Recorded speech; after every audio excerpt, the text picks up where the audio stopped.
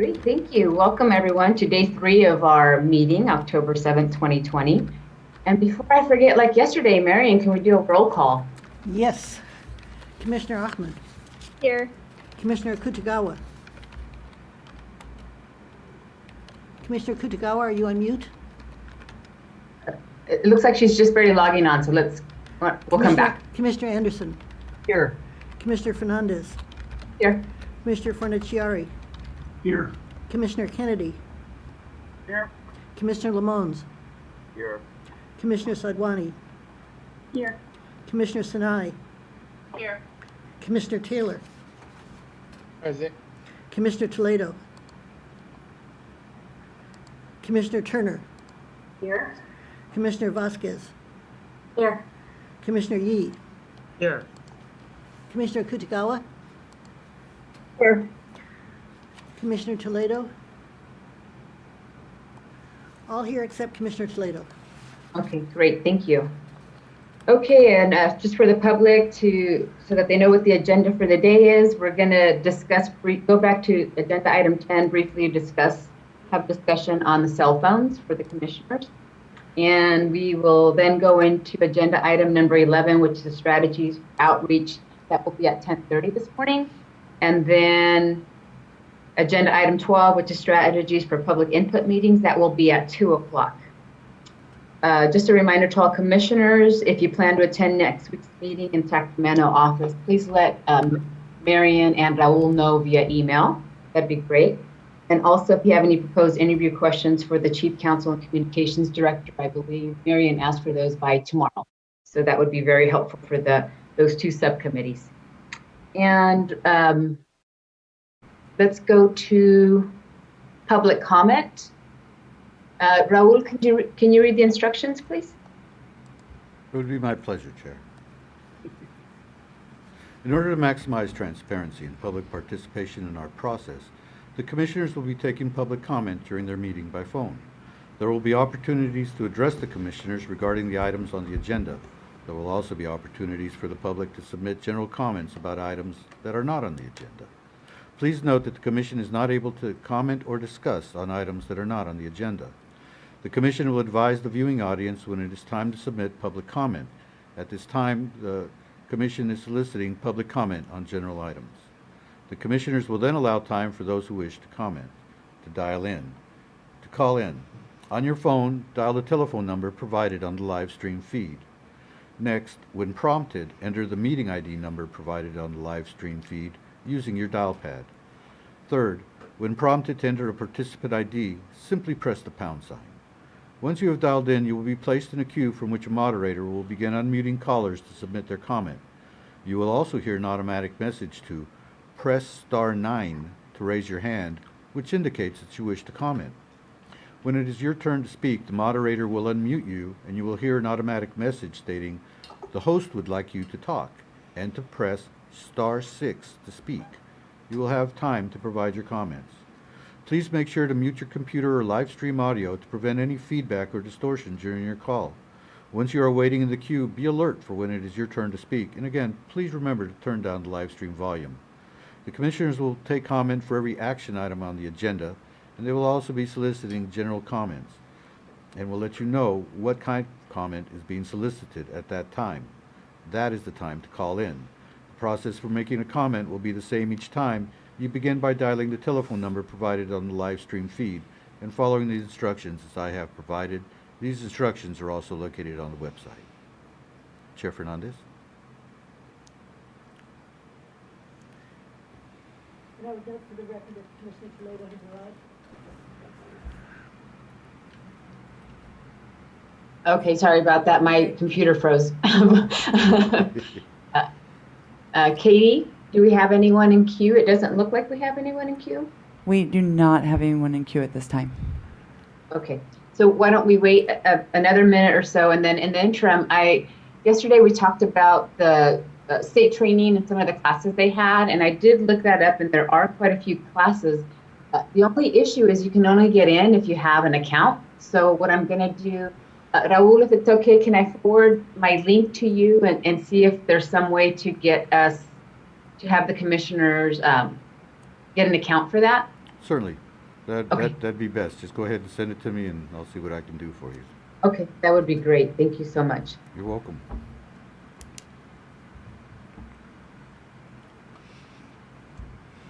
Madam Chair? Yes, Commissioner Kennedy?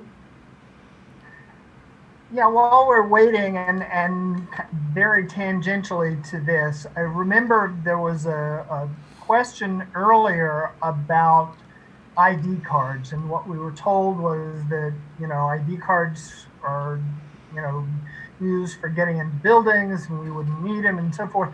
I just wanted to alert staff to the fact that when I drove up to Sacramento for our first meeting of the first 8, and the auditor's office arranged a rental car for me, and I showed up at the rental car place and they were demanding to see a state ID before they would release the car to me.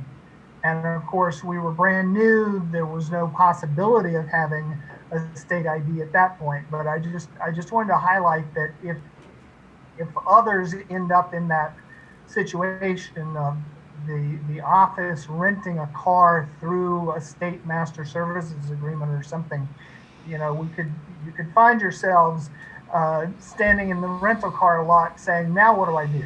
So, I ended up having to call Lisa in the auditor's office and have her call the rental car location directly and work it out with them. Because otherwise, they just weren't going to release the car to me. Actually, Okay. I'll be setting up a travel account for the commission, and that'll take care of some of that. During the interim, wherein the first 8 were selected until August, the final 6, and actually having a cohesive body of full 14, that was kind of a gray area time, which may have contributed to that. But I'm certainly hear what you're saying, and I think that the travel account will take care of a lot of those concerns. Well, that they were not having a problem with the account itself.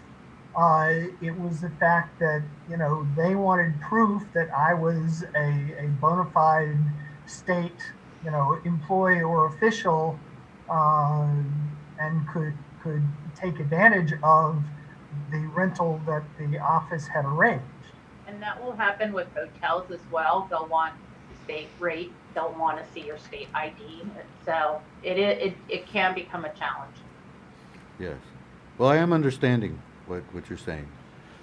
Okay, Katie, I don't see anyone in queue, but, We do not have anybody in queue. okay. Okay, my computer froze out again, so I'm hoping I don't have too many issues today. You were talking about state ID. I don't remember the discussion regarding the state ID, and it might have been prior to me joining on the first day.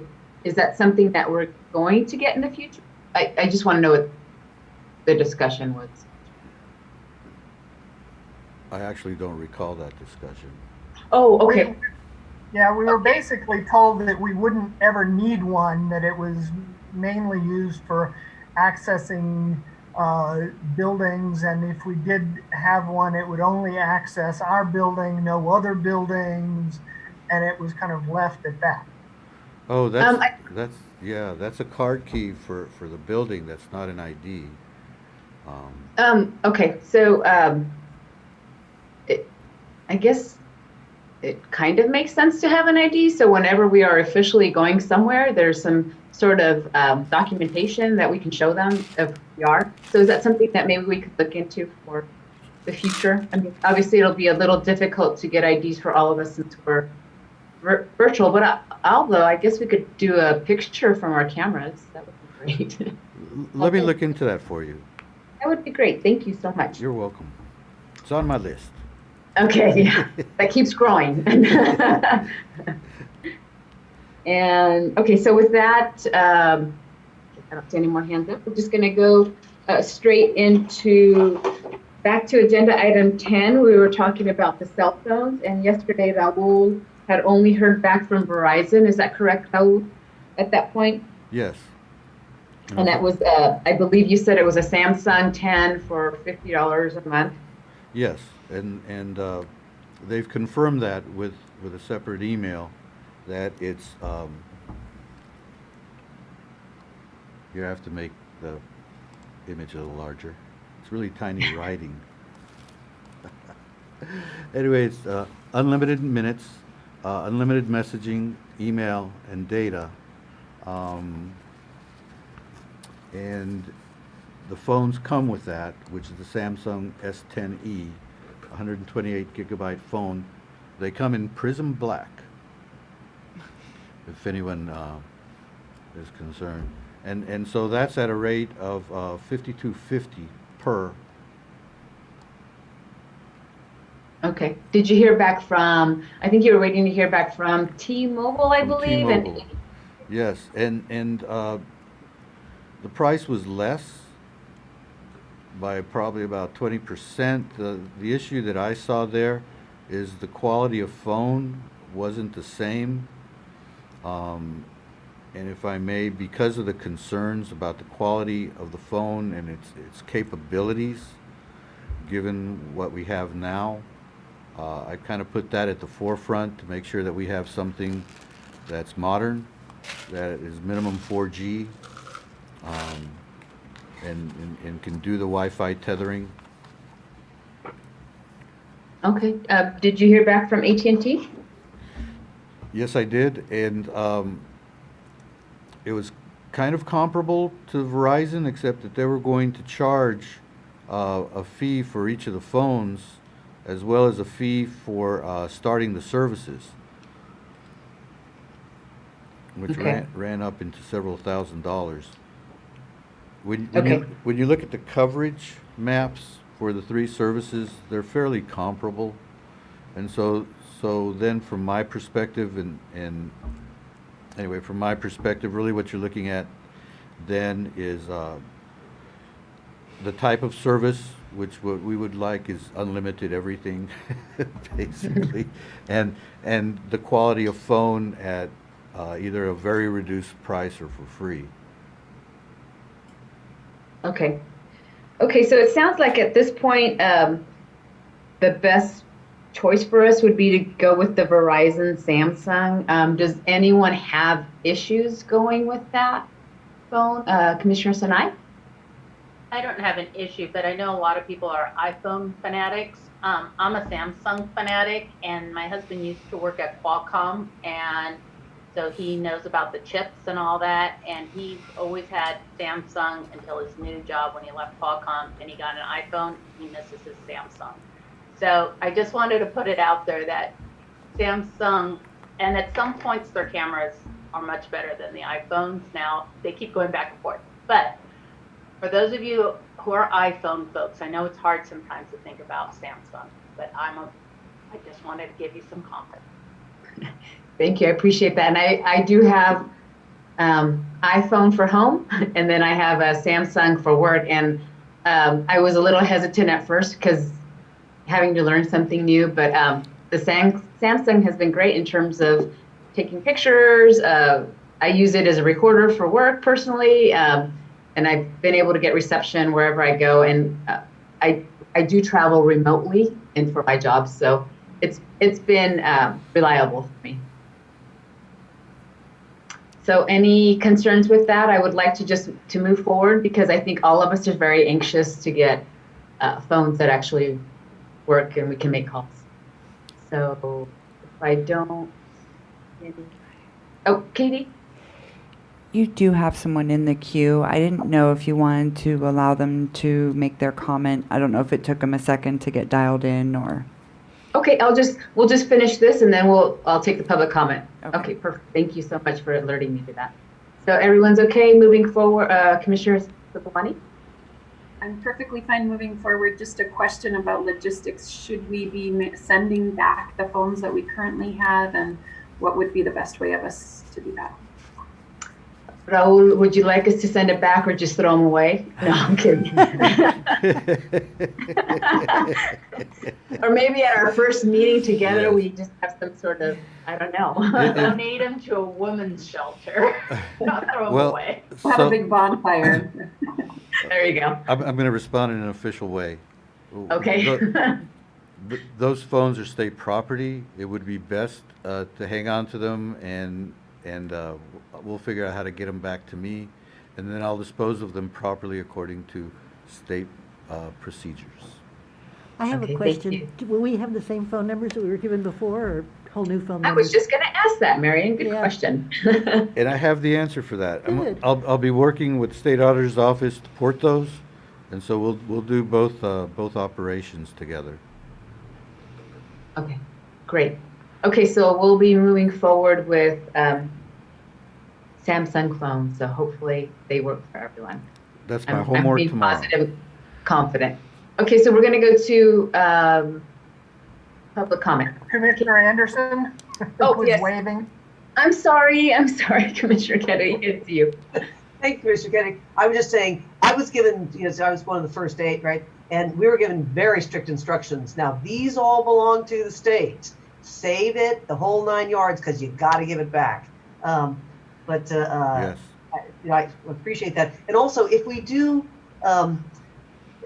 unless I missed it, the first 8 never got a list of everyone's phone numbers, but I understand that the rest of the group did. So I have no idea what other people's cell phone, the CRC the numbers are. That was So- supposed to be on the computers you were given by the state auditor. You didn't get them? Oh, they were for the first 8, because I got a first 8 computer, but they were never updated. Uh-huh. So, and actually not the CRC. We only had at that time, we hadn't gotten the phone. I didn't know the phone numbers. So I don't have any actual CRC cell phone number. So when we Right. change the phones or whatever we do, could you please send the current listing to all of us? I will send that today. I was under the same impression as Marion. Otherwise, I mean, geez, I hadn't heard that wasn't the case. So thank you. I will make sure that happens today. Thank you. Okay, thank you. I keep thinking, I was thinking of Commissioner Sinai yesterday, that the virtual where you hold up the different cards, I was thinking I probably need that. So I hopefully will flag that so I can see everyone. So I apologize, I don't do it on purpose. Commissioner Sinai?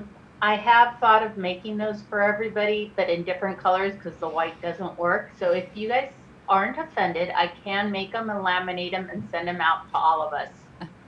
Just because I do think it would help. And also, I think it helps to just be able to show that you agree with someone and you don't feel like you have to speak. I would appreciate that for myself personally. Thank Now you. to find the time to do that, but yes, I will do it. Thank you. Okay, so nothing further. We're going to go to public comment. Katie? Okay.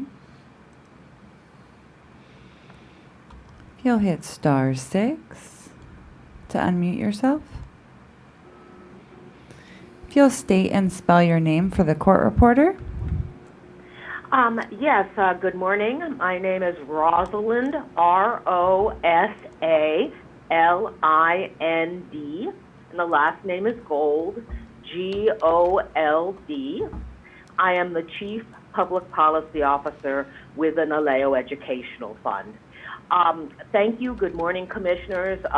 It is great to see the thoroughness and the skill in which you're dealing with all of the minute details and the big picture issues of getting the commission up and running. So thank you again for your effort and your work on all of this. I was going to ask for clarification regarding the selection and the employment or consultant relationship of the person that has been chosen to serve as executive director, Mr. Claypool. According to the position announcement, this position was to be a termed employee position.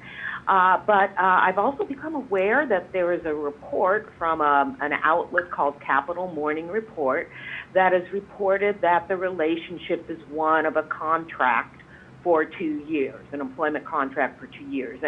And as folks know, there's a difference between an employee relationship and a contractual relationship. So I basically had two questions. Or a question and a comment. The first question is, I was hoping we could get some clarification on whether it is an employee relationship or a contractual relationship. And if it is a 2-year contract, We were hoping and really wanted to strongly encourage the commission to make the contract public before it is executed. There is some history of this for transparency, for keeping the public informed. We know that other contracts, for example, I believe the contract for reporter and transcription services was made public. And of course, if there's any personally identifying information or anything like that in the contract, it can be redacted.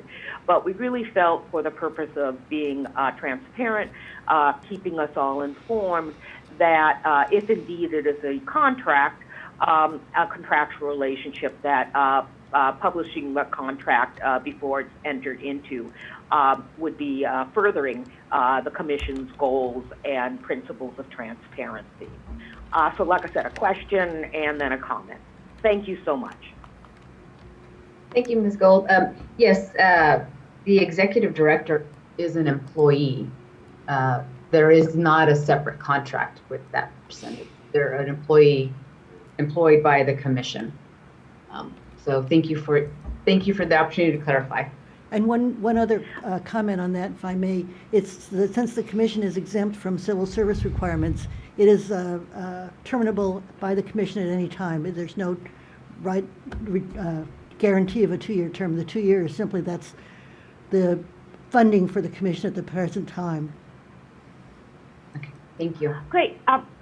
Thank you so much for the clarification. I appreciate it, and again, appreciate everything you're doing and doing it so thoughtfully. Thank you so much. Thank you. And that is the only person in queue. Okay, great. Thank you. Okay, so at this point, unless there's anything else, we do have a presentation at 10:30. And, oops, Commissioner Bonnie. Thank you so much. I think the callers mentioned that contracts can and should be, like, I think was a helpful reminder to me. I don't know that I had really thought through that previously. We do also have this contract with Ogilvy, and I'm wondering if it would make sense to make that public. I myself have not seen it, and we have approved it. So I think that in the spirit of transparency, which I know we all support, Right. That is something we would want to move forward with as well. Right, that's a good point. Raul, if you can post that as well as the IT one that we approved last time, Commissioner Sinai. I think, yeah, I understand the employee contract is different, but as we discussed yesterday, we weren't given any updates after the closed meeting session, and so we don't even know what the offer was to the executive director, and I don't know if we get privy to that or not, but since we do manage the budget, it feels like we should know that piece. Right, I appreciate that. And we were actually, Commissioner Ahmad and I were trying to work with Marion, and we'll work with Marion to see what information we can communicate out, either closed session or, so yeah, definitely would want to get that information to everyone. If your concern is the salary? Pardon? It was the concern Yes, but we can talk about the specifics later. I'll email you, okay? Okay. Any other questions? Okay, so with that, we do have a presentation at 10:30. So actually, if we take a break now and come back at 10:25, that way we can at least have a full hour and a half uninterrupted if we need to, and then come back. So is everyone okay with that? Okay, so at 10:25, thank you, everyone. Okay, great. Welcome back, everyone. Thank you for coming back. And we, in a few minutes, unless we do have Ms. Dominguez that's already on, Ms. Dominguez Arms that's online, so I'm not sure if she's ready to go, but we could start a few minutes early. And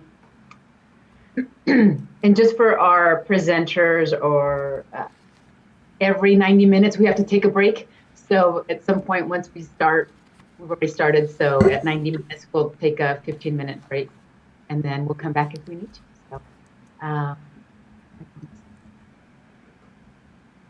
So, Commissioner Sinai is on. Okay, all right, so let's go ahead and go into agenda item number 11, which is a discussion and potential action strategies for outreach. And today we have Connie Malloy, who is the commissioner from the 2010 Commission. And we also have Amy Dominguez Arms, who's a consultant with Philanthropy California. And I'm actually going to turn it over to Commissioner Sanai, and I want to thank her for coordinating this presentation. So I'm giving it to you. Thank you. I want to thank our two speakers for presenting, for joining us today. I'm excited. I've gotten to speak to both Commissioner Malloy and Ms. Dominguez Arms. I consider them colleagues because we're all in the philanthropy world. And now that I see your picture, I see your face. Amy, I think we have been in the same circles. But I thought it was when Commissioner Vasquez and I first started thinking about outreach and stuff, we really wanted to start at the beginning, understanding what happened in 2010. There was a lot of investments, a lot of support from the community. It was the first commission redistricting, citizen redistricting commission, and Irvine Foundation really stepped up and wanted to make sure that it was the citizens who were doing the redistricting. And since then, foundations do this often. They change their priorities. They do really good work. They learn a lot, and then they move on. We're lucky that Ms. Dominguez Arms was part of the 2010 investments as well as the current investments. So now Philanthropy California, just to give you a background, is the Association of Northern California Grant Makers, Southern California Grant Makers, and San Diego Grant Makers. So it's the associations of foundations and others who make grants in the community have come together to play a stronger role around advocacy and political engagement. I know that Commissioner Malloy had a meeting till about 10:30, so I know she's coming. This is the first of several different conversations we'll be having. I do encourage you all to please pull out the framework that we kind of presented yesterday. I learned today that we didn't approve it, so therefore it's not an official framework or anything, but hopefully it will be helpful for you as you're listening just to take down notes so that we can continue to build our conversations as we move from presentation to presentation over the next few weeks. Amy, do you think we can start and then Commissioner Malloy joins us when she gets here? Sure, and I will share my screen if that's okay. Get started here. One moment. While she's sharing the screen, I'd like to just ask you all to think about when it comes to asking questions, we're going to be able to have a lot of dialogue. We'd like to see this as a dialogue and a conversation, but please limit yourself either to 2 minutes or 2 questions. We want to be able to have everybody be able to share their thoughts and opportunities, and we may learn from others. So just limit your questions to 2 at a time, please, so that they don't feel bombarded, and also we all have an opportunity to talk. Sorry, it's all yours now. Great, and thank you everyone for having me today. Again, I'm Amy Dominguez Arms. I'm currently a consultant with Philanthropy California, which through its Fair Representation Fund is supporting community-based organizations to involve residents in California's upcoming redistricting process. And previously I was Vice President for Programs at the James Irvine Foundation, where I oversaw our grant making to support community engagement in the last redistricting cycle. So today I'll just spend about 10 minutes, and maybe not even that, to open up with an overview of philanthropy's role in the last redistricting cycle and takeaways from that experience. I'll then share what the philanthropic sector has organized in this round to support public involvement and considerations for the Commission in its role, and then really welcome your questions and comments. So in the 2011 cycle, the Irvine Foundation exercised a lead role in funding nonprofits to involve the public in the redistricting process. And our goals included inform a broad base of Californians about the process and provide them with tools to help them participate, and ensure that public participation throughout the process reflects the diversity of California's population. So we made grants of just over 3.5 million, both in the initial phase to encourage diverse applicants to apply to the Commission, and then during the deliberation phase to ensure broad public participation with a particular focus on historically underrepresented communities. We also supported the statewide database and advancement project to provide tools and technical assistance to the public. And we provided resources for research and assessment, including a summary report done by the League of Women Voters about the 2011 cycle. I would say during this, some of the takeaways are that we found that the support to groups with longstanding relationships with residents really facilitated their participation. I think we're able to track the difference most closely during the initial application phase, where we noted an increase in the diversity of applicants once these CBOs began conducting outreach. And then throughout the cycle, nonprofits reached thousands of community members to inform them about the importance of redistricting and how to get involved, and then facilitated their engagement through map-making workshops and encouraging written input and public testimony. In this cycle, really the tremendous collaboration among foundations and with the state in supporting outreach to encourage an accurate census has laid the groundwork for funders to work together on redistricting. So Philanthropy California created a pooled fund through which other funders are contributing. And we've raised 1.7 million thus far, but we know we need to secure additional resources in order to really reach California's diverse communities and regions. So we've made an initial set of grants to a set of groups working throughout the state. These grants don't cover their full outreach budget, but provide some resources for their development of educational materials, trainings, outreach, and coordination with one another. And then we recently issued a request for proposals to local civic engagement groups and coalitions to really support their involvement at the grassroots level to engage community members in redistricting. But we know that based on the resources that we have remaining in the fund, we won't be able to cover the request for support that we anticipate. And so we're continuing to fundraise. As noted at the top of the slide, all of the Philanthropy California grants are to 501c3 organizations for nonpartisan civic engagement activities. And I'll just end with some outreach considerations for the Commission. We know it's important to prioritize support to organizations working with underrepresented racial and ethnic communities. This is so we can develop a clear understanding of communities of interest and fully comply with the Voting Rights Act.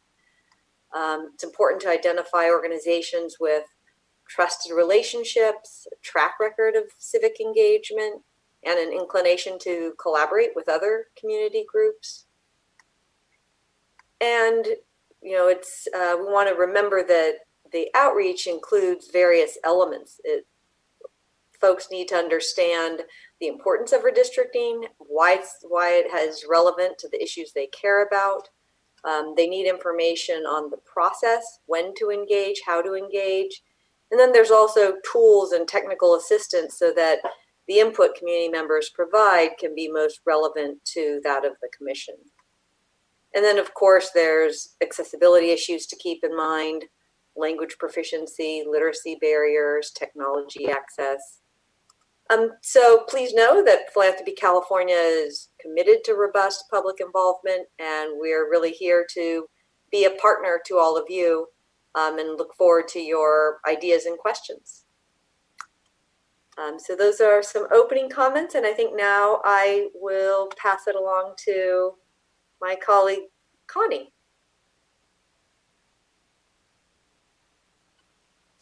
Hi, good morning, everyone. Let me set up my screen share.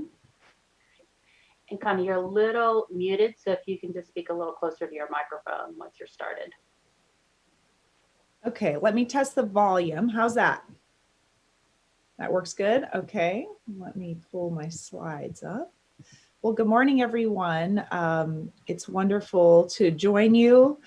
I have been in your shoes for better or worse, and really admire both the work that you've done and the real work that lies ahead. Let me put this into slideshow for you. I'm going to go all the way to the beginning. All right. So my name is Connie Malloy, and I was one of the commissioners in the last cycle. So we were the inaugural group trying to build the plane while we were flying it. And so I was asked to just share some reflections on the outreach that we did, and honored to do that. When I was seated on the commission, I was working as an urban planner. That's my educational background. I've spent about the last 10 years now in philanthropy, first working with Amy Dominguez Arms at the James Irvine Foundation, and then now leading a family foundation called the Pantarea Foundation. But once you're a redistricting commissioner, you're sort of always in the redistricting mix, for better or worse. I call it a very quirky pastime of mine now.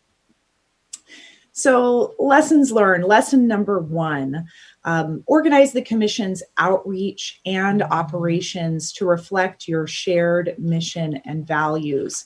And I'll just share an anecdote or two as we go through the slide presentation. As a commission, I know you're still getting to know each other. That is quite an interesting thing to do virtually. When we were seated as a commission, we spent quite a bit of time with each other that was not in commission meetings, where we were traveling, we were just grabbing food in between meetings, et cetera. And so I know what it takes to norm and build a team under these circumstances. It's new to all of us in various ways. But I'll give some examples of how this mission and values manifests in terms of outreach and operations. On our commission, one of the things we felt was really important as being the first commission out of the gate that was trying to do this in an independent way, that it was really important to model shared leadership, and that we would design the way we did our work to demonstrate that there was not undue influence or control by any one party or even any personality or perspective. And so we set up the way that we did our work so that we had a rotating leadership structure that was both for our business meetings, and it also was in terms of who managed the outreach sessions, the public hearings where people would come and give testimony. We also then felt like it was important for all commissioners to have visibility and the same set of information on which to make decisions. And back then, we were traveling to different parts of the state. And so we decided that all commissioners should make their best effort to be at each of the public hearings that was had, to make sure that they were all of us were really internalizing the same sets of information and inputs on which we would make decisions. So not to project this commission's values and how those should intersect with the outreach and operations, but certainly from one commission to a next, we all share the same mission around having a set of fair lines that were developed through a transparent public process. And so any outreach effort should really reflect that mission and your emerging values as a group. I think it takes time to figure that out, right? So I hope you're having those conversations as you set plans for outreach.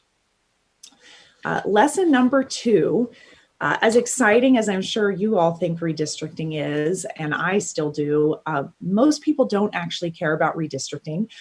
The only time that they do care is if it is helping or hindering something they actually care about. So if there's a really concrete connection between the quality of the education that they're receiving and the types of leaders that are getting elected or running for that school board seat that's making those decisions. Another way that someone might care about redistricting that I've found is if someone that we trust says it's important. After some years back, Stephen Colbert did a hilarious segment on redistricting, which if you have not seen it, you should probably YouTube it. I was not sure that it was appropriate for this kind of venue.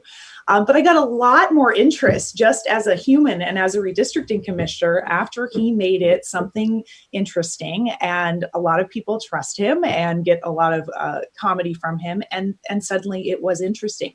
Similarly, we have many organizations across the state and in neighborhoods and in cities, many of which Amy referenced. These organizations help community members, everyday people, with all kinds of things that impact their lives. Those organizations, to the extent that they are tracking and involved with redistricting, that may also be a bridge where people begin to see the link between redistricting and the things that they care about. So really, as a commission, there's only so much that you can do, given that you may have relationships in your community, but as a body and at a large statewide level, people don't know who you are and aren't necessarily going to get excited about redistricting because of you. But there's so many other kind of messengers and bridge builders that can help to open those doors for broader interest and participation. And that is a key role that I believe the commission has to build into your outreach plan in order for it to really be robust and successful and to have a broader reach. Lesson number 3 is that every Californian's voice matters, and that we should, as commissioners, always seek out and welcome them all. It sounds very simple and very intuitive, but there were times where that got messy. And I'll just note that we are in a highly charged political environment at a national level. Granted, at the time that you really start doing more of your outreach, we will be at a different phase in whatever this political journey that we're all on together looks like. But suffice it to say, we found that in some cities, some neighborhoods, some regions, that the sort of tenor of relationships and perspectives that was shared were done in a much more collaborative spirit, that certainly people might come with different perspectives on what their aspirations or concerns were around redistricting, but they were able to kind of be in shared space together, listen to folks who brought different perspectives, and do so in a very respectful way. There were other parts of the state that were, quite frankly, more challenging to navigate, where there were the energy in the room was much more charged, where there were more challenging histories around power and who had it and who did not have it. Places where we had to more heavily facilitate, take into consideration different issues around security, both for our commissioners and for members of the public to all feel comfortable and empowered to be able to speak. Depending on how the commission organizes your hearings, whether you do any in person or all online, really thinking about how to create a safe and welcoming and neutral environment for all participants to be able to join in. As commissioners, it's also a place where I think individually we can be challenged by hearing things in session that we might disagree with personally. We might think they're wrong, that they don't reflect our perception of a given place or a given group of people. And we actually had, as a commission, at times to have to stop a meeting, go into recess, regroup ourselves, and make sure that we had really clear protocols of, our job as commissioners was to listen, and then separately to take all of that information, synthesize it, and make decisions with it. But it wasn't our role, no matter how intensely we might have a perspective on something, to ever kind of confront or give the third degree to someone that was there to present. And I think that's a really important thing for the commissioners to think about the way that you discuss points of view in a way that is respectful, that we all have different experiences of the same places and the same issues. Lesson number 4, this builds certainly on that welcoming of all voices. And there's also being really rigorous in our synthesis. As commissioners, you have a responsibility and a role to not necessarily take everything you hear at face value and really dig deeper. what's there in the information that you're receiving, what might be missing, and more importantly, who might be missing. We had experiences as we were going up and down the state that there were times where we'd hear from one aspect of the population loud and clear and overwhelmingly. And then we would think, it's interesting, based on the census data, we have entirely other populations that have not been present or visible, and we don't know their story and we don't necessarily know their needs. And so both in terms of the consultants that you're working with and your own what you bring to the table as commissioners and the ability to help kind of guide your staff on where information is solid and where there are gaps. Don't just assume that the information that you're given is complete, and your job is to try and to fill in the missing pieces of the puzzle, literally the missing pieces of the map, as best that you can. Number 5, this really builds on Amy's presentation and on my own experience as a commissioner. You will always have a limited amount of time and resources, even though I'm thrilled that you have more time and more resources than we had as the inaugural commission. Working networks is going to help you get much farther faster, whether it's through community-based organizations such as the ones Amy was talking about, business or trade associations, public entities, philanthropy, educational institutions, etc.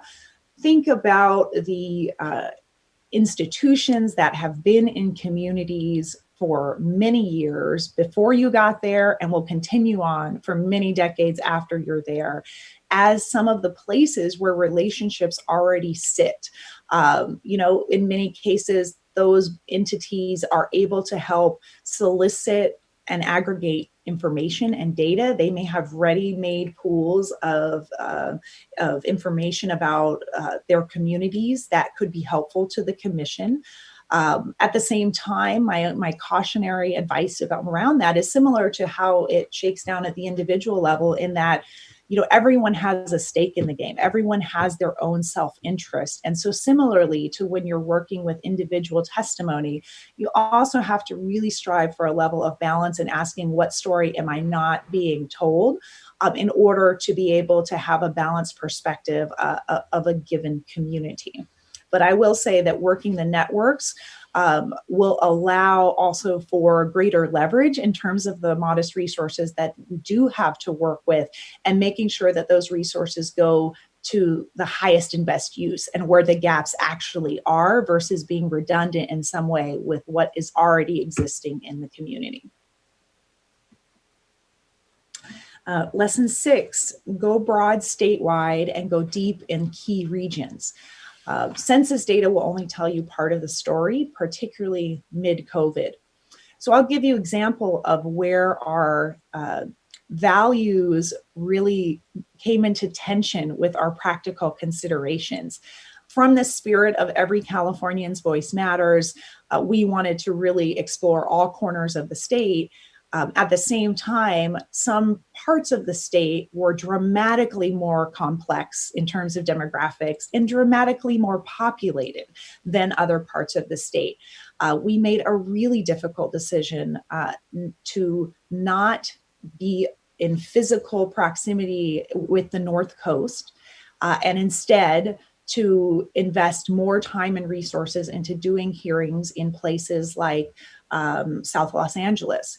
And a reason that we did that is, our budget was $3 million, which did not go very far. And in order for us to be able to really do our job as per our mission and draw good maps for the whole state, we felt like we did not actually have enough money to go everywhere as we would have preferred.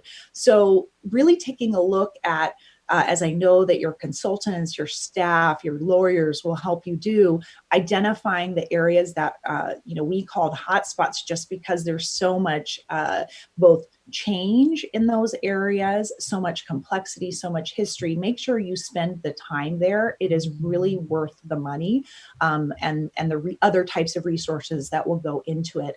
And at the same time, where you have to make those trade-offs, ensure that there is a robust equitable effort to get participation and allow other means for parts of the state who may not have as much monetary focus in terms of soliciting outreach there.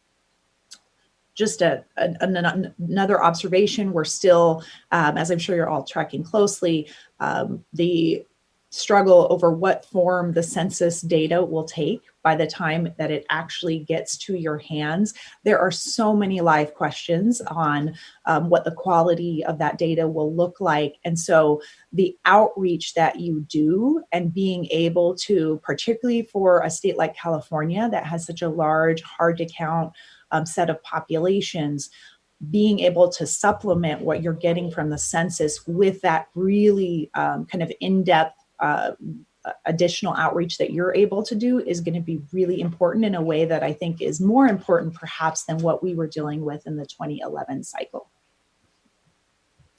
Lesson number 7, use technology as an outreach tool, not as an outreach strategy. So having been in philanthropy and funding a number of organizations who are doing some really exciting experiments with technology, this was a pretty fundamental lesson. You can have a shiny object and a fancy tool that nobody uses, that really does not give you the quality, the breadth or depth of participation that might be aspired to in the redistricting process. And so technology is going to be more important because of COVID. We want to and we have to use it. And in the outreach process, making sure that the intermediary organizations, those entities who may be doing the actual education, helping to supplement and partner with the Commission on Outreach, making sure that these tech tools are really accessible and work for the populations that you're most trying to reach. Before you do a kind of full-scale development or adoption around a tool, has it been beta tested? Is there a kind of table of organizations and or individuals that would be willing to give it a go to see whether it actually is going to serve the purposes that you have. And I would also say, from my experience partnering with government, tech is a really slow thing to develop when it comes from going through all the processes that you have to from the public perspective. So it's also a great avenue for thinking about partnerships, whether they're with business entities and just the great presence that we have around technology companies here in California, and many nonprofit organizations that really are at this crux of innovation between technology and civic engagement and community organizing. My last lesson learned is making decisions based on shared, transparent analysis of the inputs that you receive from that outreach.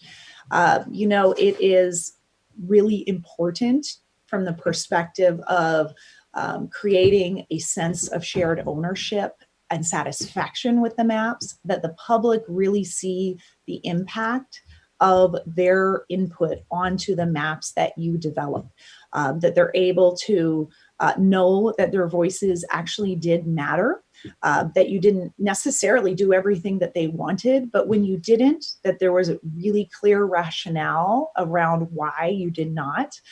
So some of the most powerful moments I remember were when we did our first draft maps, which were terrible. The public had so much to say about all the things that we had done wrong on those first draft maps. And we learned so much, and our final maps were, just exponentially better. We were able to incorporate so much feedback and testimony. We were able to clarify some of the intentions around information and synthesis that we had received. So just really being able to draw a clear and succinct line between the information that you're getting, the inputs, and the outputs, which really are those maps. I think it's critical. You're the second commission out of the gate here in California, and I really aspire to have us all not be a one-hit wonder, and want to just really give cheers to you as you're navigating round 2. I think that You will have some aspects of your work come so much easier and others that are so much harder mid-COVID in this type of kind of national election environment.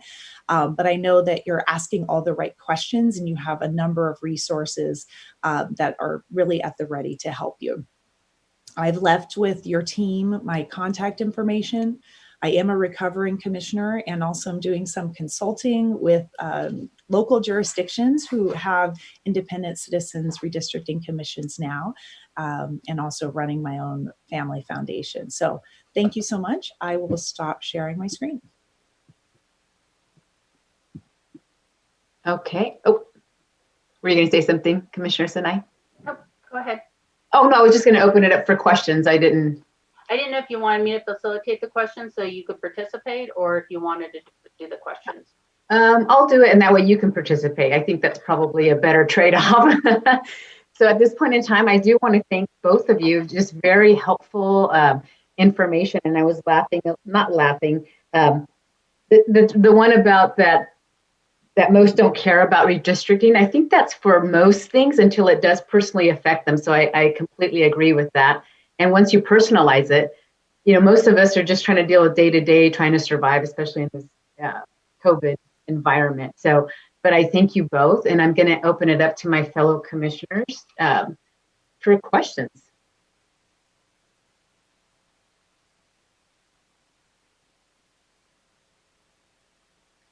Commissioner Sinai?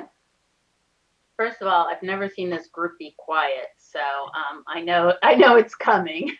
I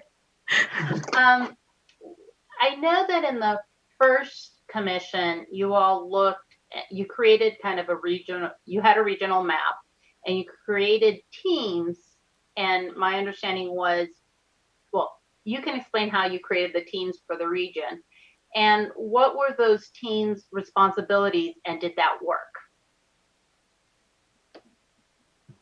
So we did have regional teams, and the way that they were designed was that where possible, we did have a commissioner who was more familiar with that region of the state. And also, given that even I, as being from, say, Pasadena, doesn't mean that my view of Pasadena necessarily reflects all of my neighbors, right? So we wanted to make sure that that did not become inadvertently a fiefdom of somebody feeling like they kind of had control, or even that there was a public perception that that person was therefore going to drive the agenda and draw the maps directly for that area. We had a balance of having someone who was familiar with the area and also someone who wasn't, that was really going to be a kind of checkpoint, ask the tougher questions, that, had to dig in from a really neutral, not knowing the area perspective. And then the roles of those teams was really to take a first pass at digging into the information that we were getting from that region and begin to make sense of it. So it was just a way of, clearly as a team, as a broad commission, we needed to be the ones in the driver's seat making the decisions. And we also needed the ability, given our timeline, which was even tighter than yours, to be able to drill down and really go deeper, and to feel like if we were ever in a position where we were defending the maps, which, as we have done and successfully multiple times, that there was also a set of commissioners who really kind of could wrap their hands around more, as one commissioner, for me to remember all the nuances from all the regions across the state would be very challenging. But in the places that I was able to really go deep in the data that we had to work with, in the outreach testimony, et cetera, I was able to therefore kind of focus my energies in a way that was helpful for the whole commission. And so when you talk about the regional teams, was it, two per regional team, and how many regions did you establish? It's a good question. I can dig in. It has been a decade, I have to admit. I remember when we were working with our consultant team with Q2, who was developing the maps, the way they originally organized the state, we had about 8 regions, if I remember correctly, that every time we sort of shifted where we were doing, it was 9. Right on. It was, we would have a sort of overview of that region, and orient ourselves to that place. And then we would dive down into the different areas within it. And so the teams were sort of reflective of those regions.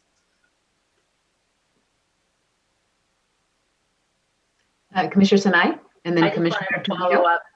At our next meeting, we will be looking at a regional map. That will be one of the action items that we will bring forward and explain which map we're recommending. So I just wanted full transparency. Thank you for that reminder also. Commissioner Toledo? Yeah, I just wanted to thank both of you for a great presentation and to ask a little bit more about, I believe it was Miss Dominguez Arms who spoke about fundraising and trying to build the pot of money for engaging communities. And I just wanted to understand a little bit more about what the efforts are to build that a little bit more, and if you have any a specific goal in mind or regional strategies, given that this is such a regional effort. Great question. So we've been reaching out to various foundations. You know, I had listed on an earlier slide, we've received contributions to the fund from 4 foundations thus far, quite generous contributions. James Irvine Foundation, California Endowment, Blue Shield of California Foundation, and Weingart Foundation. And we're continuing to have conversations with funders who fund statewide and could be inclined to contribute to the pooled fund to support additional grant making. We're also in conversation with a number of funders who are focused on particular regions of the state, community foundations and others who may either contribute to the pooled fund for grant making in those regions, or may do what we call aligned funding, which is provide resources directly to nonprofits in their area. In terms of fundraising goals, we had initially just sort of set forth as a ballpark. Boy, it would be great if we could get to 2.5 million, and we had raised 1.7. If we can get to that, that will be helpful. I would imagine the request for support from community-based organizations is going to even exceed that goal. But we really are hoping that we can do, it'd be great if we could do at least 800,000 more in fundraising. Great, thank you. Commissioner Lamont, and then Commissioner Sadwani. Thanks for the presentation. If either of you can speak to how the grant making to the nonprofit organizations, how that process worked, how much influence the commission actually had on that process, and how it was integrated with the work of the commission, and how much of it was autonomous, if at all. Yeah.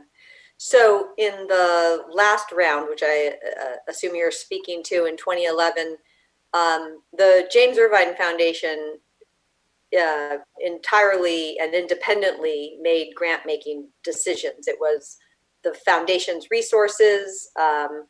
We invited proposals and went through our usual process of grant making, whereby staff review proposals, it goes to our board of directors, and they approve the grants. So, the funding and the outreach was certainly supportive of the commission's work, but the decision making was within the Irvine Foundation.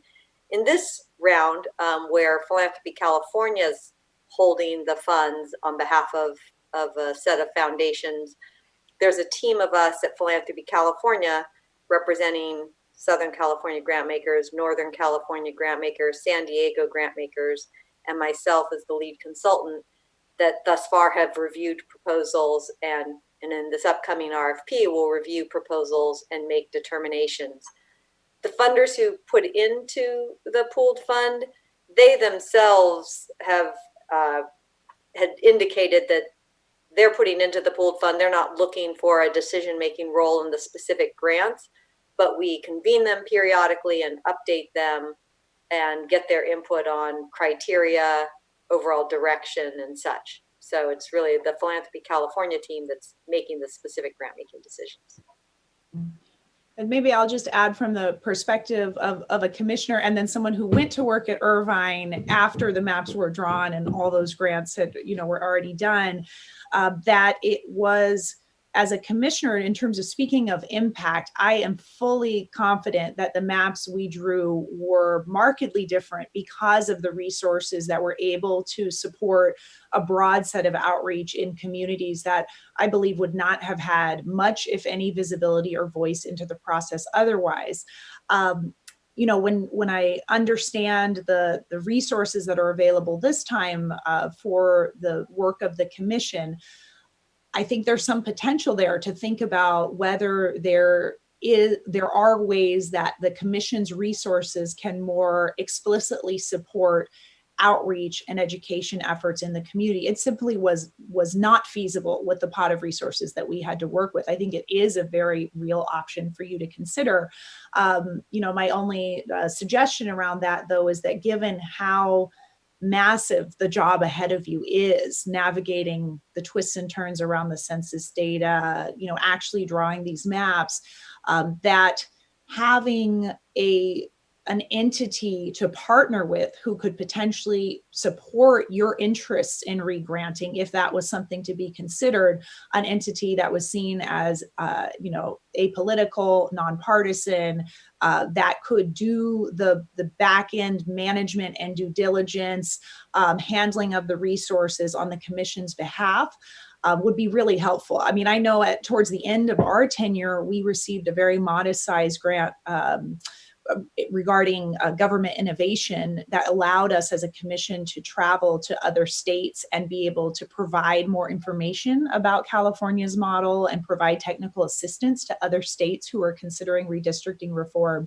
And just being able to take that grant and find a home for it and manage how those resources flowed for, a $50,000 grant that was really only going to support our work. It was surprisingly complex to somebody who had not worked inside government very much before. And so I think whether it's, Philanthropy California or any of another, there's a number of different public foundations, intermediaries that really specialize in that kind of management of nonprofit resources, charitable resources. I would really recommend that, because otherwise you will get sucked into a bit of a rabbit hole just around the management of that piece, even if that offering those resources is very much aligned with your mission and your values.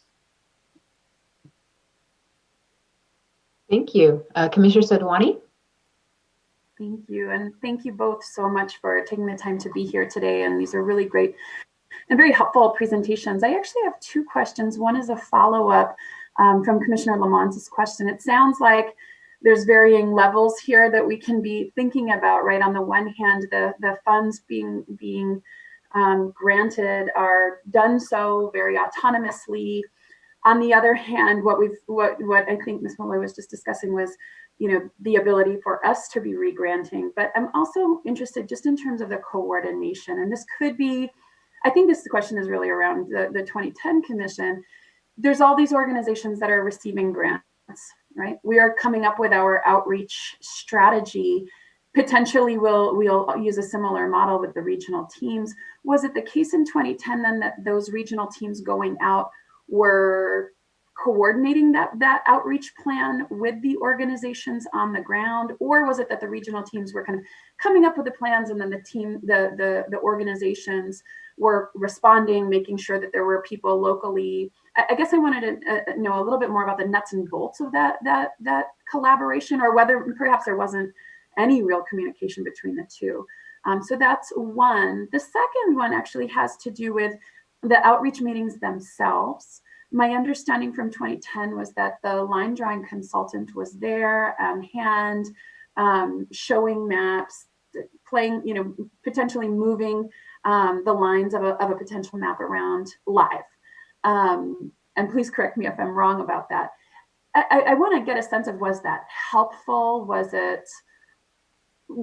Would you do it the same way again, or are there different ways that you might go about it? And I think just to say, one of the conversations we've had here is that I think a lot of the commissioners are very interested in having access to the line drawing software, being very engaged in that process, and being able to utilize the mapping software ourselves. And so I kind of wanted to just hear a little bit of reflection on that. Did the community like being able to see it live and see some of that interaction? Absolutely. So in terms, I'll take your first question first, which is around coordination or communication. Because of the way that the Irvine funding flowed, much of the design for it was actually done on either before the commission was chosen and seated, and or on a parallel track to as we were just getting settled and trying to figure out how to organize ourselves. So there was really no formal communication between the commission as an entity or the regional teams and the organizations that were on the ground doing the work. All of the information that those organizations had to work with was the same set of information that the general public did. It was what we shared in meetings. It was what we shared, kind of as written information around how to submit your testimony, that type of thing. I do think this is an area where public perception really matters, and I encourage you, to be very thoughtful around this. Is that we really appreciated, and looking back, we know that part of our success was so much of the groundwork that was laid by all of these community organizations. And at the same time, as commissioners, you're there to represent everyone. You're there to treat everybody equally. And so in terms of communication and coordination, I would really encourage you to bifurcate the funding decisions and kind of who gets preferential treatment. Everyone gets the same, it's the same rules at play for everybody. Everyone gets the same amount of time to present, whether it's an individual or whether it's a grouping of individuals that are going to present. I think that there can be if there is a kind of entity or entities, nonprofit entities that are helping coordinate and share information, that is great.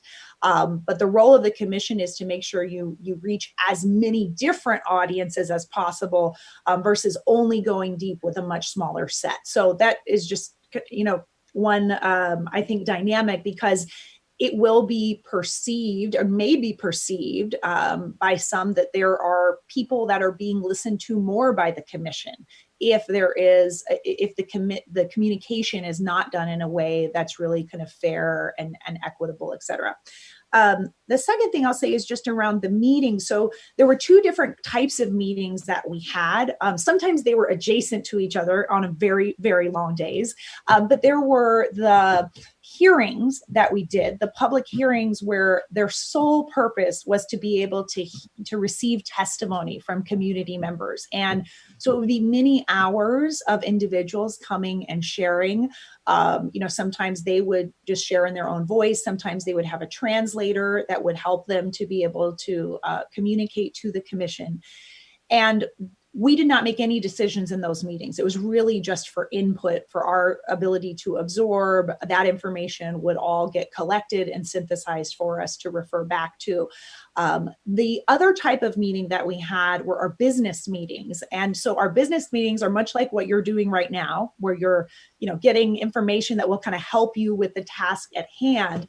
And ultimately, those business meetings will have a major part of what you'll be doing is drawing the lines. You'll actually be doing the mapping in real time. So I think that distinction is important. Towards the latter part of the process, as time gets more compressed, there are moments where you will be drawing lines in real time, and you will receive information from the public as you're deliberating on a specific region, a specific issue that you're noodling on. I remember being, looking at visualizations from our mappers and, talking about different alternatives, and we would get feedback from the community. Sometimes it was from a collective of community members. Sometimes it was a data report that was related to, I remember particularly on the flight path to Los Angeles International Airport, a number of environmental issues with fuel getting dropped in the neighborhoods going over, so we got that kind of information of, it really matters. That whole area has unique concerns around the airport, et cetera. So you will be able to do to receive the information in real time from the public. But I think it is important to continue that where people can dynamically and concretely see what the mapping tasks look like. We found that all those hearings that we did up until the point where we released a draft map, there was limited utility in some of the testimony that we were receiving. Even despite us having given a framework of here's what your testimony should look like in order for it to be actionable, it was still only once people really saw lines on paper and where neighborhoods had been placed that then they really got concrete and say, well, actually that feedback I gave you before, what I really meant, and it got much more pointed and crisp and clear. So I do think that, technology has continued to improve, which is great for your task at hand, and would really encourage you to keep doing that live interaction.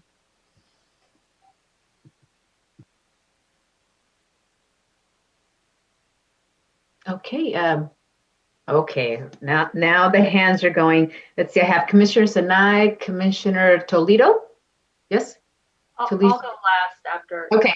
So Commissioner Toledo to. And I believe Commissioner Taylor had his hand up first. Okay. That's great. I'm glad you guys are watching each other. So Commissioner Taylor, Commissioner Toledo to Commissioner Ahmad, and then Commissioner Sinai. And Commissioner Turner. Thank you, and good morning. This question is to whomever can answer it appropriately. I'm curious to know, although we use the terms broadly often, I'm curious to know what the Irvine Foundation's definition is of underrepresented racial and ethnic groups, and I guess it's just to make sure that our definitions, I guess, fall within the same realm. Is the Irvine Foundation concerned with political representation, voting empowerment, or just more broadly what that definition is? And then I'm also curious to know, for the 2010 Commission, was there a process that they used to choose which partners they thought could more fulfill their goals? When they thought about the outside partners, did they go through a vetting process where they felt that we could use this group because they can help us reach our goals, or something to that extent? So yeah, I can speak to both the criteria that we utilized at the Irvine Foundation in the last cycle, and it's quite similar to that which Philanthropy California is utilizing in this cycle. So when we speak of historically underrepresented communities, our consideration is primarily looking at communities of color whose vote at lower rates often than the general population, and who are generally less represented in elected office. So our focus was on organizations who had deep relationships and a track record of working within, for example, the Latino community, the Black community, the Asian American community, as well as immigrant populations who also fit that definition of historical underrepresentation. And in terms of selecting among groups, we're really looking at a number of criteria. I mean, one is organizations that are wholly nonpartisan and focused on 501c3 civic engagement.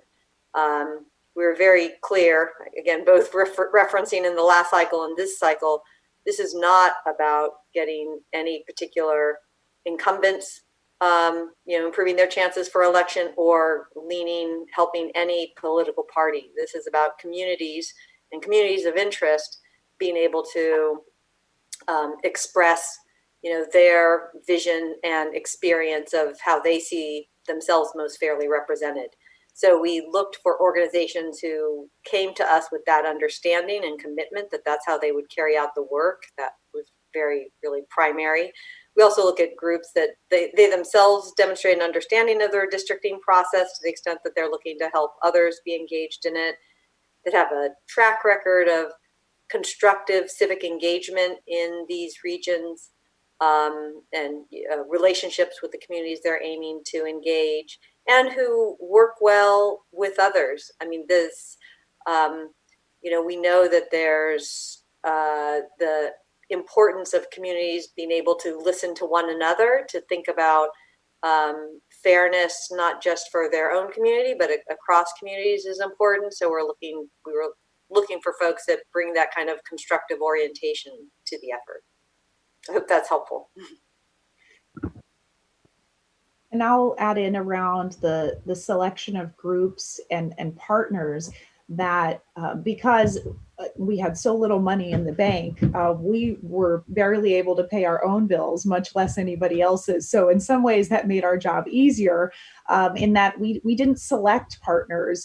We were, whatever partners showed up to participate in redistricting were the ones who were involved and really helped to weigh in on the process. As Amy described, there was a autonomy in terms of how the philanthropic entities, which at that point was really largely Irvine, was vetting and selecting the nonprofit organizations.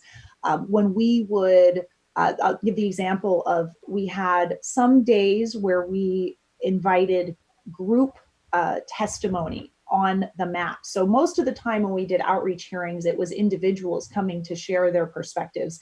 And then we had a couple of days where we had longer presentation slots that were available for, as I talked about these networks, right? Whether they were business associations or kind of statewide organizations that had, thousands of members that they were speaking on behalf of.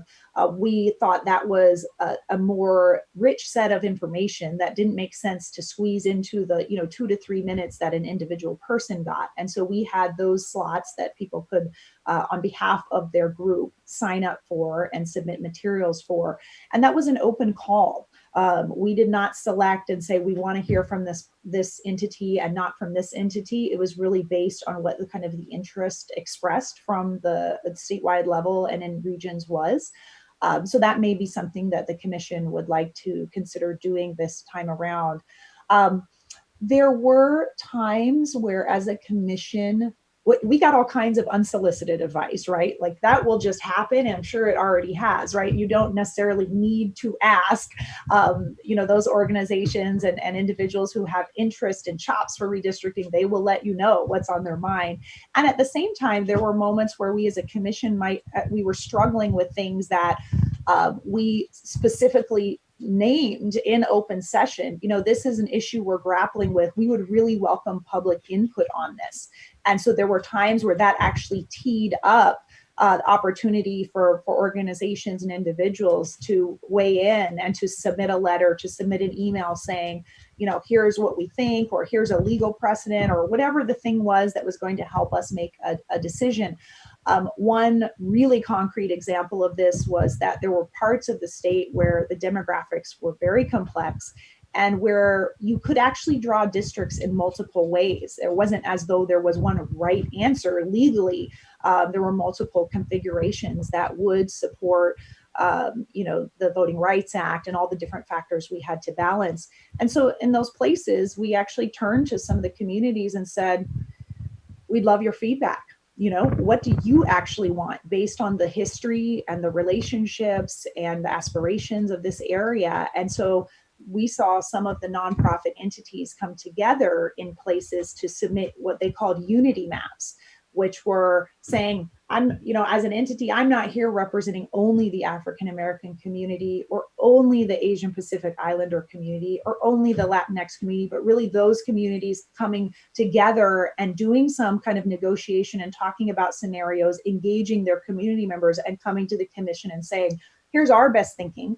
Obviously, you're the decision makers, but hopefully this is helpful as you weigh different alternatives. And so that is also a model that we found to be very successful. And it certainly helped us to avoid some blind spots that we may have had as commissioners who, for as much research as we might have done, were largely coming in with this much information about a place relative to those who actually, live, work, and play in that place. Thank you. Commissioner Toledo? I just wanted to I'm happy to see that various healthcare foundations have stepped up and are contributing to this effort, especially given the fact that where people live actually has a significant impact on individuals' health status, and so that's thrilling. Um, and in that, I was thinking about yes, contributing funds is one way that the foundation can support, but have there been efforts to try to get the foundations and their partners to educate the community on what redistricting is and do more of a public education? I know they have significant marketing budgets that might be able to contribute to in-kind efforts. So other types of contributions that these organizations can do, especially the larger ones, just in terms of nonpartisan, just public education about what redistricting is, why it's important, how it impacts local communities, right? That place-based education. You know, that's a great idea. What we've done thus far is Philanthropy California, through its they hold various educational forums. So we've educated a broad range of foundations. What we haven't done is what you're suggesting, or what we haven't focused on is asking the foundations through their own communications apparatus to, you know, share information with their partners. But it's certainly something that can be done in this upcoming cycle. I mean, I do recall when we look back 10 years ago, the Irvine Foundation did some of that with our own resources. The president at the time wrote an op-ed that was placed, I know, in the San Diego paper and really helped at that time to boost some interest. This was during the commissioner application period.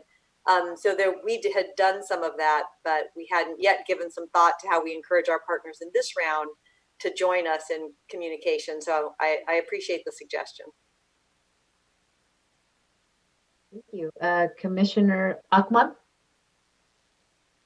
Thank you both for your presentations. My question was actually asked and answered, so I will pass. Thank you. Commissioner Sinai and then Commissioner Turner. Or Commissioner Turner, do you want Commissioner Turner to go first? Okay. And then Commissioner Yee. Commissioner Turner? Yep, I thought I'd taken it off mute. I'm sorry. Thank you both very much for the helpful information. I wanted to ask, actually, I almost said ask and passed when Commissioner Toledo asked this question about just a broader spectrum of public education. But I think I still want to ask down that path in maybe a different way. Thinking of our current time, looking at what you did and was successful in 2010, and then thinking of course, our current time that we're in with all of the, I guess, multiple and competing priorities that individuals have right now, particularly in areas that are underrepresented. So we do work now, and when everyone made the switch when we had to, you know, be inside, et cetera, kind of went to Zoom, and we're at a place now where that's already seeming to feel overplayed for a lot of our community groups. People are starting to feel the pull of, do I show up again to another Zoom call for things that are already pretty crystallized in their minds as important. And then you have the redistricting that still is very foreign to a whole lot of people that I'm exposed to. So I'm wondering about two things. Number one, the gauge of success, and I'm sure it's somewhere from your outreach efforts that you had in 2010, you had your hearings. What was the comparative numbers that actually showed up to participate based on the amount of outreach that you did? And then now fast forward to 2020, where we're in, we have more outreach that we're going to do. Once people show up, I don't have a doubt that we can really educate them and help them understand what it is, and they're coming because they'll probably already want to participate. I'm still very much unsure about how we're going to get at the numbers that we need to in the time period that we're in, and curious to learn your thoughts, taking all of your historical knowledge from 2010 and now fast forward into 2020. How do you get at a people that have multiple priorities that may not, you know, understand even why they're showing up? So it's the understanding about why I'm coming, and I need to elevate that priority into one of the levels, you know, of importance that I'm going to show up in spite of all of the other things that I'm showing up for. where does that communication happen, and broad advertisement about what it is to make people want to show up. So I'm just maybe a comment, maybe a question tied in there, et cetera, but it's kind of where my mind is going at the level that we currently are. So I'll take a first crack at an answer, and Connie, love your thoughts on this as well. You know, the groups that we have supported through the Philanthropy California Fund thus far, and the groups that we're reaching out to who will likely apply for grants at the local level, many of these groups employ what's often called in the field integrated voter engagement. So they employ an ongoing communication relationship with community members in their sphere, not just around election time, not just when the census comes up, but throughout the year, and understanding that, you know, democratic participation is an ongoing need and requirement for the health of our democracy. And so I think a lot of these groups, what they see is, you know, as in terms of the shifting priorities and what's on the front burner of one's democratic participation, in 2021, it's going to be redistricting. So I know now the fact that sort of folks at the grass top see that, there is a challenge, there is a lift to help community members understand it. It isn't as immediately apparent as voting or filling out the census or some other things, but it's that translation that these groups can do and need to do and are committed to doing, so that folks understand this is a critical process to be a part of. It has implications for a decade ahead. So it's not easy, but it's really part of the fabric of these groups' commitment to ongoing civic participation. And, you know, I know the last thing I'll say is I know that in many of these groups also were involved in census outreach, and that required some pivoting from events, fairs, door to door, you know, some of the other outreach approaches they usually use. I think folks have learned some things. Again, there's still more to learn about how do you continually engage people in a way that's safe, but isn't just Zoom call after Zoom call. So hopefully they'll apply some of those lessons from the census, but I know there's still some creativity that's going to be called for. Connie, anything you'd add? I mean, you know, my humble opinion is simply that as a commission, you're not going to be able to do this, but you can help resource and tee up others who will, who have been active in census, who are doing voter education right now, or have been over the recent months, where there's already a trusted kind of messenger and relationship and that you can build on as a commission. I would say on trusted messengers, for example, you know, my kids, I have 3 kids, they all go to public school. You know, I should have filled out my census form. I didn't fill out my census form for a long time. And then I started getting text messages from my principal about the census, right? There's you know, networks. Each of you may have some other kind of linkage entity that you're connected to that plays a big role in your daily life. And it's those kind of central hubs where embedding this into those organizations, regular points of contact that they have with communities. It can be through social services, it can be through education, et cetera, is going to be really critical. And so we had considered and did just some very modest communications work. My main regret, I think, from the communications work that we did is that I wish we had communications staff that had deeper capacity on being able to utilize ethnic media, multilingual media to really expand our reach. And so that's something to consider, both, you know, as you're hiring staff, as you're thinking about consultants, as you're thinking about the kinds of grants that you might make, that those are, you know, it's not just the kind of 501c3 infrastructure entities, it's also not always the LA Times, even though they're important. And, I know John Myers is going to cover redistricting. And I also know the vast majority of people you need to hear about are not going to read John Myers' column as much as I will. So just to kind of keep that in mind as well, that intent around public education and information is certainly something that should be built into your approach. And it can also get really expensive, right? So you want to, not spend all your budget on these big ad buys that may or may not result in something in really concrete and valuable information that the commission can therefore use.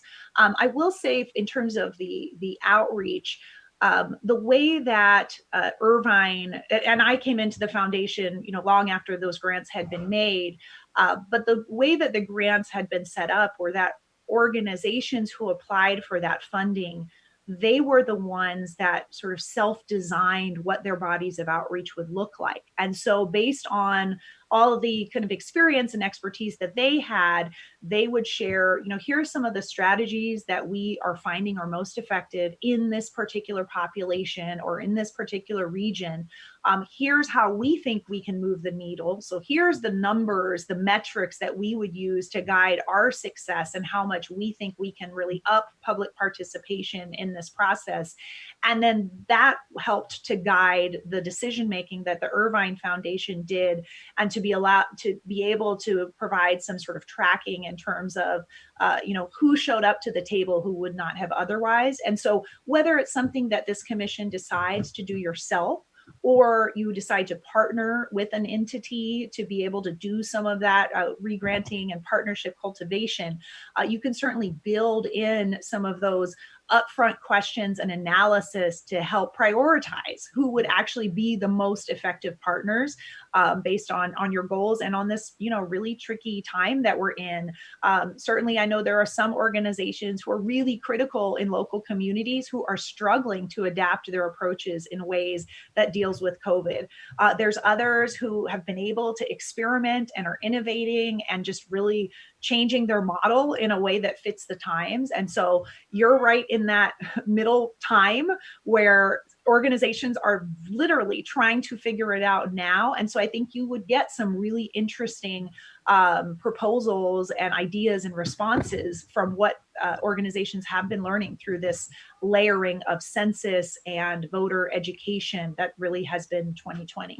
Mm-hmm. Mm-hmm. Okay, Commissioner Sanai, are you still deferring to others? Okay, so Commissioner Yee, and then I have a couple questions as well. Yes, thank you to both our presenters. This is so helpful. I have a question for either or both of you, and specifically looking for advice about the North Coastal region. As you know, once again, there's no commissioner from that region, and then Commissioner Malloy, you mentioned that there was a choice made not to do a public hearing up there. So here we are again. What specific advice for reaching that region? And then more generally, I mean, not to assume anything about that region, but how to overcome skepticism you may have encountered, about redistricting work in general, and build that kind of trust that we want to have. So in terms of the regions of the state and the North Coast specifically, one option that we had considered as a commission, which I think still has some merit, was the idea of dividing up into multi-partisan teams and having a smaller representative team go out and sort of host whatever touch point happened in that community, with other commissioners being able to watch or join in virtually at the time that it was happening, and or to watch the information afterwards. Believe it or not, 10 years ago, that seemed like a really innovative thing to do. Like how there were a lot of legal questions that came up around, well, what if you have 3 commissioners there and the others, we were not as fluid as we are now with using many of these tools like Zoom. So I think that may be a way of providing greater reach for the commission, and also being able to manage some of the very real, COVID issues with, trying to limit travel and be very careful about how much you're physically interacting with each other and with members of the public. So that I think is worth considering. And then being very proactive in the areas of the state where you don't foresee sending people physically as a commission on how do you design an interaction in that community or opportunities for that community to weigh in that have really robust technology that will accommodate that. Having supported from a philanthropic perspective work in all corners of California, there's quite a variance in terms of quality and consistency of broadband access, Wi-Fi access, et cetera, even in some of our, entities like libraries, et cetera. So it's not something that you want to leave until later in the process to assume that that infrastructure is there and ready to use. So that vetting process, as you get your staff kind of up and running to really prioritize, here's what it takes to have the specs to do a really great virtual interaction in place. And if you're not able to actually do that virtually in a place that is important for the maps, then there needs to be a plan B that you're developing really early on. You don't want to just, oh, well, it didn't work out. And, because that can really be damaging in terms of the data that you get, and also just in terms of public perception and public will. You do have the gift of time and of foresight to be able to do more planning and to also have more technological tools at your disposal than we did the last time. And then in regards to skepticism, I believe we combat the skepticism by doing the work. And that, yes, there is a kind of consistent and clear and multi-partisan message and way that you conduct yourselves that really helps to tell the story and kind of paint the picture of what this is. But we can't pretend that redistricting at a national level, having traveled to many of these other states where reforms are in play or contemplated, we are in a very different position as a state when it comes to redistricting than most of our peers are. And redistricting does have a really complex and, sometimes ugly history in terms of the politics there. As a commissioner, I had times where someone didn't like what I said in a meeting, and I would wake up to a really nasty article, and it would be very demoralizing. And I also had to learn to just really have a thicker skin, focus on the task at hand, and know and learn from maybe there was a valid critique or question or consideration that could be built in how we were working moving forward. So it wasn't to be dismissive of that feedback. But it's certainly, in my opinion, not through words that we will combat the skepticism. It's through actually modeling, doing the work, and showing that it can be done in a different way. I know that when we did our hearings, it was the first time that the public had ever had a voice in redistricting. And so they had so much to say because the districts had always been drawn and there was no place for input, right? That was never how it was designed. Now you will have an interesting experience of there will be people you hear from who have benefited from and seen really positive changes in their communities as a result of some of the district shifts that happened the last round. You may also hear from people who don't like the districts that were made and may say, next time I want you to do X, Y, or Z.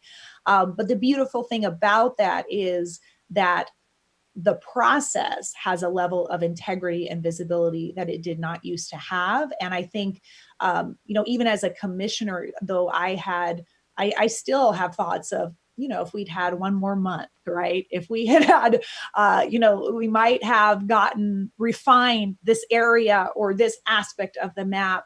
And yet in going through the legal processes that we had to go through as a commission, where our maps were opened up to scrutiny from all angles, time and time again, we were told by the courts that we had both solid products, but more importantly, our process had held up to what the intent of the voters had been. And so I think both through the way you do this work and through, the analyses that will follow, you're demonstrating that there is a different way. So I know that's going to feel frustrating and dissatisfying in some ways, but you're doing it, and I think over time, it certainly has been the case going to other states that the hope and potential of what we've done here has been so invigorating.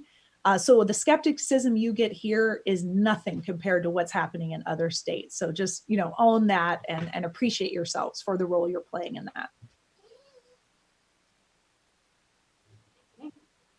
Thank you. It's somewhat related to Commissioner Yee's question, where there's a couple of what normally would not be considered underrepresented, but in terms of the commissioners, I think Sacramento is about as northern as we go, and that would be me. So then there's still another third of California that's very rural, and so I think this is a question probably, well, for both of you, but I was kind of looking towards Amy also in terms of your network and your resources. How wide is it in terms of like north of Sacramento to the rest of California, to the border of, yeah. Yeah, no, great question. So in terms of some of the groups that we've supported already, they really work statewide and work with local groups throughout the state.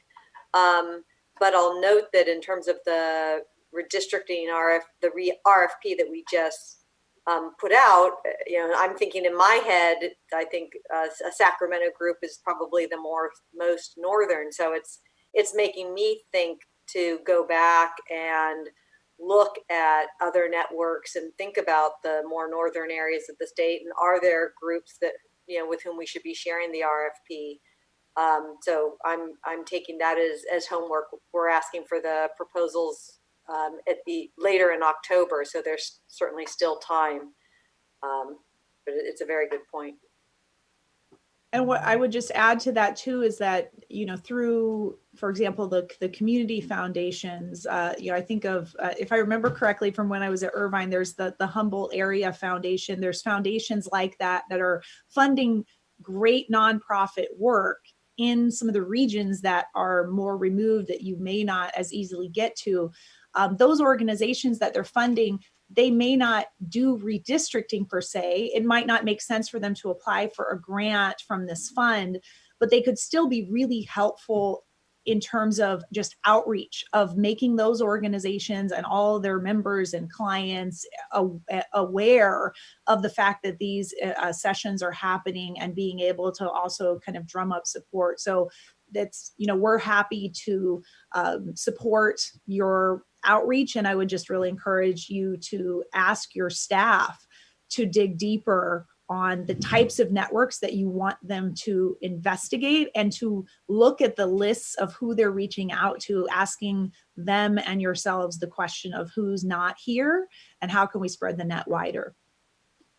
Right, thank you. I really appreciate that. And that's kind of what we've been trying to focus on. Okay, do we, and I'm just looking, since I do live in a rural area, I'm thinking, what do we have? We've got, the church groups, we've got Rotary, we've got Lions Club, and the informal groups, of course. So, but that's great if that's also similar type structure going north. But I really appreciate your feedback. And then there was one other question regarding the disability community. We did have a public comment on that. So do your outreach efforts also, or your network also reach out to the disability communities? So the Fair Representation Fund isn't focused on the disability community. It's obviously hugely important to reach out to that community and make sure that opportunities for input is accessible to those communities, but that hasn't been a focus of the Fair Representation Fund. And one point I would add too is that I think this is an area where there's legal requirements on what you provide in terms of accessibility, and then there's also there's also above and beyond what just the bare minimum that you're legally required to do. And so, I've been seeing even in professional conferences that I've tapped into some interesting new things that are done. Say if I am speaking, and then I will take a moment and describe myself for somebody who might be listening but unable to see. And so again, I would encourage with the staff you have that is setting up the backbone infrastructure for these hearings, to really encourage and push them around what is best practice as it relates to accessibility, not just the bare minimum of how do we meet the California state law. Great, thank you. Next we have, I think it was Commissioner Akutagawa. We have 4 minutes left right now, and then we'll have to take a 15-minute break. So I just want to give everybody the time frames. So Commissioner Akutagawa. Yeah, my question will be really fast. I'm just curious, any thoughts on or advice on, given the fires that have been happening, especially throughout Northern California, and a lot of the rural communities have been really displaced. Any thoughts on how best to conduct outreach, given that they'll probably still be in recovery mode while we'll be trying to do our outreach? And I don't know if you faced anything like that during the 2010 census time, any major disasters like that?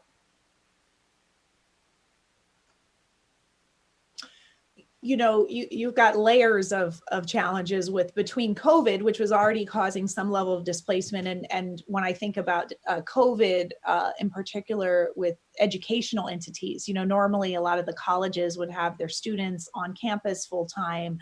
Some of them have had to find other lodging, go back home, et cetera. So there's both the fires and the rural displacement. And then I think with COVID, that may be an area where collaboration with local elected officials and in particularly the staff, I think you have to be careful as it relates to elected officials, even if they're not at the state level. But the staff is really able to help you understand how the displacement is occurring. So there may be other gathering places, shelters, clearing houses of information, contact information for people who have had to temporarily or permanently relocate, where you can design a more targeted outreach strategy that meets the conditions of what that part of the state or what those cities are actually going through. And I think given how much those communities have at stake in terms of recovery efforts, in terms of leadership over the months and years to come, just really encourage you as well to be very proactive in mapping out now what that might look like, because it will probably be more complex than what you might have in other parts of the state. And the only piece I'd add, I think those are all excellent suggestions, is too, in many communities, and Connie reminds me with the reference to the Humboldt Area Foundation, there's community foundations who often serve as a local nexus of information and there to be of assistance. And many of them have been involved in recovery efforts. So, one can refer to the league. There's a League of California Community Foundations that lists California community foundations. They can also be helpful partners. Okay, thank you. Commissioner Toledo, we're gonna go ahead and take a break because we are at the 90-minute mark. And so when we come back, you'll be first in line. How's that? And then also we will take public comments. And even if you've asked your 2 questions, please feel free to follow up with more questions as well. So at this point, we're gonna go ahead and take a break. And if everybody can come back at 12:10, that'd be great. Thank you. Okay, thank you and welcome back. And I appreciate Connie and Amy staying on for additional questions. I really appreciate this conversation and your willingness to share your knowledge with us. So I'm going to go first to Commissioner Toledo. More of a comment. Just in terms of in thinking about the North Coast and other rural parts of the state, it's also important to think about tribal governments and Native American communities that are in those areas. There are many reservations up in the Mendocino area, Lake County, across the rural portions of California, and perhaps doing more outreach for the fund and ensure that they at least are able to know about it and participate if they're able to, whether it's tribal governments or tribal organizations or the consortiums like the California Rural Indian Health Board, which has been involved in various advocacy and community engagement efforts throughout all of those regions. And also, some statewide health organizations have funded efforts out in those regions, such as the California Endowment and the Blue Shield Foundation, just making sure that those areas have engagement, are able to participate in civic life, and especially with advocacy in Sacramento and across and nationally as well. So just thinking about ensuring that those communities also are aware of this effort and are aware of the possible funding opportunities should they be interested in participating. Thank you. Yeah, that's a great comment. And just as a bit of information in that regard, I had a couple of conversations with California Native Vote, an organization that does civic engagement in the Native community. And in our earlier conversations, they were just quite overwhelmed with issues related to COVID and other challenges that they were facing. But it's I've been planning to reach out to them again to see if we might be able to engage them in this effort. Thank you. Thank you. Commissioner Sinai? Thank you, both of you. I think you helped percolate thoughts, which is exactly what we wanted. One question, I think it's important for full disclosure that San Diego Grantmakers, I'm a consultant with San Diego Grantmakers. I'm facilitating their binational migration funders group. So since they're one of the partners of California Philanthropy for the Public, I just wanted to have that full disclosure. I was on one of the national funder civic participation calls around redistricting, and they were talking about the millions of dollars that their fundraising goal is. And they had 14 states that were a priority, and California was not one of them. And so I was just curious why that was so. And then my second question is, what are the gaps that you're seeing based on the investments that Philanthropy California can do? What is keeping you awake at night that you can't do? Great. So I can answer both of those. I'm actually also working with this National Funders Collaborative focused on redistricting. And that effort had identified among all of the states, 14 states, as you noted, in particular, in which to focus. And the thinking there really was, there's a number of thoughts that went into that prioritization. One is states that have been particularly gerrymandered in the past, and where there's also more of a history of voter suppression and suppression of civic engagement among historically underrepresented populations. So where the threats to fair maps are particularly pronounced. And so many of the states are in the South, and then there's some additional states as well. There's also consideration of the loss of Section 5 of the Voting Rights Act and what that means in particular, again, in the South, to the threats to fair redistricting. And there's also a recognition of that California does have a relatively more robust philanthropic sector. This occurred in national funding for census outreach as well, where they know California foundations do have some resources to put to this. So, we'll compare to states such as many of the states in the South where there's less philanthropy. That was some of the thinking.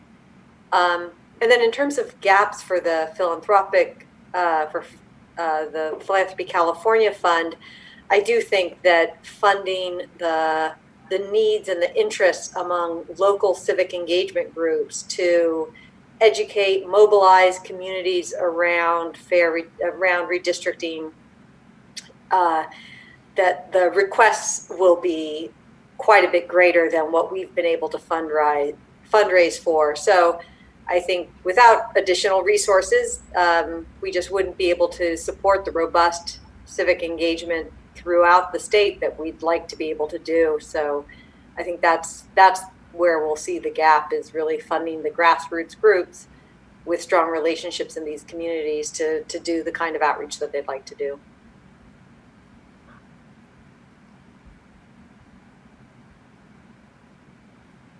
Do we have any, Commissioner Anderson and then Commissioner Vasquez? Thank you for this. Has been very enlightening. I do have one question about how, a lot of the groups that you're talking about and that you're already sort of going down that path with and funding, they all tend to be involved in advocacy, obviously, which is we're looking at redistricting and voting, but but that's not the only communities of interest. Obviously there are lots of communities of interest. How do you get in touch with the people who, they're just busy living their lives and they have no idea that they should be, how to get involved, even if they hear about it. They're not part of organizations. They're just kind of the average person out there, and aren't part of an advocacy group. How should you try to reach them? How should we try to reach them?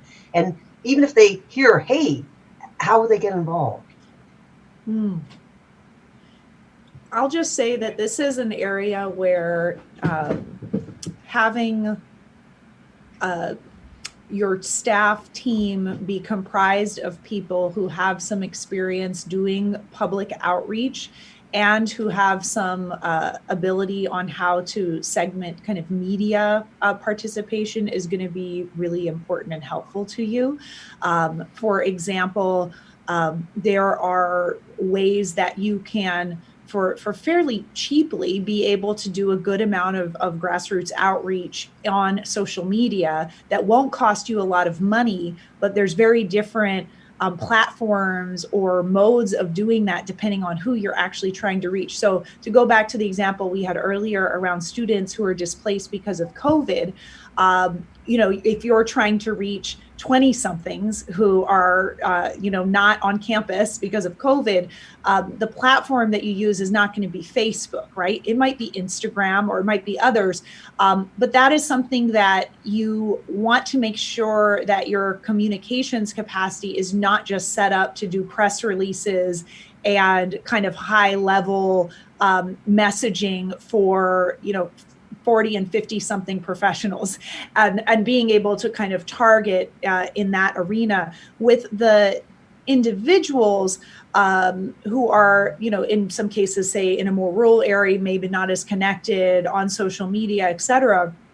I mean, really any kind of place where people gather, even in socially distanced ways, or have their basic needs met, is an avenue that you can think about as part of your outreach strategy. So, a grocery store, this is about kind of people power that you'll need to actually get your messages in the right places. But literally, I know in some communities that are more rural, the bulletin board by the bathrooms in the grocery store is where a lot of people pull off a little piece of paper that has information on how to follow up around something. So it is going to come down to that level of creativity and having some what works for certain demographics, and just thinking about, the segmentation and really digging in with whoever you're asking to act on your behalf, as to what the specifics are of their strategy. Not just, we plan to reach these people and we'll report back on it, but actually what are you doing, and being able to have a conversation about that as a commission that the public is aware of, so that you can refine it together as a group.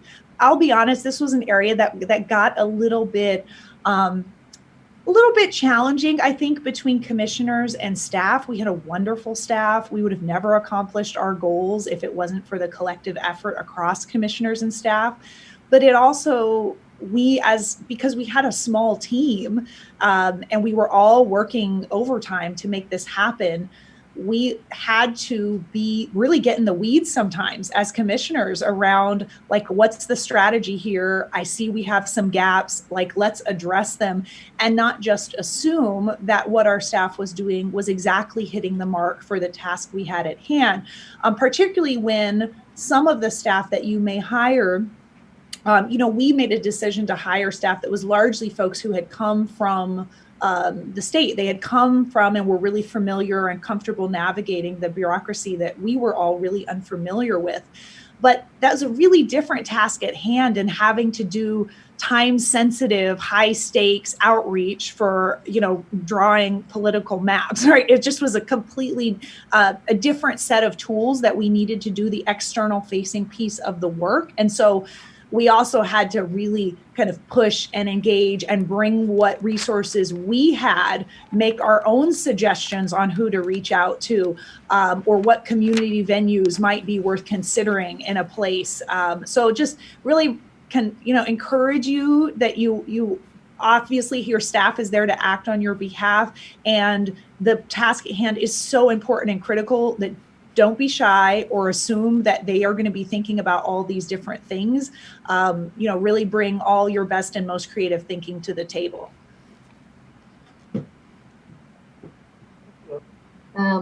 Commissioner Vasquez?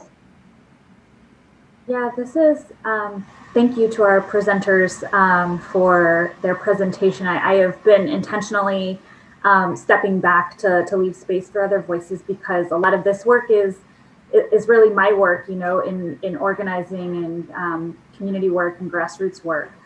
And so really my comment is more somewhat, in response to Commissioner Anderson's question, that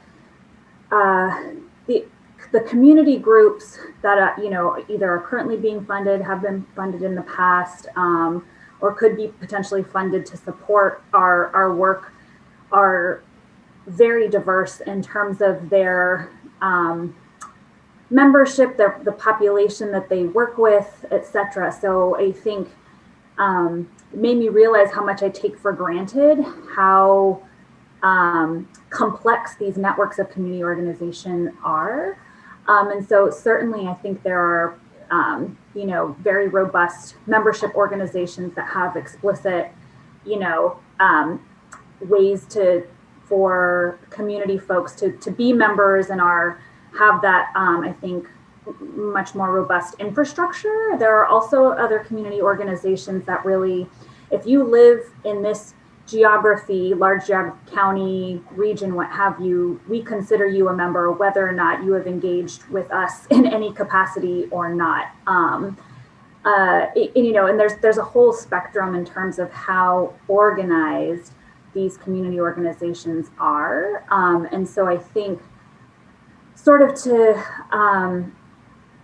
a point made earlier, that really without, the way I see this, without additional funding, whether it's from private philanthropy or, the commission partnering directly with folks that these organizations with vast levels of networks and connections to community groups would not be able to do the kinds of things like, flyer local grocery stores, or, go into PTA meetings and give a short presentation about redistricting and how, the commission is coming to your region in short order, right? So I think there's lots of different ways that we directly, the commission, through our staff, promote some of that grassroots organizing, but really I can't imagine how the commission, without partnering in some way with a vast network of community organizations, would be able to do that hyper-local grassroots organizing ourselves. And that we will really, really need to partner with local community organizers broadly defined in order to do that work, and those folks should be paid to be doing work on our behalf. So those are my comments. I'll just, from the perspective of someone who's funding, not through Irvine and not around redistricting, but also still supports a number of civic engagement efforts. There's also in this moment, there's the people power, the actual kind of time and skills and capacity it takes to build relationship and do the education and outreach. And because of COVID, there are the technological tools that help enable that relationship that, you know, whereas many organizations have been able to use a kind of door-to-door model, or they'll have a community hub where everybody comes to events at the community hub, and that's where a lot of the information gets communicated and distributed. Now, many of those organizations have had to, purchase a Zoom account, or they've had to, get new tools that they are training their staff or expanding their ability of their members and community members to be able to use those tools. So I think a question also for the commission to be wrestling with is, what are the tools that you are going to use in your effort of doing the outreach and allowing community members and groups to be able to submit map proposals? And are those tools how can they be more widely available and known? One example from the last redistricting cycle, which, I think the jury's still out. It wasn't the most successful thing that was funded by philanthropy. What the intention was right, which was having a set of technical assistance locations where there were computers available that had the mapping software, where people could go in and actually get some support around how to do the mapping and how to create their own draft maps, whether it was at a really micro level or whether they were a larger group that was trying to propose something at a regional level. Now, I think the actual uptake on how much those were used, et cetera, how much they were promoted was not as strong as it could have been. But one exciting aspect about this moment is that because of technology, you can actually get a lot more reach and access potentially for the tools that you do choose to adopt. But whether that's something that, how are you going to make that available? The sooner you can make that available, the better, because these organizations and staff and volunteers are going to have to figure out how to wrap their heads around it and how to kind of build bridges with their members and clients who will be informing what they produce with it. So just kind of encouraging thinking about both the resourcing for the actual people and also for the tools, and whether, it's a different thing for one of these larger statewide groups who may be much bigger and better funded. They may already have some of that infrastructure, but when you're talking about, like a neighborhood housing association that does a lot of their work like on the streets locally, they may not have as many of those tools. So that could be another parameter or option for funding that could make these groups more successful. Thank you. Do we have any other questions from the commissioners before we go to public comment? Commissioner Sinai? So for both of you, what would you tell your younger self before you started your commission work that we should all hear?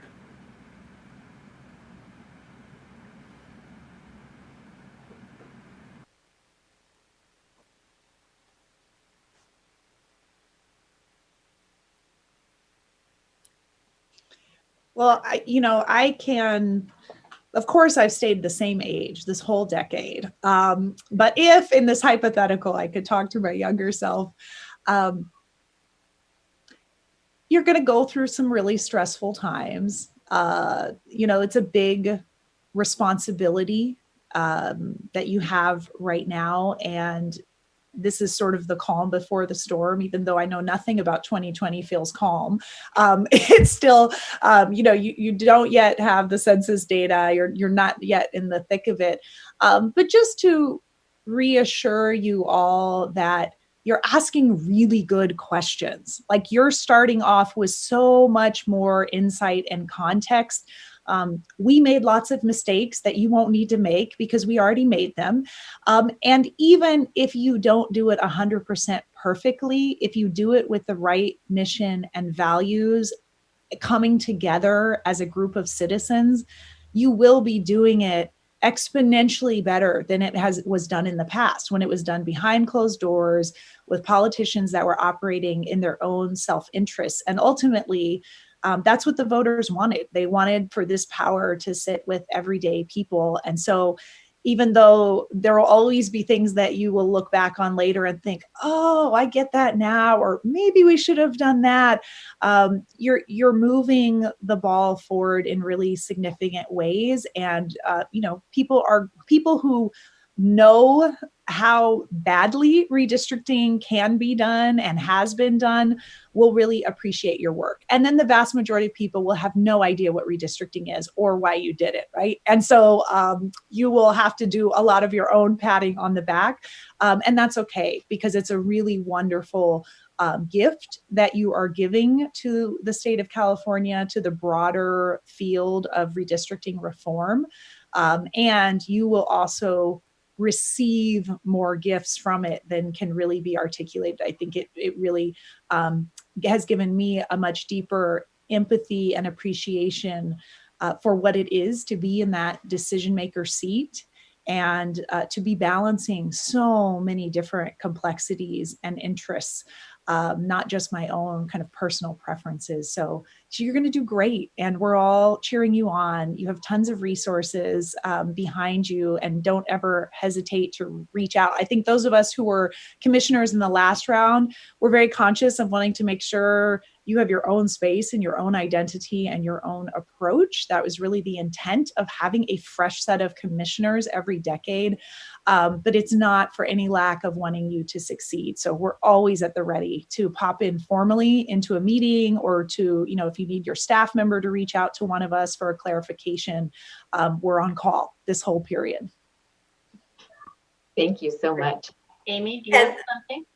I was just going to say, I haven't been in your shoes, so I don't have lessons learned, but let's see here. I'm just want to let you know that I'm certainly available for any follow-up you have. On behalf of Philanthropy California, we're here to be a resource to you and support you in any way we can. So please be in touch. And I am scheduled to make another presentation somewhere else right now. I think this is the wrap up of our period with you. So just want to say thank you for having us. No, thank you so much for coming. We do have public comments, but if you have to leave, we completely understand. We just wanted to thank you. This is great information. We appreciate what you're doing. We appreciate what you're doing for the Californians, for the majority of who don't know what you're doing. So I'm going to pat you on the back to make sure that you're acknowledged for all of your efforts. So thank you so much. Thank you. Yes. We're going to go to public comments now. Raul, can you please read the instructions for that, or directions for that? And it's just specifically for agenda item number 11. Oh, and they left our Connie left. Connie left and Amy left. Please don't leave. We might have questions for you. Oh, sure. Would you like me to stay on? I'm glad to. No problem. If you can, that'd be wonderful, because normally it's just public comments for this agendized item, and it might be comments for you. Perfect. Will do. Okay, I appreciate that. Thank you. Very good. Raul. Thank you, Chair. The Commission will advise the viewing audience when it is time to submit public comment. At this time, we are requesting any public comment on agenda item number 11. The Commissioners will allow time for those who wish to comment to dial in. To call in, first of all, on your phone, dial the telephone number provided on the live stream feed. When prompted, enter the meeting ID number, which is also provided on the live stream feed, using your dial pad. When prompted, enter a participant ID simply by pressing the pound sign. Once you have dialed in, you will be placed in a queue from which a moderator will begin unmuting callers to submit their comment. You will also hear an automatic message to press star 9 to raise your hand, indicating that you wish to comment. When it is your turn to speak, the moderator will unmute you, and you will hear an automatic message asking that the host would like you to talk and to press star 6 to speak. You will have time to provide your comments. Please make sure to mute your computer or live stream audio to prevent any feedback or distortion during your call. Once you are waiting in the queue, be alert for when it is your turn to speak, and again, please remember to turn down the live stream volume. The Commissioners will take comment for every action item on the agenda. At this time, we're seeking public comment for item number 11. The process for making a comment will be the same each time. Begin by dialing the telephone number provided on the live stream feed, and then following the steps as I have described. These instructions are also located on the website. Chair? We do have one person in the queue. Thank you, Katie, because my internet went blank again. So Okay. thank you. I got you. Thank you. If you'll press *6 to unmute yourself. Thank you. If you could please state and spell your name for the court reporter and then share your comment. Yeah, this is Renee Westa Lusk. My name's spelled R-E-N-E-E, and then the last name is W-E-S-T-A, and then there's a hyphen, and then it's Lusk, L-U-S-K. I have a couple comments. One is I did participate in the regional hearings in 2011 as a representative of my community. There was one problem, I think, with informing all the small towns in my county, because the only evidence I saw of outreach was a press release, maybe one article in my county newspaper. And that happened like 3 weeks, I think 2 to 3 weeks before the hearing happened. And not most people in our county, especially the smaller towns, don't subscribe to the county newspaper. There was nothing in my local newspapers. I have 2 small local newspapers I subscribe to in my town, and my suggestion for the commission is that you should run press releases. Usually don't cost anything other than the time and labor of a person sending them to the various newspapers. But before you have a regional hearing, I recommend that you contact all the small newspapers in the area.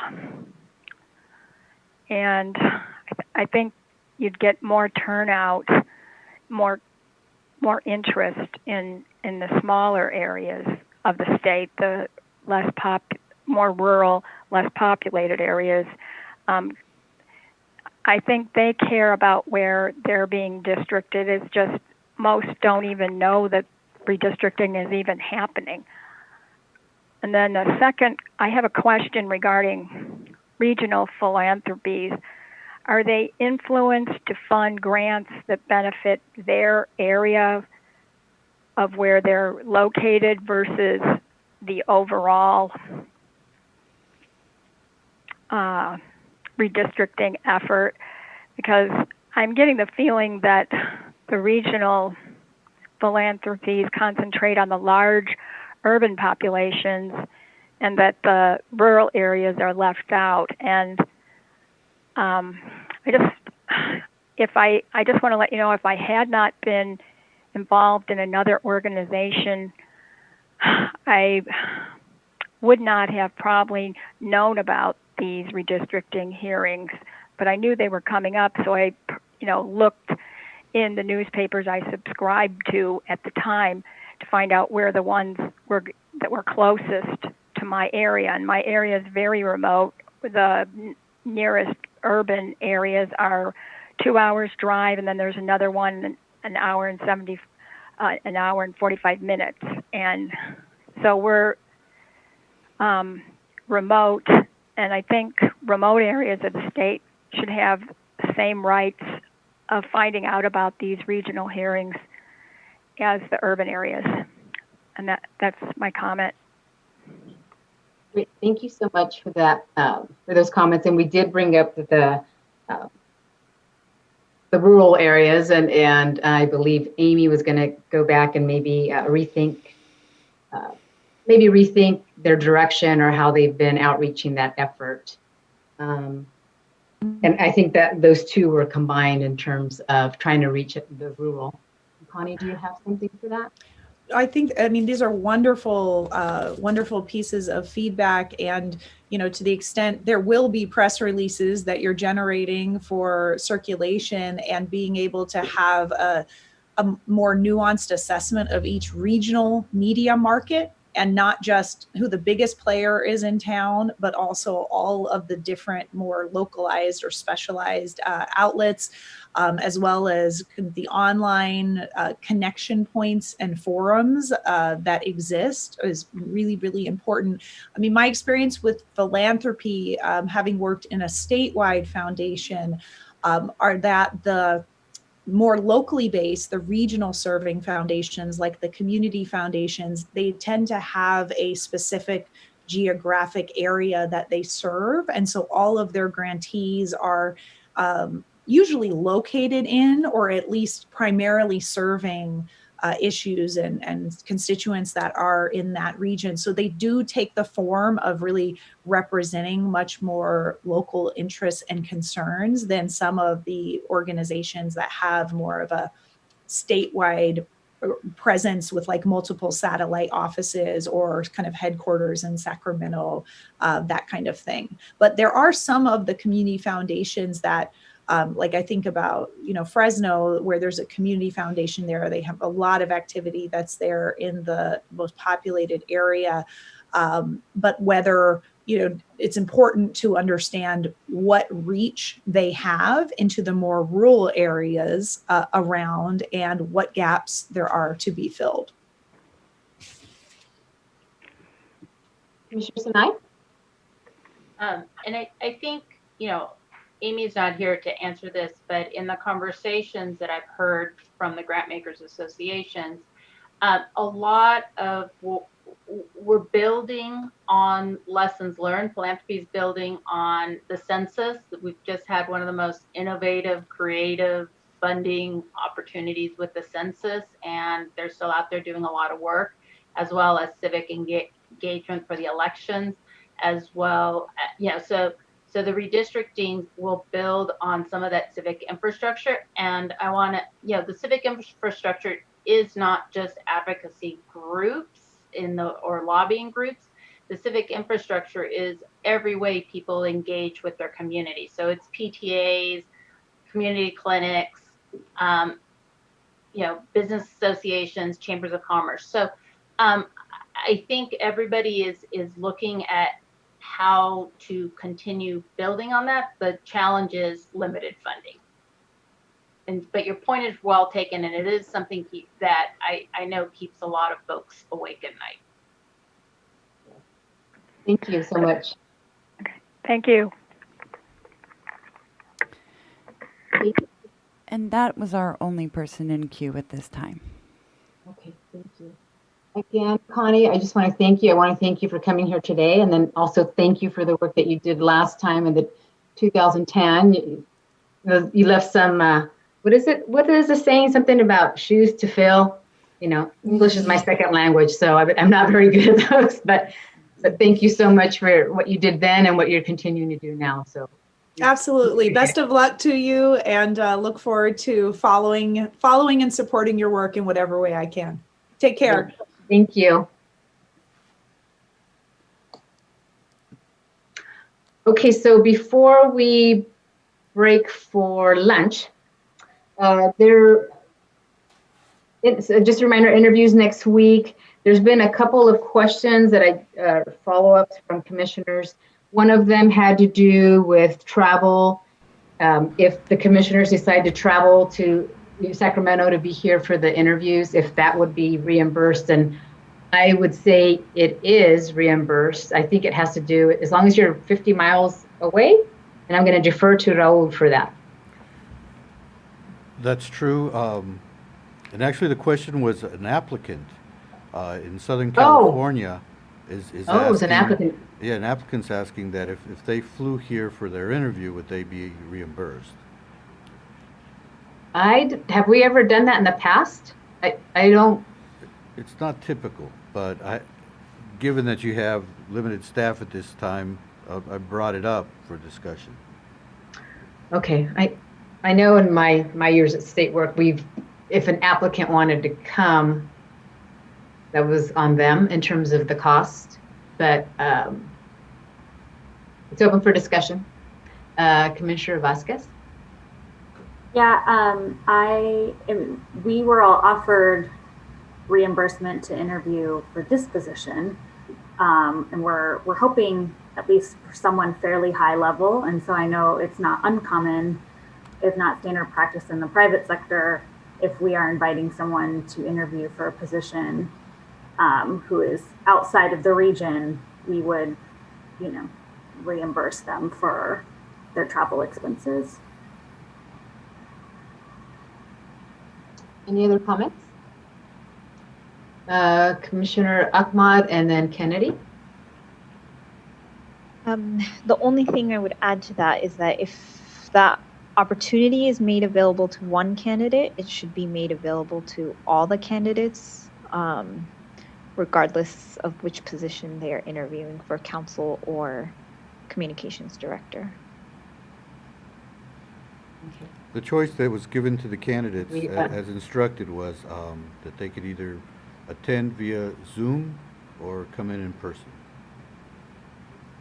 Okay. Commissioner Kennedy? I'm glad to hear that. I mean, my sense has always been it's best to have all candidates interviewing in the same format, whatever format that is. But as long as the choice was given to them, then I guess it's on them. Right, and also, I mean, if it's something that we decide that we're gonna, we would pay for it, then I would advise that we go back to those that have decided to be virtual, to give them the opportunity that if they want to come in person, that we would pay for their expenses as well. Commissioner Vasquez? Yeah, to that end, I would, to Commissioner Kennedy's point, I do think it'd be nice, if possible, if we had a similar format, whether in person or virtual. And I thought I saw that most of the communications candidates had chosen virtual. That is correct. Okay. Maybe the reimbursement will change some of their minds, although if they're local, it may more be a flexibility issue since we're asking them about a week out to take a day off work ostensibly to interview. And Commissioner Vasquez, that's a good point. I spoke with all of them over the phone, and several of them did mention that as a consideration. And I thought it was appropriate because given the short amount of notice, I mean a week, I thought that being able to offer them the opportunity then to attend via live Zoom was a good option for them. So it was only one candidate, Raul, that requested or asked? Yes. And was that a communications or chief counsel? It was an applicant for communications director. Okay. And as Commissioner Vasquez noted, the last time we saw four of the five were going to go virtual. Any other comments on this? Commissioner Turner? I just wanted to go back to another piece that Commissioner Kennedy mentioned because was kind of my thought, but it was just a personal preference. I'm hoping that that moving forward we can maintain the same form or way that we interview. I think that there is always. I think there has the potential for being a difference of how you receive a candidate when they're in person as opposed to when they're online. And I think it evens the playing field if those that are going through the interview process, that they're either all online or they're all in person. So I'm glad most of them chose to be online. And if we made any calls, I'd be hopeful that we'd call the one that's planning on coming in and suggest that they just conduct it online. Any other comments on that? Commissioner Anderson, and then Commissioner Toledo. Yeah.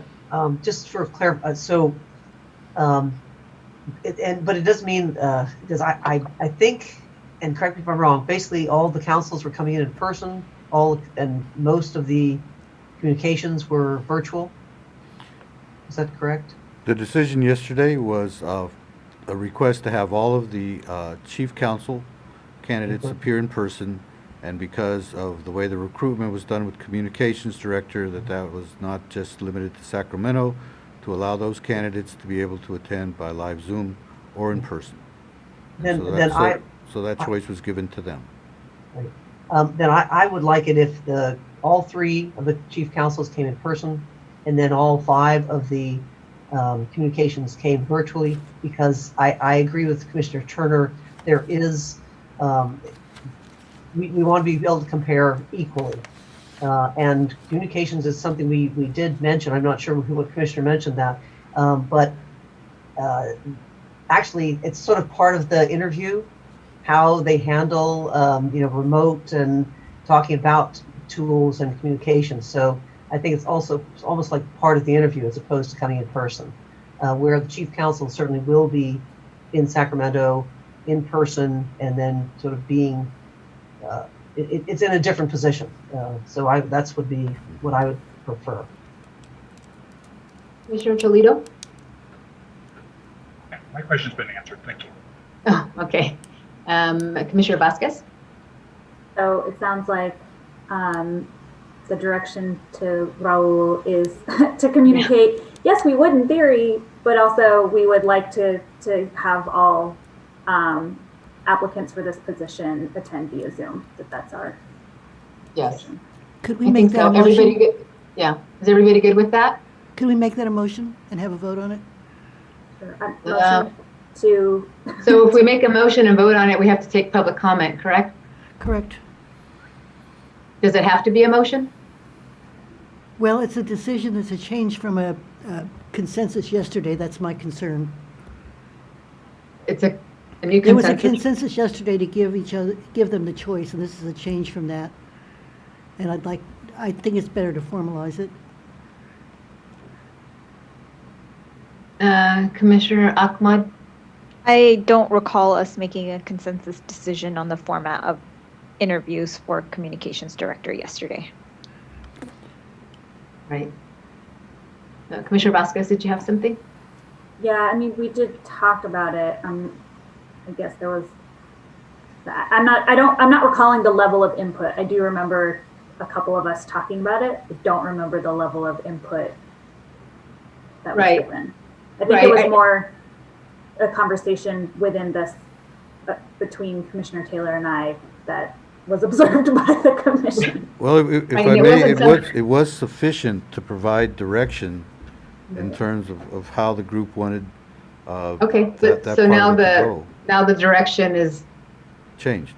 Been redefined. That for communications it'd be virtual, and for the chief counsel it'd be in person. Anyone? Commissioner Toledo? I would just say, I think our direction from yesterday was pretty clear, right? That we would prioritize. I can't understand. I can't hear you. Commissioner Toledo, your sound keeps coming in, or maybe it's me. The sound keeps coming in and out? It's a bad. So I thought our direction was pretty clear, that we would give folks the ability to. We still can't hear you. Oh, is it? That's okay.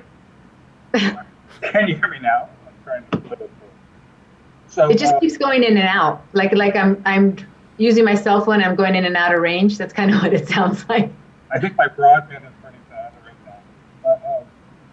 They keep getting an error message. But I think our direction was pretty clear in terms of giving folks the option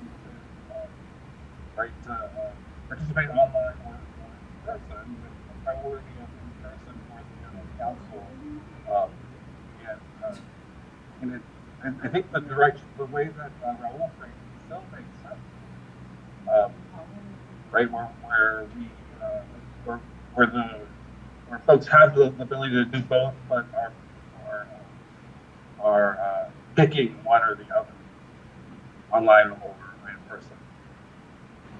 Okay, I probably caught like every third word or something, but I think what you were saying, correct me if I'm wrong, is that the direction was yesterday, we prefer to have the chief counsel in person. And then the communications was kind of up in air in terms of virtual versus them coming in.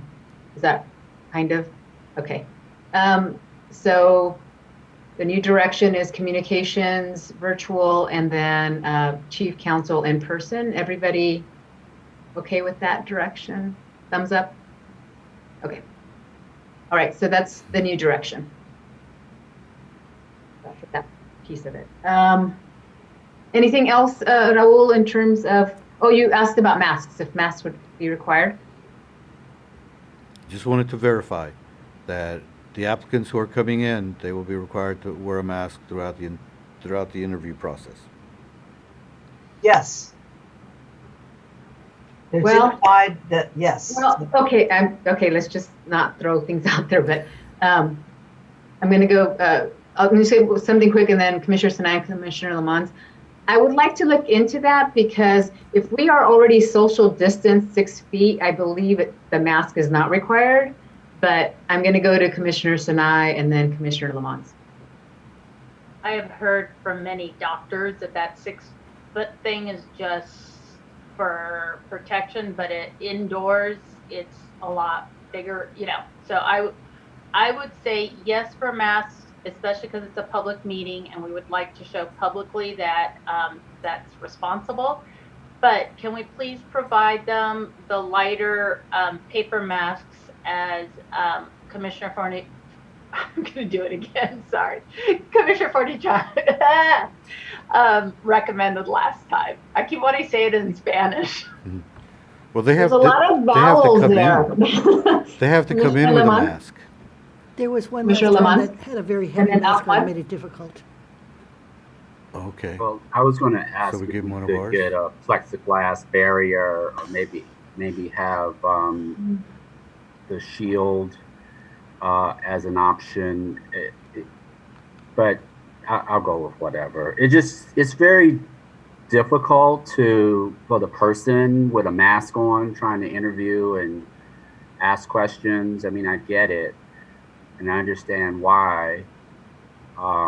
But are the people in the room, like for example, right now we have people in the room that don't have masks on. So it sounds like we're making a policy around indoor air and all that. But then I look and go, well, okay, but we have people in the room without a mask. So I'm not quite sure that we're consistent. But I want to err on the side of safety, of course. So I do like the idea of a plexiglass. Commissioner Ahmad? Sorry, I'm looking it up right now. Whatever we decide has to be in compliance with Sacramento County Health Order and Governor Newsom's Public Health Order. So if we can confirm that, that will help direct us in one way or the other. Thank you. Commissioner Anderson? Okay, I was the state auditor's building, which is right next door. I went around the block quite a bit with on this very issue with them in terms of, because were we supposed to go or not? And there's a group which I will forward this information to. It's called ASHRAE, who they are the group who they design the HVAC systems, and they're the standard who set up what you need to do. And in terms of the new building, I don't know if that's actually been cleared in terms of what the filter is that the building is using. But the state auditor's office policy is, unless you are in your own office that closes a door, enclosed office, everyone wears masks because everything else is open. And in the meeting room that the 8 we're in, it was a much larger room than the space that is currently available in our new space. And it had quite a lot of, there's a whole thing about airflow, which we won't get into right now, but it met all that criteria. Regardless, you wore a mask the full time. And I agree, it should be the light mask, but this space, it doesn't have private offices, so it's basically all open. And so to be consistent with the state auditor's office, which is the building next door, and sort of has been state policy. That's really the way I would come down. And they do always follow this County of Sacramento. Okay, thank you. Commissioner Vasquez?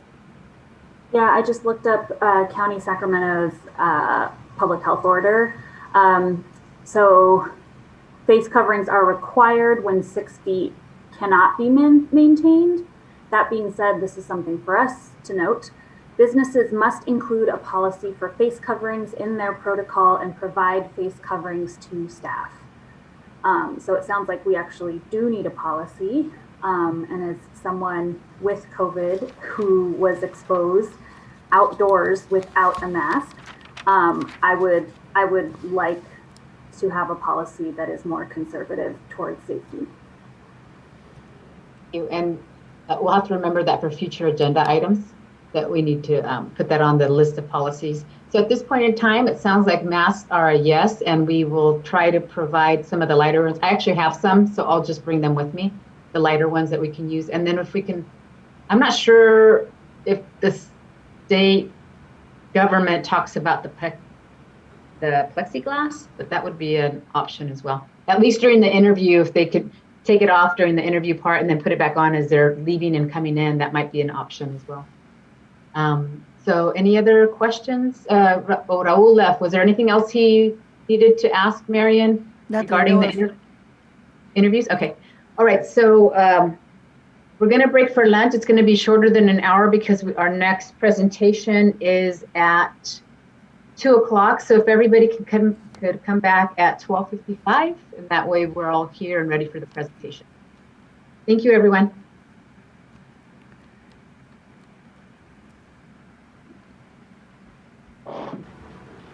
Thank you, and welcome back, everyone.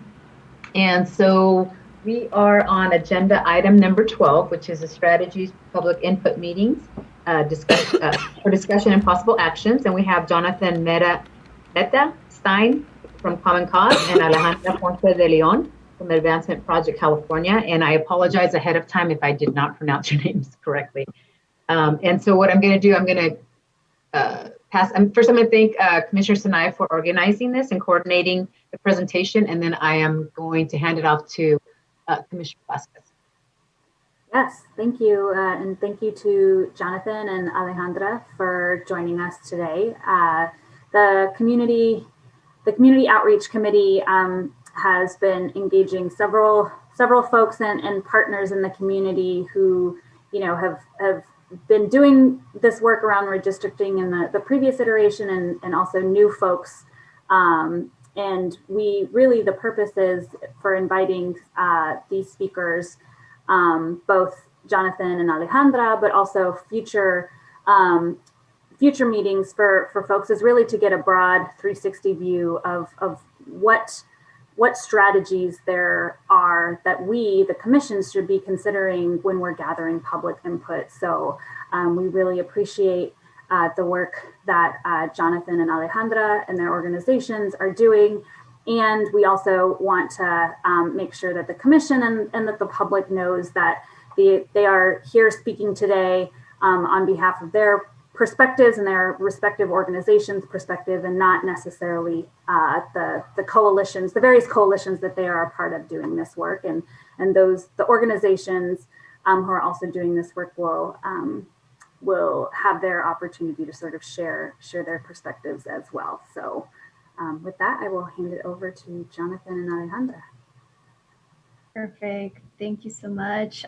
Really appreciate the opportunity to share this space with all of you and to be able to speak as advocates about the work that has been done so far as individual organizations, but also part of these larger collectives, and really trying to increase participation from folks that get to be heard less of in our political processes, our democratic processes. And so again, my name is Alejandra Ponce de Leon. I'm a senior policy and research analyst with the Advancement Project California. And with me, I have my colleague, Jonathan. Hi, everyone. Yeah, hi, everyone. I'm Jonathan Meta Stein. I'm the executive director at California Common Cause. It's a pleasure and an honor to be joined with you today, and we look forward to this presentation. Mm-hmm.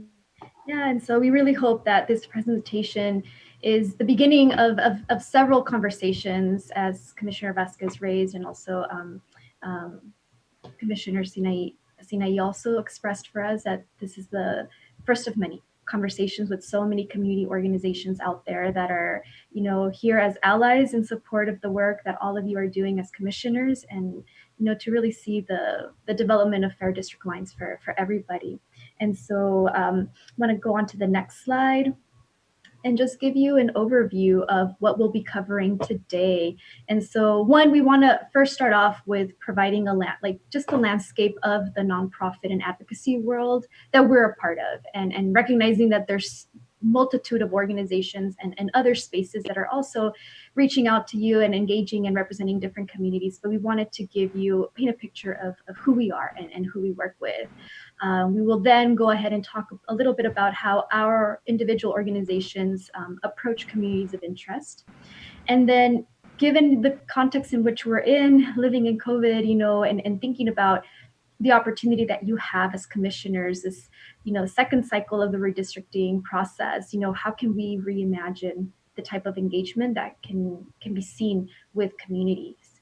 And then lastly, we will uplift, some broad, high-level recommendations around education, outreach, and engagement for all of you to consider. And so that's going to be the agenda for today. So next slide. And instead of taking questions at the end, Alejandra and I decided we would take questions after each of these sections. And so hopefully we can manage our time and get to 2 hours sort of at all told. Mm-hmm.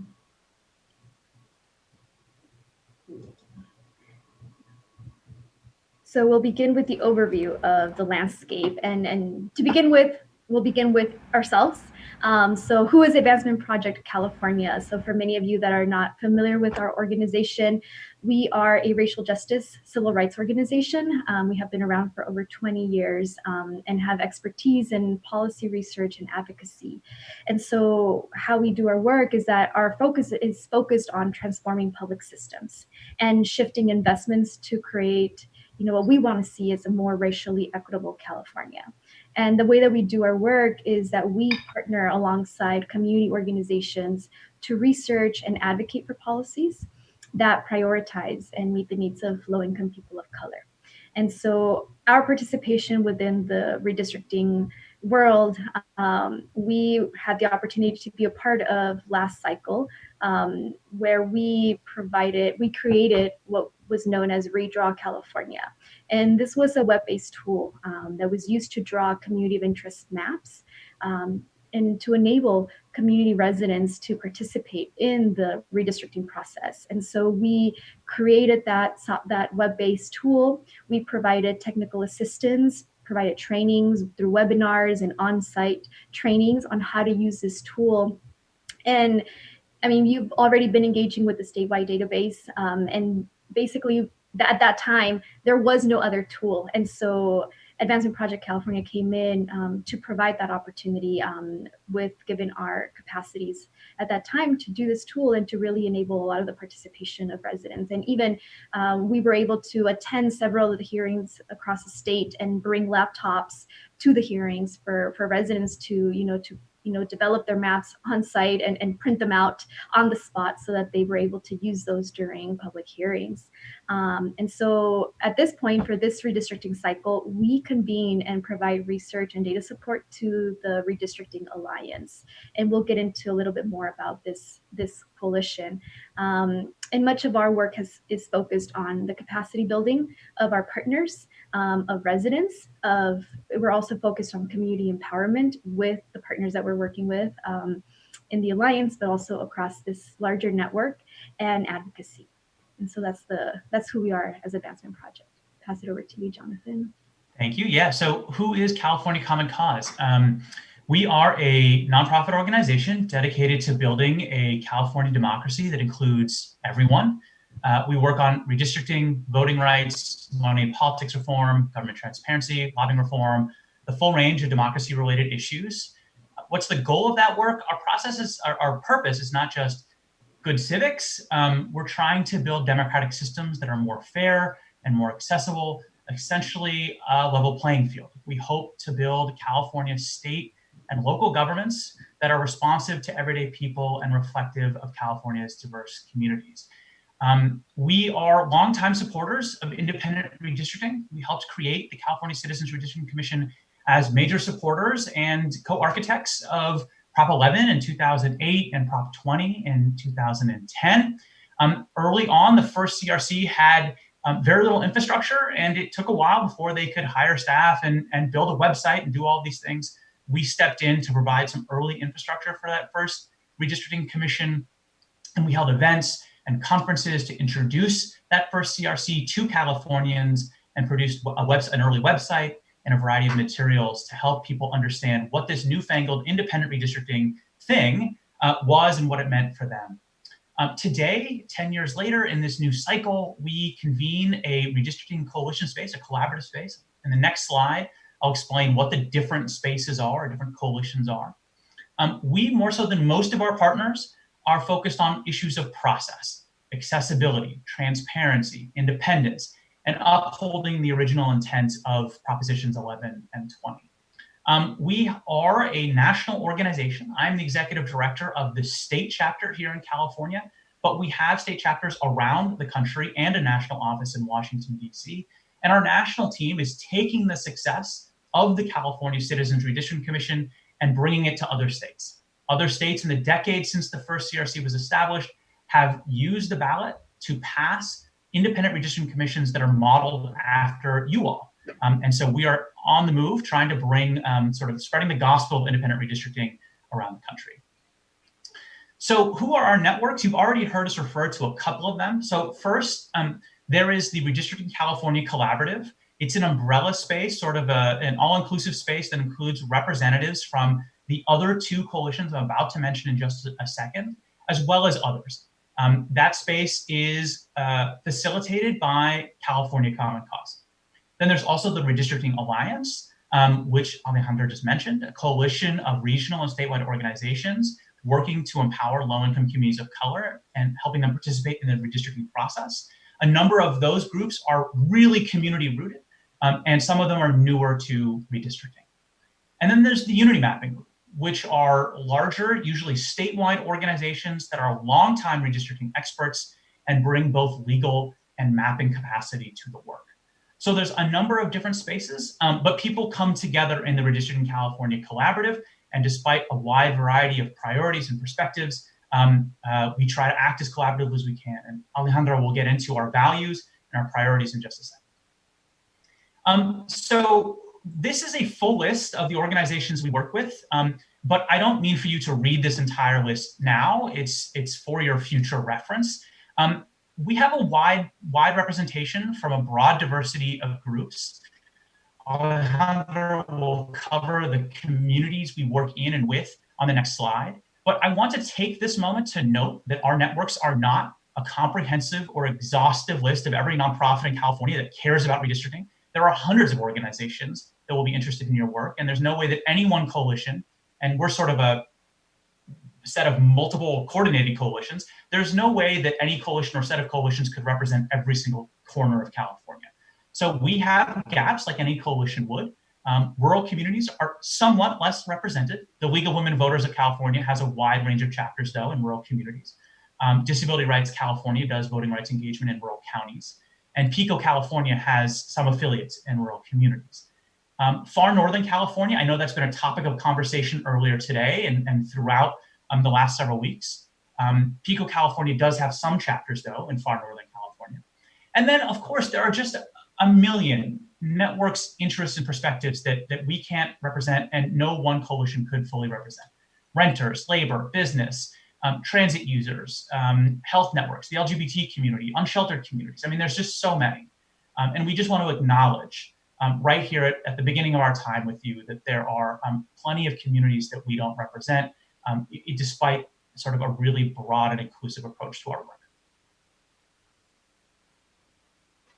So in terms of who do we represent, and so given the work that all of our partners, carry forward in the communities that they're based in, we actually have a reach to a variety of demographics. And so listed here, you can see many of the communities that, particularly what makes our network unique in many respects is that we are focusing on communities that face the greatest barriers to democratic participation. And so that includes communities of color, which include, Asian American, Pacific Islander, Black community, Latinx, Middle Eastern, North African, Native American. It also includes communities that are immigrants and refugees, low-income communities, Muslims, and other faith-based communities, as well as people with disabilities, women, and youth, particularly youth of color. And so we do represent a variety of individuals, of communities, that we have a particular reach, a grassroots reach for many of them, through the different partners that we work with. Next slide. So what brings us together are really our values, our shared values and priorities when it comes to redistricting.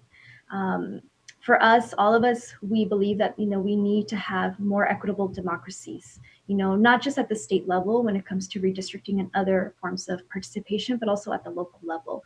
And when we talk about equitable democracies, it's really thinking about who are the groups that, tend to be less represented, either represented by, as elected officials, or their voices are heard less from. And so as a value, it is about uplifting the voices of communities that historically have been marginalized or locked out of power and participation. And a lot of what, allows us to do our work is the fact that we also share the value of collaboration and consensus building, right? Whatever work that we do, whatever decisions we take, even writing letters to the commission or speaking, providing public comment, it really is a collaborative effort of digging into the strengths and experiences and expertise that each of us bring, and being able to come to a process of agreeing, and recognizing that that is very, very hard to do. But we do strive for consensus building in the actions that we take together. We also prioritize, as a priority, is that we want to see that the redistricting process retains its integrity, and it includes everyone. And so for all of us, we can strongly say that we're here to see all of you succeed, the commission succeed, this redistricting process succeed.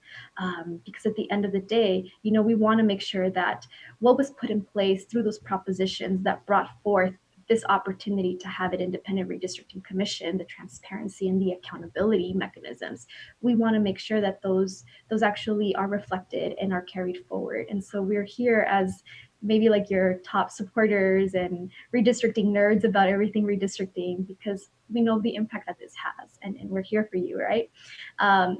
And then also, another priority is that we want to make sure that, we support legally compliant maps, with respect to voting rights and other laws, and that, that the maps also, respect communities of interest as much as possible. And we understand that it's a challenge in how lines will be drawn.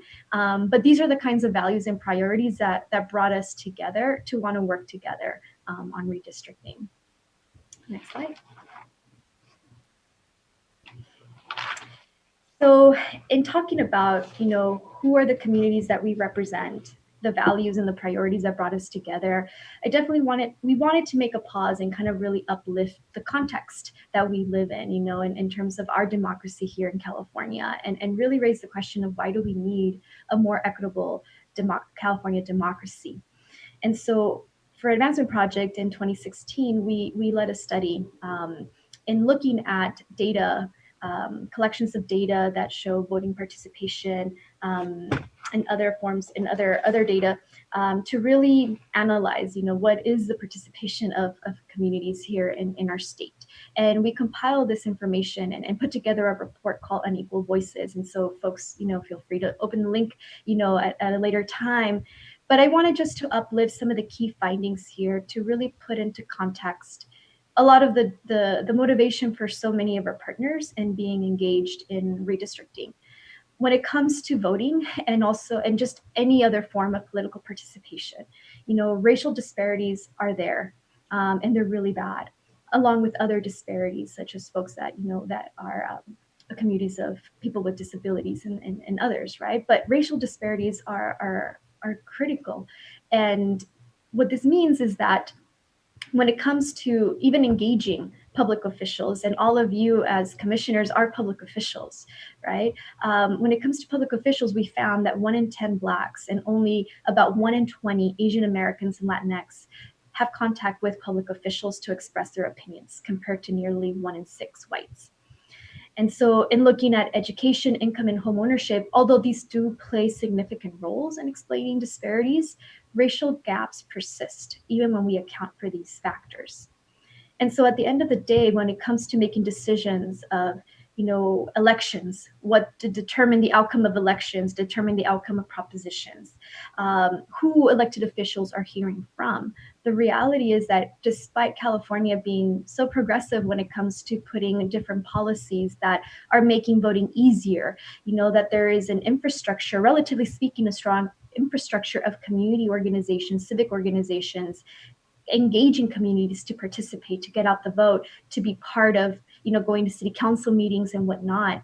There's still disparities, and it really breaks down by at the core, racial disparities that are the gravest for all of us. And so, in thinking about your role and thinking about the approach that you will have in engaging diversity of communities, we wanted to uplift this context and this crucial issue. That the reality is, if nothing is done, who will you hear the most from, right? And then who's going to be left out? And that's critical, to center, in this presentation as well. So next slide. And so when we think about, that there are all of these disparities, questions may come up like, well, why? Why are folks not engaging? Why are particular communities not engaging, not participating, not voting? Is it apathy? Is it folks just choosing not to? And the reality is that for the vast majority, they're mostly impacted by barriers, to engagement. And so these barriers consist of, one, like lack of civic knowledge, just not even understanding, like the different levels of government and the different types of processes that they take at the federal, state, and local level, or why is it important to participate, and also for a lot of immigrant communities, they come from backgrounds and countries that, their government system is very much different and their experience with government is very different. And so how things roll out here in the United States is also very, very new and very foreign. Right. The other thing is that there's lack of civic skills. How do you engage with public officials? How do you even write letters to address it to who? What's the proper way? How do you go about providing public comment? There's definitely a barrier there when you don't have those civic skills. The other thing is lack of political efficacy or confidence, right? Just the fact that you don't have that knowledge, or the skills, it really impacts a person's ability to feel that, that they know enough, or that, will their voice matter? And so this really affects even their ability to want to participate, because there's questions about, I don't know enough, why bother if it's so hard to understand? My voice won't even matter. At the end of the day, things get done regardless of what I say or what I could do. And so those are things that are contributing barriers to engagement. Next slide. But other barriers are impacting a lot of the communities that we work with, communities of color, low-income communities, have a greater impact. And so some of these barriers include economic hardships. So the fact that you work 2 jobs, to make ends meet, you have no time to attend a public hearing, right? Or the meetings when they take place during a time that you're working, not having enough money, which means that, you might be constrained with the kind of transportation that you have available. You may not have the resources or the means to even secure childcare so that you're able to attend or participate, and that could also impact your ability to access technology. Another major barrier for a lot of the communities that we work with is the lack of language accessibility and accessibility for folks with disabilities, right? And so those are something that are very real and have a bigger impact, especially among communities that are immigrants, that are not English proficient. This impacts their ability to participate.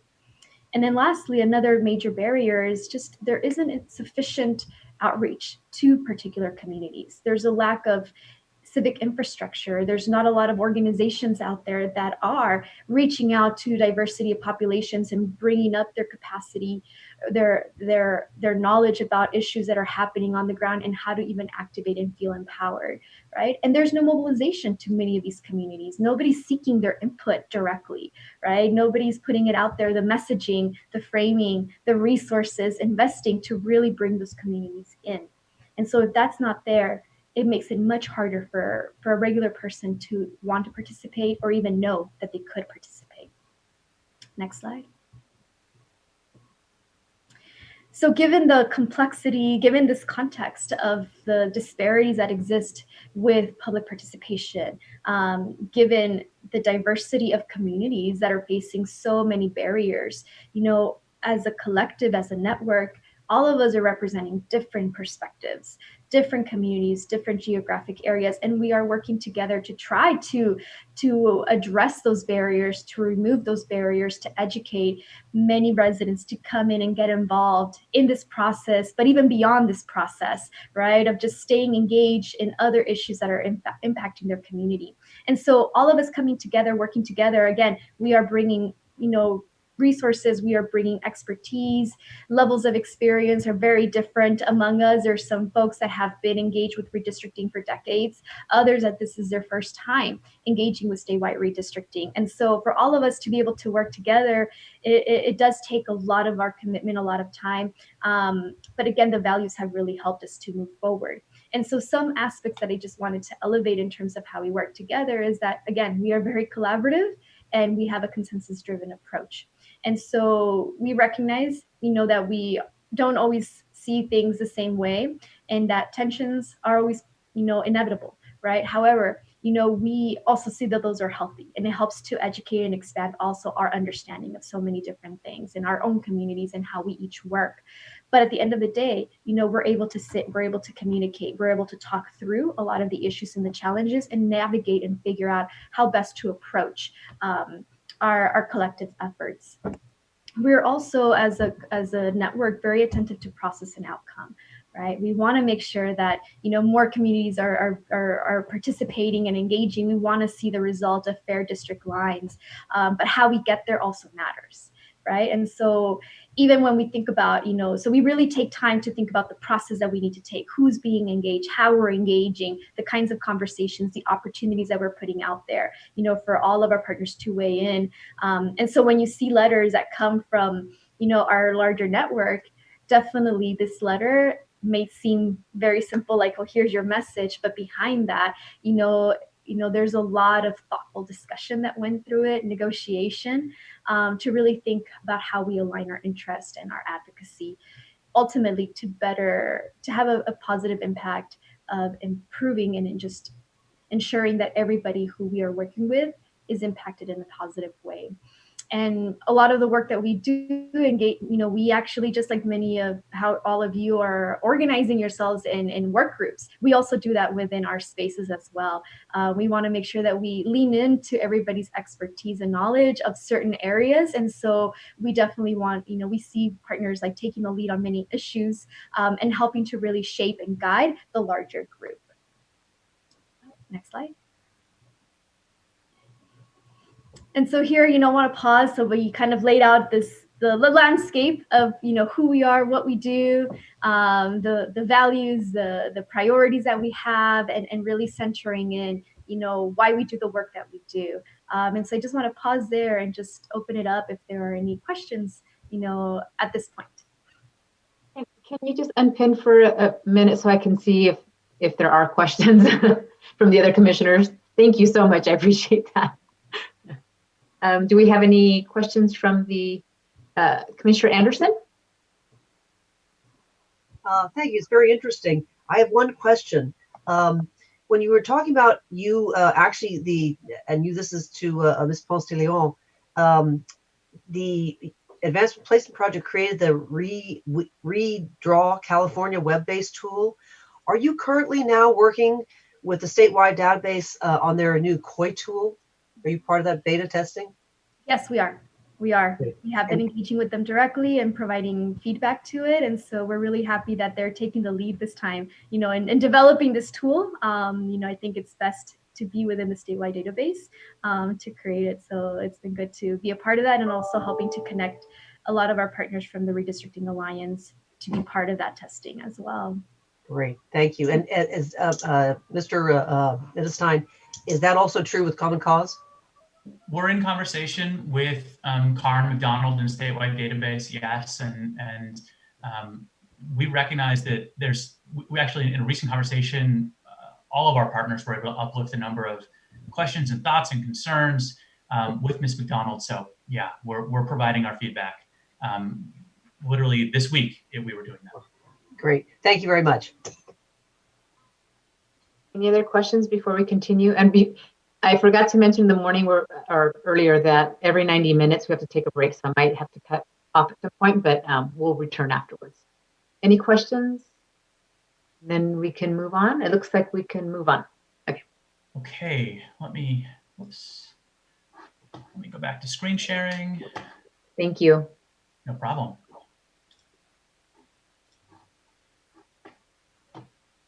Okay, so we were asked to share our definitions of communities of interest, and we're going to share our approach to communities of interest. There's sort of a subtle distinction there. I think it is a term that eludes a simple definition and needs to be used broadly and flexibly.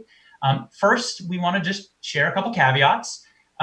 We, as Alejandra mentioned, we work with a number of dedicated, active, strong-minded advocate partners, and we all think differently at times about some of these issues. Our thoughts today are informed by the dialogues we've had with our colleagues, but they may not be endorsed by every single partner. And in fact, we actually put this question out, how do you define communities of interest, to our partners, and we got a variety of responses. One said, for example, that they don't define it, essentially, that with very few restrictions, they rely on communities to define themselves, which is a very valid approach as well, and really suggests, I think, when you consider that versus how we think about it, the really broad range of thoughts that people bring to this concept. So first, I will hand it back over to Alejandra to provide a definition from Advancement Project. So from our end, I mean, we also are very similar to that of the League of Women Voters. Like, we take guidance from the community members to define their communities. They live there, they know who's connected and in what ways they're connected to each other. And so we really defer to the community members to define that. For us, communities of interest, can be geographic based, but we don't necessarily believe that they should be constrained by physical boundaries such as freeways. And for us, we uplift that communities of interest, are those that connect people with who they are. So for example, if they're Vietnamese immigrants, right? And what they value. So for example, they value education, not incarceration, as an example.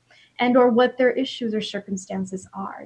They care about immigrant rights, or they're currently being impacted by gentrification. So at this moment, I mean, that is like our very broad definition that we have as an organization. And for us, one of the values that we have about collaboration is that we really follow the guidance of our partners, because recognizing that we are not a base building organization, we definitely defer to our partners who are to help guide us in that way. Pass it over to you. So from our perspective, the first thing, and there's a lot on this slide, and I'd ask you just to focus on the first bullet for the time being. I hope you will all resist an easy or simple definition of communities of interest. You have so much to wrap your arms around right now, and it would be great if there was one simple, straightforward definition of communities of interest. And in fact, I think it's a term that deserves flexibility. There are probably across California hundreds or thousands of different communities of interest, and different people or families or neighborhoods might fit into more than one or several.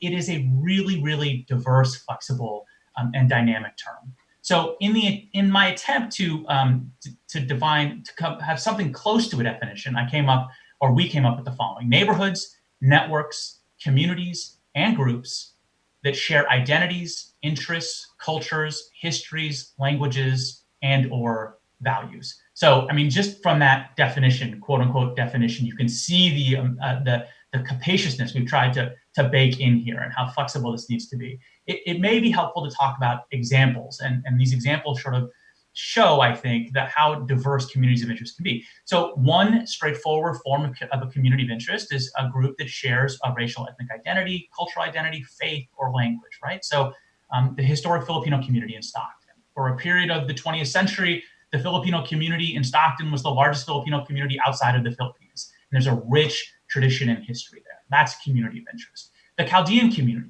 in East San Diego County, and specifically in El Cajon, that's a community of interest. And these smaller cultural or ethnic communities are all over California, and I'm sure all of you know several. Another example, though, is a community that shares common interests in some policy issue or political issue, schools or housing or crime or transit or whatever the case may be, right? So all of the parents who send their children to the Fremont Union High School District, where I grew up in the Bay Area, South Bay Area, that might be a community of interest. Communities impacted by environmental justice issues created by the Chevron refineries in Richmond, California. Those could be a community of interest. Or Northern California communities, and I mean Northern California communities that are all impacted by the same fire patterns year after year and use the same wildfire response systems. Those could be a community of interest. And we're not done yet. There's way more.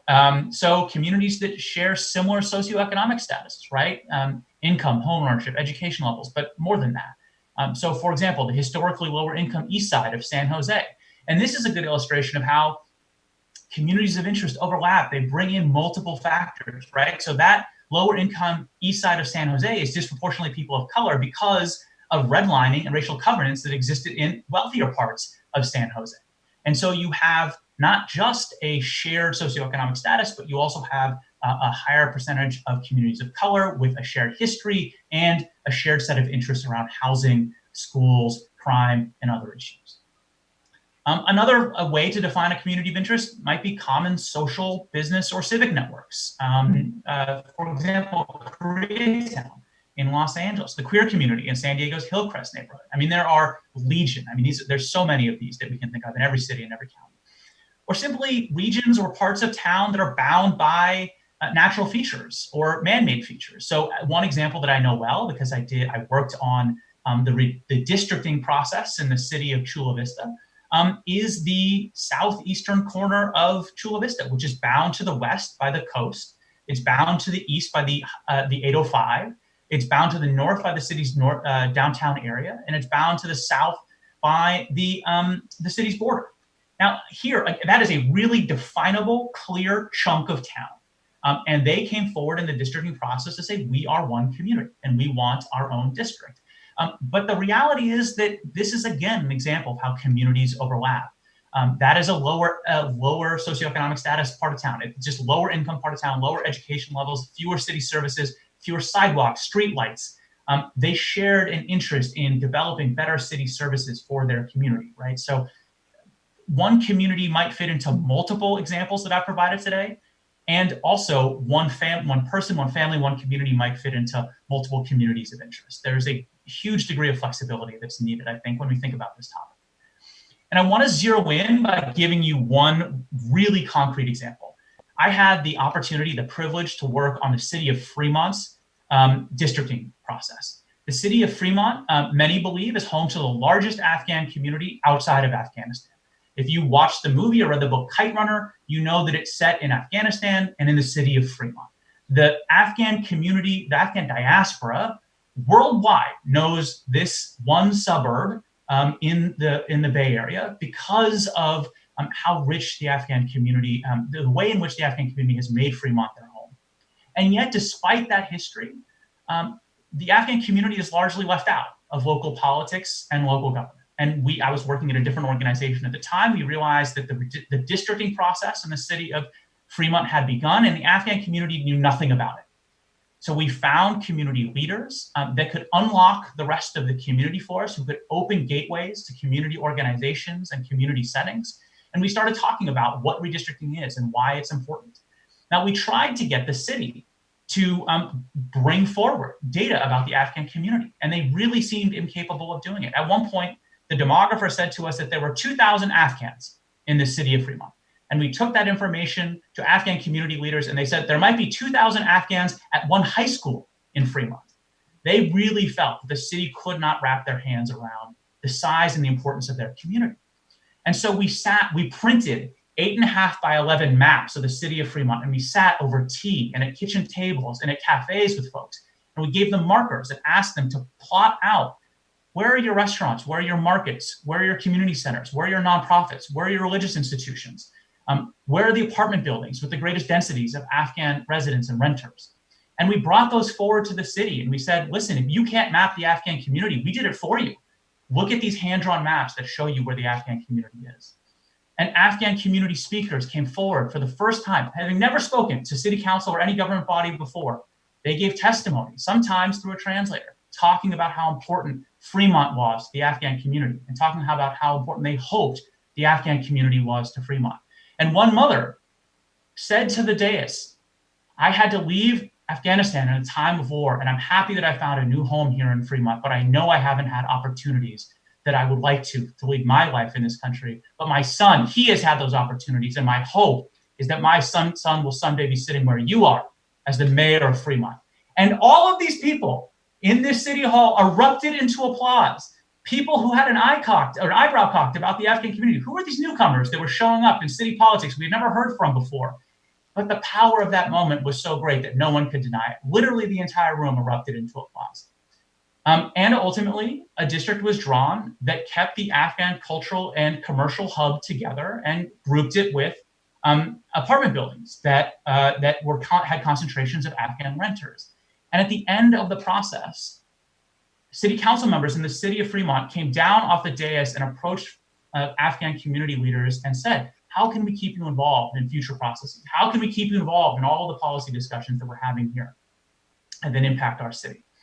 And so it is an opportunity. Districting and redistricting have these waterfall effects. If you can bring people into this process, they become more civically engaged in all the work that comes forward.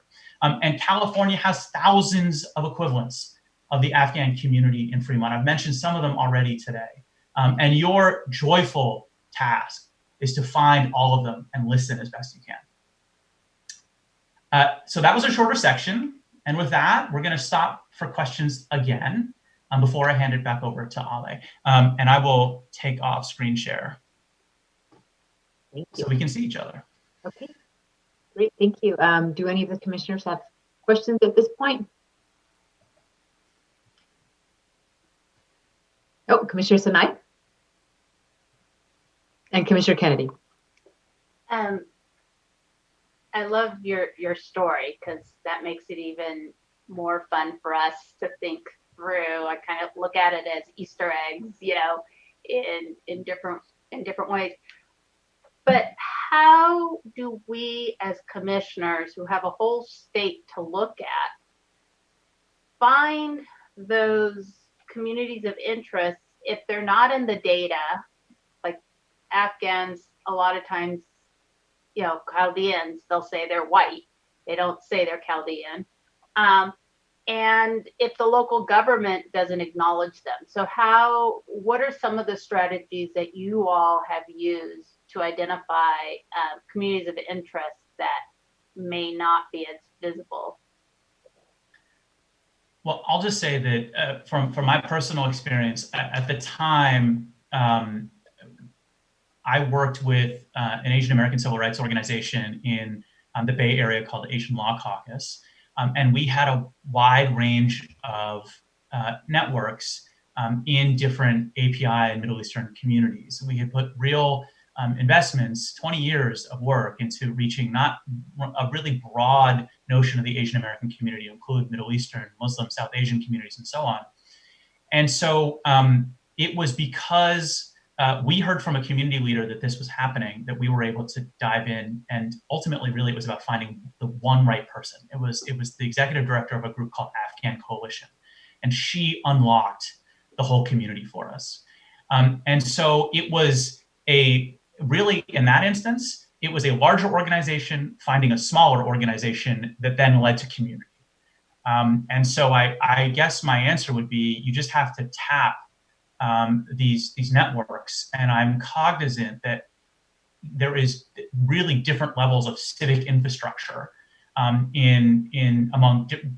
community, right? When I was working at Asian Law Caucus, if we wanted to work with the Filipino community, because of different eras of immigration history and because of different past experiences with activism, we could find networks, we could find infrastructure, civic infrastructure.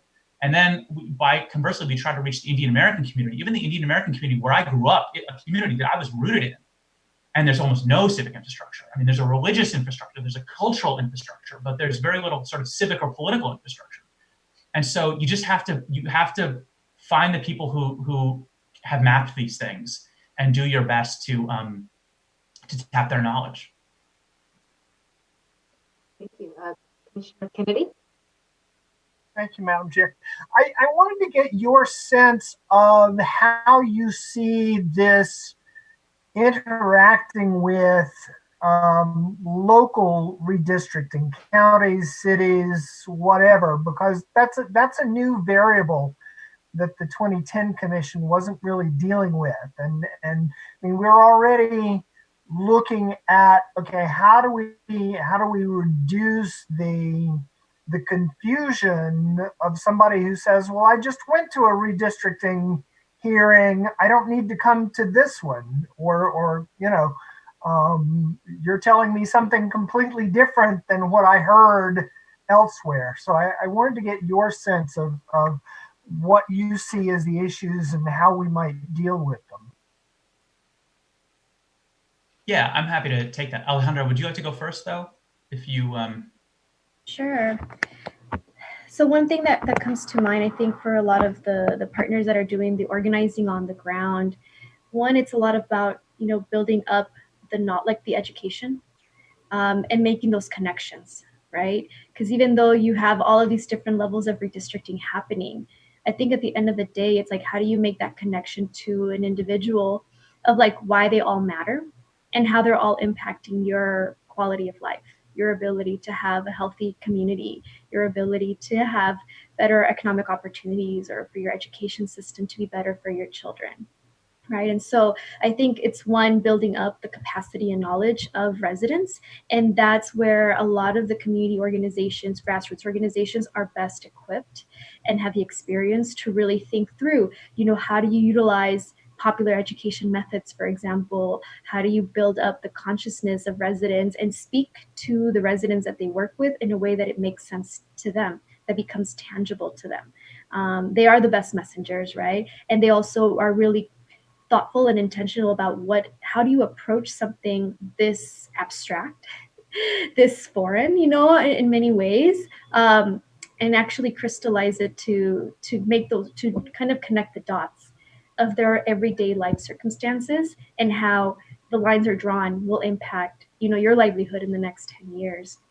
And so I think that it is about the community organizations being able to bridge that gap of understanding, that they have a sense of what is the approach in terms of the culture, of the language, of the understanding of the socioeconomic, situation that, the context that these communities live in, to really break it down in a very simple way and very direct, like what it means to you to participate.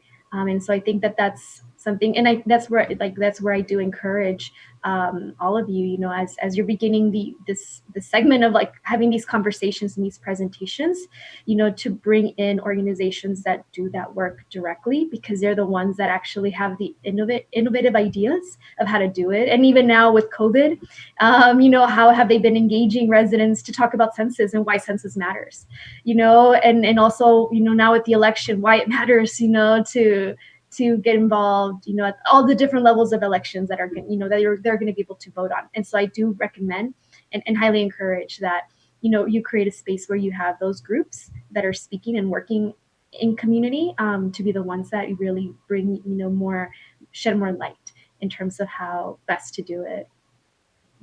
And if I can toss a follow-up in, do you see value in us going out and organizing sessions to gather input on how people perceive the 2010 Commission's maps.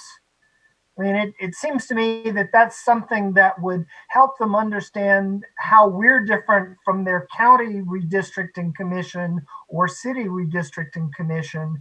And at the same time, perhaps help us gather some useful information from them and establish some of these ties before we get the 2020 census data.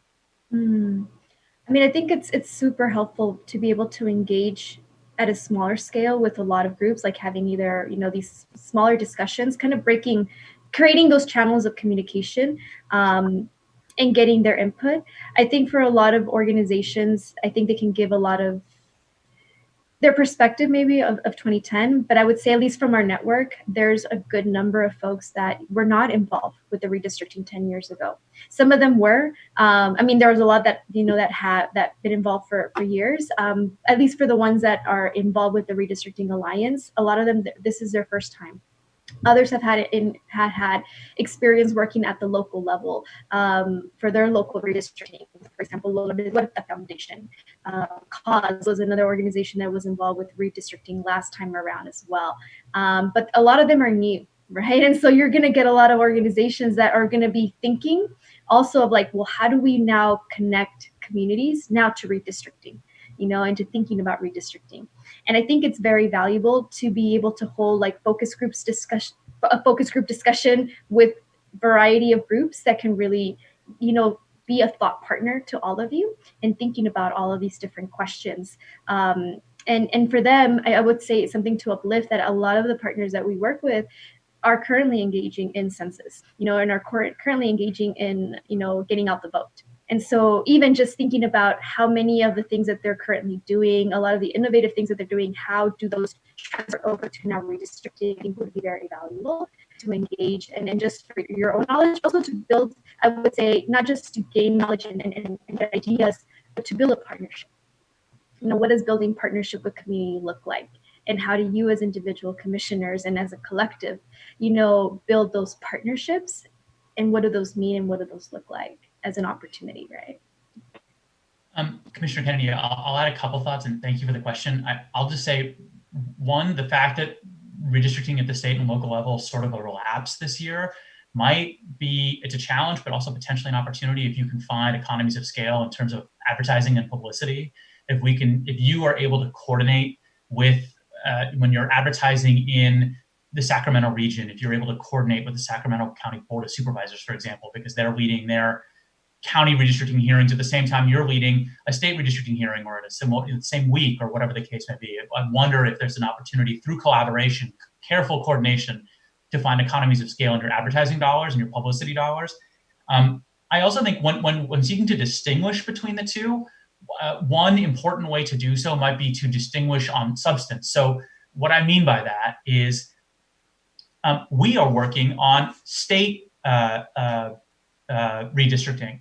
That means the people who are going to be elected for the next decade to determine California's budget, California's climate goals, California's X, Y, and Z. Name the sort of the core functions of state government. Whereas at the local level, redistricting is different. We're talking about who's able to get elected to govern issues around public safety and policing in your community, or health services in your county, or what parks and green spaces look like, or name the other sort of local function. Simply telling people we're drawing one set of lines and these other folks are drawing a different set of lines may be too esoteric. But if you're able to attach those different sets of lines to different policy issues that the different levels of government control, maybe you're able to create a more meaningful distinction for folks. And then the last thing I'll say on this subject is ultimately it comes down to funding. I mean, the fact of the matter is that you heard a lot about funding in the earlier agenda item today. There's less money for state redistricting this year than there was 10 years ago, but there's substantially less money for local redistricting this time than there is for state redistricting this time. That is to say, it's at current a relatively barren landscape. And so if groups are going to really dig in on redistricting at the city and local level, city and county level, and I hope that they can, because this opportunity of working on both simultaneously is just sitting waiting for us. It will require investment, and it's TBD, I think, on where that comes from. And we've spoken at least at a conceptual level with statewide database about, okay, if somebody comes to us and says, this is my community of interest, and I want to share it both with you and with my local redistricting commission, how do we do that? So right now that's set just as, okay, the person's going to get a PDF of what they input as far as a description of their community of interest, both geographic description as well as the narrative description, and they would just have to give that PDF, a copy of that PDF, to the local commission. But there, eventually we may be able to find other ways to tighten the links between the two. Right. Thank you, Madam Chair. Any other questions? I kind of had one question. I think, Jonathan, when you were talking about the Afghan community, how do you address when there's like a disconnect? Like you have a group saying this is our community, and then you have another group saying no, this is our community. So how do you approach that? Yeah, I mean, you're likely to see that. This is an unscientific number, but thousands of times over the course of the next couple of years. I mean, it's inevitable in your work. I had the opportunity to work in the districting process in the city of Sunnyvale, which very close to where I grew up. And we were able to invest community organizing capacity. A community organizer on my team, who was a wonderful organizer, was able to do direct face-to-face outreach, where she was able to bring together the Asian American community, the Latino community, the mobile home community, renters, representatives from neighborhood associations, and work on building a map together. And they were able to go forward to the city council with what they called a unity map. That's such a powerful opportunity and builds new bonds. And a gentleman said at the last redistricting hearing in the city of Sunnyvale, I've lived in Sunnyvale for 50 years. And I have met more of my neighbors in the last one than I did in the previous 49. Like, this is what I mean about this sort of the power of districting and redistricting. It is this incredible exercise in civic engagement, but those moments are rare. You need somebody who's willing to play that sort of connective tissue role, right? It's possible in some settings, and particularly I think in cities and communities that have more of that civic infrastructure. But it's not always possible, and you will have people who say, like, we differ, right? And then it's up to you to look more deeply at sort of the what's animating people. When they say my community is bound by this avenue or this highway, are they really saying, like, there is something specific about this outer bound of my community? Or are they speaking from a place of values and saying, I want the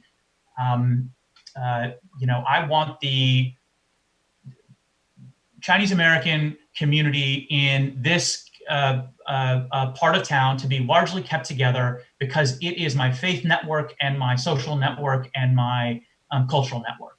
And so, it's up to you to determine, like, are we able to satisfy everybody by looking more deeply at their testimony and saying, are they coming from a place of values as opposed to hard boundaries?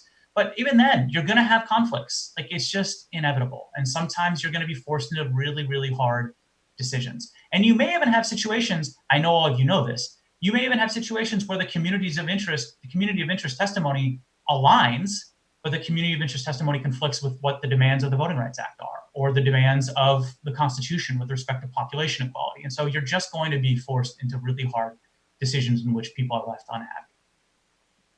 Thank you. Any other questions before we continue? I think we're good. Oh, wait, Commissioner Sinai.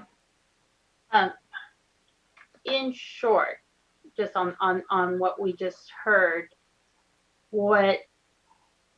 as much as it's overwhelming to hear what you're saying and us to think about how are we going to do this, I think you've given us kind of the answer by saying you can't do it all yourselves as commissioners, that you really need to partner with with organizations that are kind of that connective tissue, and there's different organizations in different places, but don't start stressing yourselves out that you're going to have to find that Afghan community yourself. Right. Please do not start stressing yourself out. You have so much time. I know you feel like you have the most monumental task in the history of a public commission, but you have so much time, and everybody wants you to succeed. Thank you. Any other questions before we proceed? Okay. Okay, I will go back to the screen share.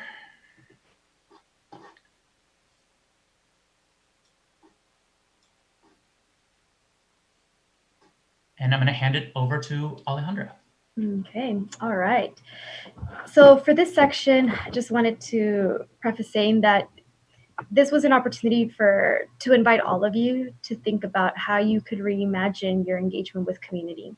The purpose of this is really just to, get your juices flowing and thinking outside the box, and thinking about, you have this opportunity.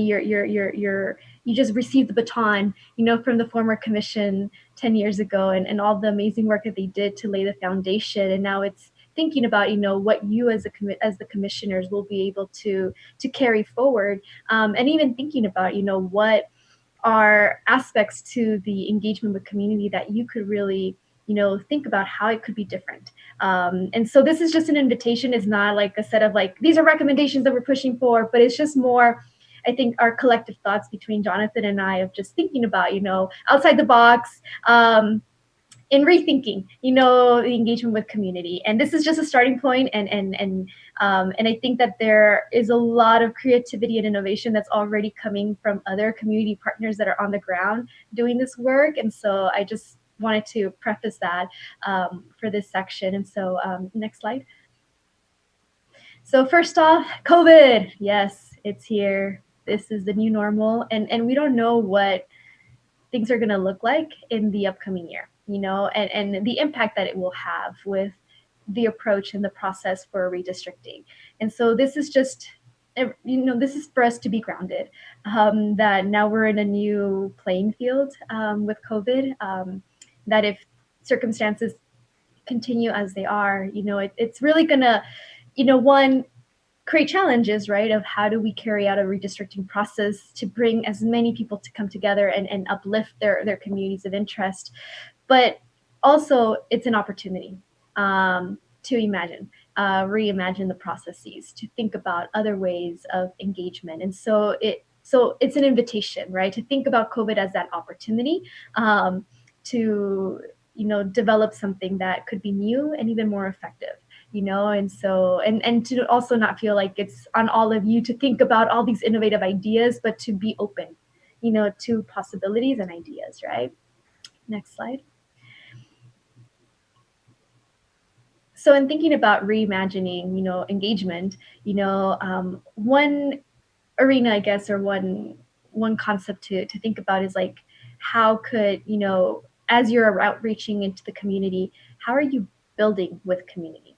Right? And the idea around building community and what that means to each of you, right? Building community, and your own personal experience of what you've seen, what you've, engaged in as practices of building community. One thing we wanted to uplift, is like, how could this be an opportunity to tear down hierarchies? I think for a lot of folks to engage public officials, elected officials, and thinking about like having the lack of civic skills or efficacy, how can you as commissioners help to break that dynamic, that power structure that exists, the 14 of you sitting in a big dais, and members having to go up and give their piece in like 2 minutes, and how do you do it in a way, how do we break that dynamic? What are different things, different elements, different practices that could be integrated in as you move forward, and making sure that communities don't feel like they're down here and you're up here and I need to speak to you in a certain way because you are the commission, right? And not to take away, the the level of responsibility and decision making that you have, but then is it that you're bringing communities closer to you versus keeping them at a distance, right? Because of the hierarchy, right? So this is just, for you all to think about, what are ways that you could break those hierarchies? What are things, practices, even the smallest things can make a big impact in the ability for residents to feel more comfortable, more at ease, and more feeling like, we're working together.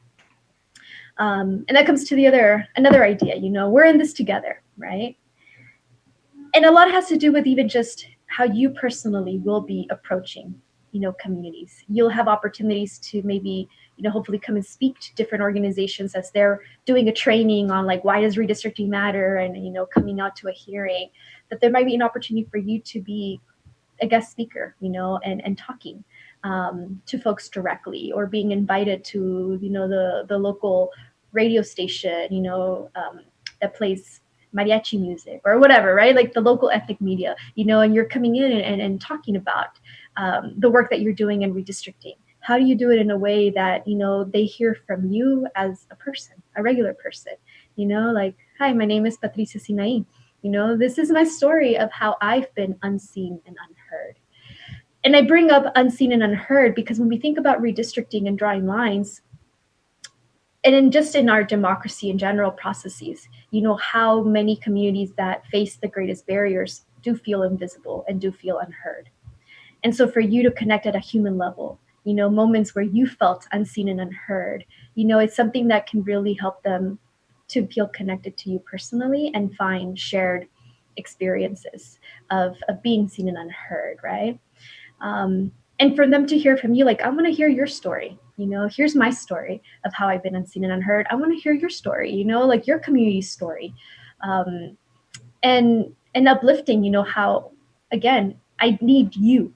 We need you. The commission needs you so that together we can make fair district maps so that we're all seen and we're all heard.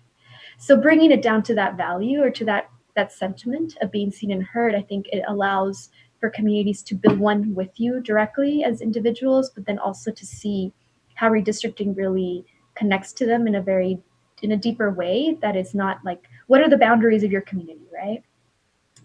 Next slide. And continuing on with like building community, right? Again, so I talked about like, tell me your story, right? And for you to share your story, right? So the power of story, I just wanted to uplift this. And this is something from my own personal experience and working with so many community organizations, like that is central to their organizing, and to connecting with people and their base, the power of story. And how can you use the power of story to enable and to facilitate residents to talk about communities of interest? Like who is part of your community and what's been, your community story of shared struggles? What's been your community's story on, the shared hopes for the future? So those are other ways of approaching the questions of like, well, who's in your community? Who do you define as community of interest? What are the boundaries? What are the shared values? What are the shared issues? Maybe there's a way of approaching it that is utilizing narrative and storytelling.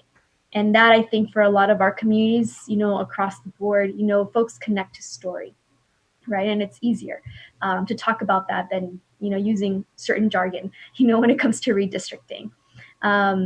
And another way of thinking about building community is, how powerful it is to hear from commissioners, to say, naming the communities that are mostly left out of our democracy and that you're saying, I want to hear your story. I want to hear from the mom that has 2 jobs, and is trying to make ends meet and not lose her apartment, to talk to me about your story of your community. I want to hear from that young person going to college and having to work, multiple jobs, part-time jobs, so that they're able to pay their tuition and still struggling, to pay tuition, but going, committed to, getting their higher education. I want to hear your story of your community. I want to hear the story of the residents that, regardless of your immigration status, that you're undocumented, you're a permanent resident, your story matters to me because you're in this community of California. So calling out specific groups that, you are aware will either be more fearful of engaging or feel like they're disconnected or that they don't matter. If you're able to even uplift them by identifying them, that is powerful. And to hear that from commissioners, that you're acknowledging their existence, that makes folks feel like they belong and that they are more interested in participating because someone actually is thinking about them. And in thinking about the gaps that you have, in terms of who as commissioners, who the different communities and intersectional identities that you all have, like who's missing, and like, damn, I need to hear from this community because we don't get to work with someone who is from that community, right? So those are some ideas in terms of like, how do you build community or have that approach of building community? Next slide. So reimagining also, physical and online hearings, that's going to be one of the major ways that you'll be engaging with the public, right? And so if things change and improve and that we're able to be in a physical setting with one another, how can, or even online, how do you make hearings feel welcoming, friendly, accessible, comfortable, familiar, versus just it's a hearing. And for folks that are not comfortable in those settings or don't have that experience, those are intimidating settings. So how are elements that could be interjected in there to transform how it even feels to be in a hearing versus if it's either online or physically on site, right? So thinking about elements like that, thinking about how, and again, this is something that, maybe common sense, but again, how are we scheduling times, when people work and have family responsibilities that they can attend, being mindful of those. Another idea is like an opportunity to co-host hearings, right? This is, we have all of these organizations from this region are hosting us to come and speak to you, from variety of groups that are known in that community that are trusted messengers for distinct communities. The fact that collectively they're saying like, we're hosting this, come, and you can see representation from them, in banners and signs, having signs that said welcome, bienvenidos, in multiple languages, whatever, the visuals, whatever, but having organizations that are working with you, coordinating with you to really make it a community event. And then lastly, thinking about, do we want to provide childcare? That's something that, and thinking of like my background, I did a lot of community organizing, and the things that really helped, when we wanted to put events together to bring the community come forward, is like thinking about what's going to make it easy for someone to come. And so providing childcare, that makes a huge difference, to have refreshments, café con pan, some coffee and some sweet bread, or whatever. It makes a big difference to stay in a meeting that's going to be hours and hours and to know that, hey, there'll be a snack at least. And that could be an opportunity even for like the local food vendors to say, we're sponsoring this, we're going to bring this many dozens of whatever, they're advertising, but they're also supporting community to be present, and having interpretation and translation. Next slide. And then just a few more ideas of reimagining, ensuring, ensuring and announcing accessibility, that you're providing language, you're providing ASL interpreters, other accommodations to ensure that, multiple communities can actually feel welcomed to participate and to be there. Thinking about the power of culture, music, and art, and especially elevating regions that, have distinct, communities that have their culture, their taste, their vibe, their flavor. If you were to inject some of that in whatever form, but it feels like we're in community again, right?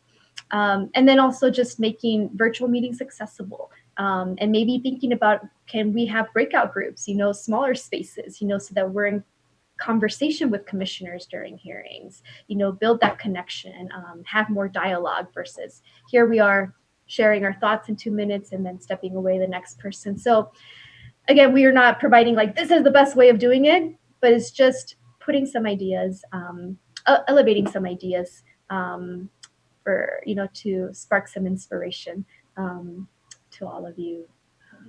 Next slide.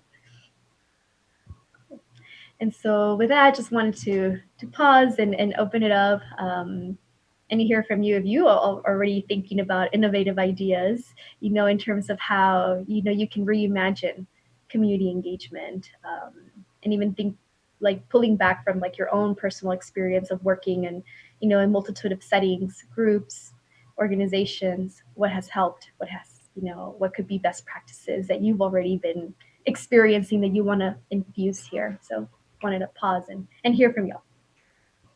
Hey, I will give you one of my experiences. I'm very involved with the local school district and with the schools, and we had the ELAC, which is the English Language Advisory Council. And so it's to try to get many of our Latino parents to come in to tell us what some of the issues may be with the school system or whatever the case may be. And initially, we would be lucky to have one or two parents come.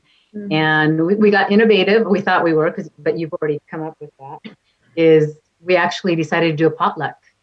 And boy, did we not have a room full of participants, and everyone was positive. And we also coordinated with the local high school, because the high school students are required to perform a certain number of volunteer hours. So we got babysitters for the children. So the kids were happy because they could go outside and play, and the parents were just having a great time. The only problem, it was hard to focus in terms of what we needed to accomplish. But yes, I definitely think food does definitely bring people together. So thank you for that. Commissioner Ahmad. Thank you, Madam Chair.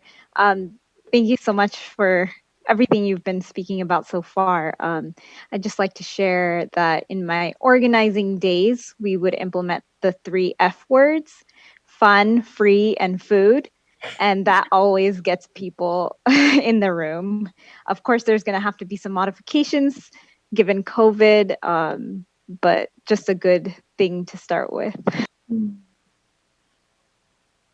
Any other questions before we move on from the commissioners? Commissioner Sanai? And then Akutagawa? Alejandra, I love this whole idea about stories, you know, kind of connect our stories, connect their stories. I mean, as commissioners, we're just starting to learn each other's stories. We took time yesterday for the first time to really kind of start knowing our stories. So I think in this day of COVID where we just need to think through creatively that story, and that California is one story and you're a part of that story. As you were talking, I'm getting goosebumps, not because you used my name for the story thing, but and so I really wanted to thank you on just sparking our innovation. I know one of the thoughts that I've had from the beginning is we keep going to digital map making, but I'm wondering if we do have that opportunity.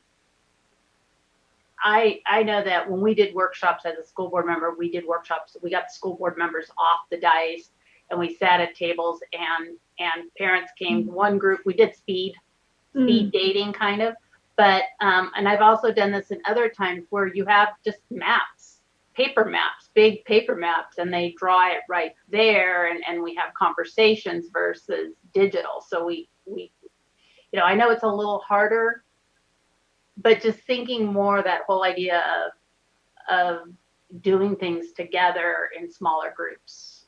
I was just wondering how that sounded. And if we were, what keeps coming to mind is the need to train the trainer, you know, just how do we get groups of, you know, how do we get groups, especially with the like the COI tool and whatever other tools we may have, how do we get you all up to speed, and then how do you all get others up to speed? And so it's how do, I heard in Michigan, I think they're calling them academies, and they're trying to figure out how to do it. So I was just curious on your thoughts on something like that.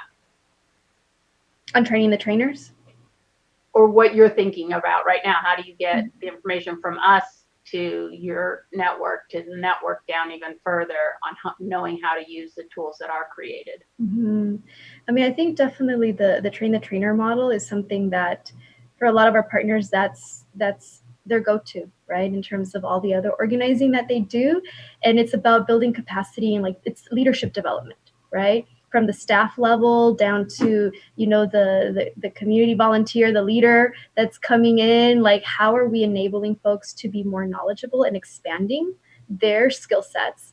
And so I think that it is an opportunity. It's something that already a lot of community groups do because it's powerful, right? And at the end of the day, you know, I think, you know, it'd be great to no longer you need the organizer because the people are already doing what they have got to do, you know. But so I think that approach is something that's super helpful. And I think that the reality is that even within organizations, you know, the grass tops, you know, there's education that needs to happen there, right? In terms of what is redistricting and how does this connect to the mission of my organization and why should we be investing time and so forth. And so it is that chain, right, of like being able to go through the large networks, the organizations, for them to then bring up all of the community leaders to also be at the same level of understanding. And so how do you provide the resources, the tools that they can then carry forward and share onto others? And I think that that's something that is helpful. Mm-hmm. Also, one thing that struck me though on the storytelling is that when you all are meeting with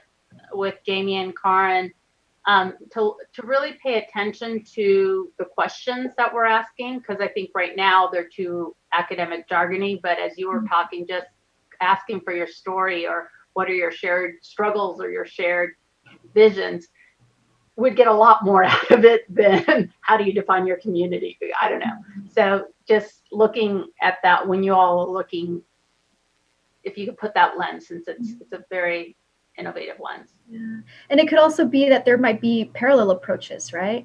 You have the opportunity to do it with the tool of asking those specific questions. And I think what we've heard from Karen is also thinking like what's going to be helpful to you as commissioners, like as folks are using that platform to provide you information. But I think maybe there's another way of like, you know, you're connecting with multiple organizations and saying like, this is how we're also collecting information. It's going to be through story. Have a conversation, you know, hold a potluck in your organization. You're going to do a training on what is redistricting, and then you're going to do some shorts like storytelling, and you're going to gather that information and send it back to us. Maybe that's another format, another approach in collecting that information that is more accessible and it's different, but it's getting you that information in a way that, you know, makes it easier for someone to rather tell a story and someone captures it for them, or they do something versus like, I'm going to go to this tool and I'm going to learn how to use the map and I'm going to do these boundaries. So it's just, I think you want to provide maybe multiple avenues for folks to give you that information. I know there's several commissioners who have questions, so I'll just add one very quick note, which is that people don't care what you know until they know who you are. There's real power in small groups, right? People are going to share their story of their experience in California, their family, their neighborhood, their community. If you are a human who has a life and a history and a story to tell yourself, and so the tool is really useful, and there will be some people who jump to use it because they really want to get their views in front of you. There are other folks for whom the tool it's a mechanism, but first you have to put that upfront investment in so that they know that there's someone listening if they choose to tell their story. We have Commissioner Akutagawa, Vasquez, and Sadhuani. First off, I just want to say thank you to the both of you for the presentation. It's been really interesting, and I've just been listening really with quite a bit of interest, even when I was off camera for a little bit. I do have some questions, but first off, Alejandra, I just want to say what you just said at the very end about these other alternative ways of collecting some of the inputs really resonated, because one of the concerns that I have is words and the way questions can be worded can mean so many different things to different people that in the quest to try to draw out one group of people, we may end up completely also not disenfranchising, but maybe excluding someone else because they read the question in such a different way that it may, you know, be at cross purposes to what we want to do. So I really do like the idea that trying to think about it in multiple ways. And I'll be honest, I mean, I think before I was on the commission, I don't think I would have gone to the tool. I would have just preferred to have just tell somebody else, this is what I think it is, and then let somebody else figure out how to get the input to the commission. I'm just kind of like putting that hat on. But I do have some questions, and I'm just interested to hear your perspectives on it. I think, what you said at the very beginning when you started this portion about COVID, and I think we're all pretty much conscious about it. I know that you said something about breaking down the hierarchy and being on dioceses and other things like that. I'm also just trying to think about, are we really going to be in dioceses? Because with many of the communities that I think we want to draw, since they're coming from vulnerable places, maybe this is then going back to maybe the idea that you're saying that we're working through organizations like yours, but then even identifying others that may not necessarily be directly affiliated with redistricting, but may have those connections into the community. Might be ways to draw out their input without, I don't know. I'm just kind of thinking about how do we tear down these hierarchies if we're not going to meet in person, and if online isn't going to be the easiest way, because either they don't have that kind of capability, or it's just not the way they feel comfortable communicating. I think I'm just kind of struggling with that, and I would love to hear some other ideas from you around that. The other thing that I was really curious about, and it just really intrigued me, because again, I'm also trying to think about it from the kind of the angles of different communities. You said infuse culture, music, and art. And I'm thinking about, okay, as an Asian American, I'm just thinking, I don't know.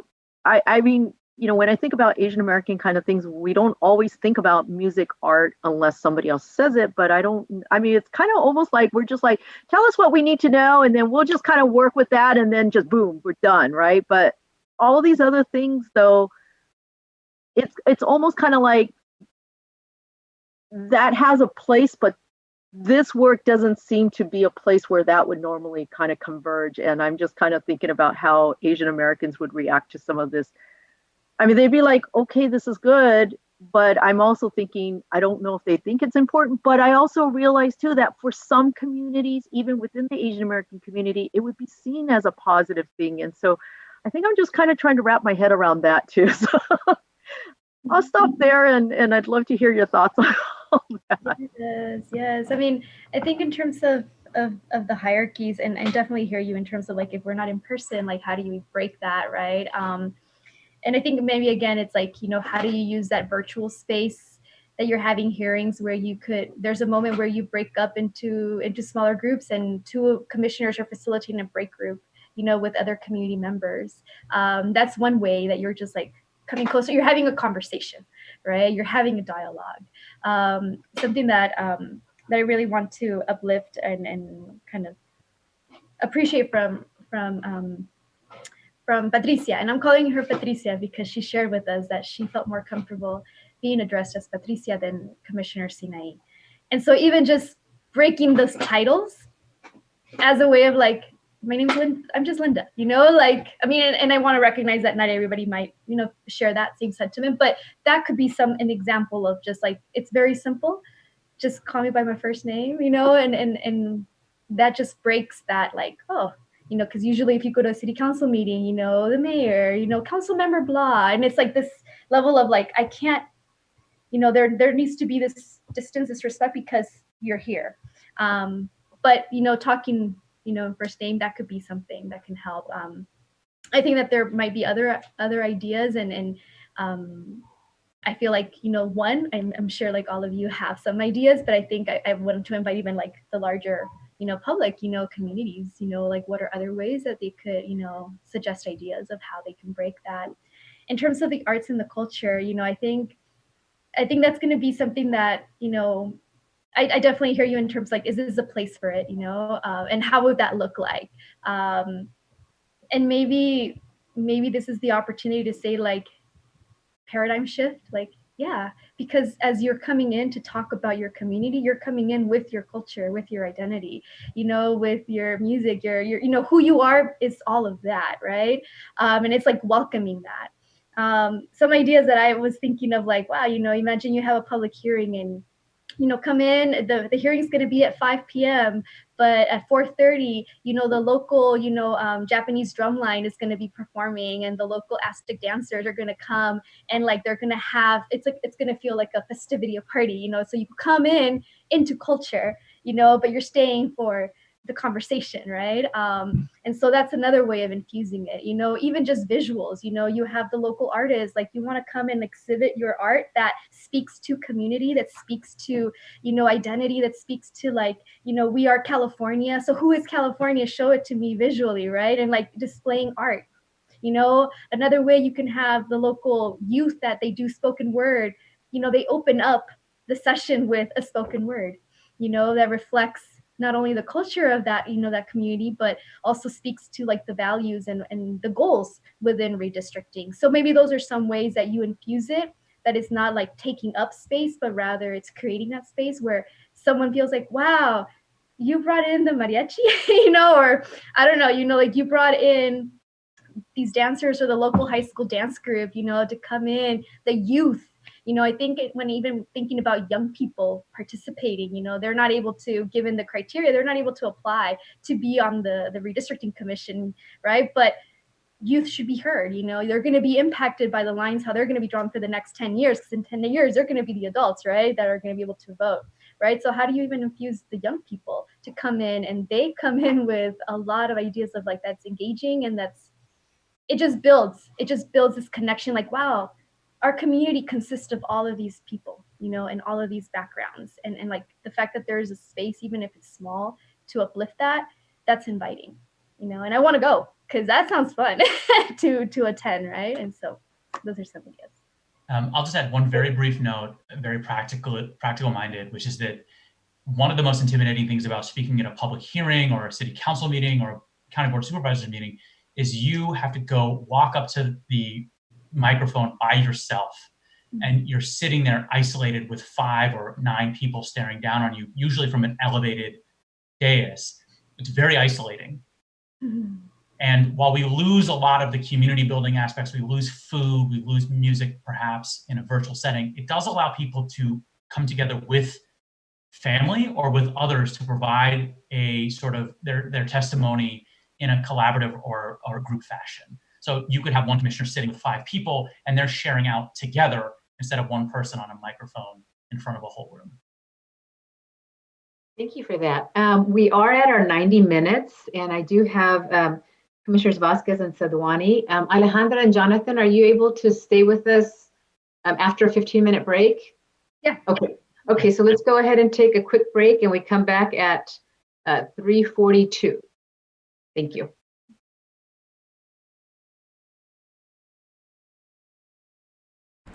Okay, thank you. Welcome back, everyone. We were in the middle of asking questions, and we still have a couple more commissioners. We have Commissioner Vasquez and Commissioner Sadwani.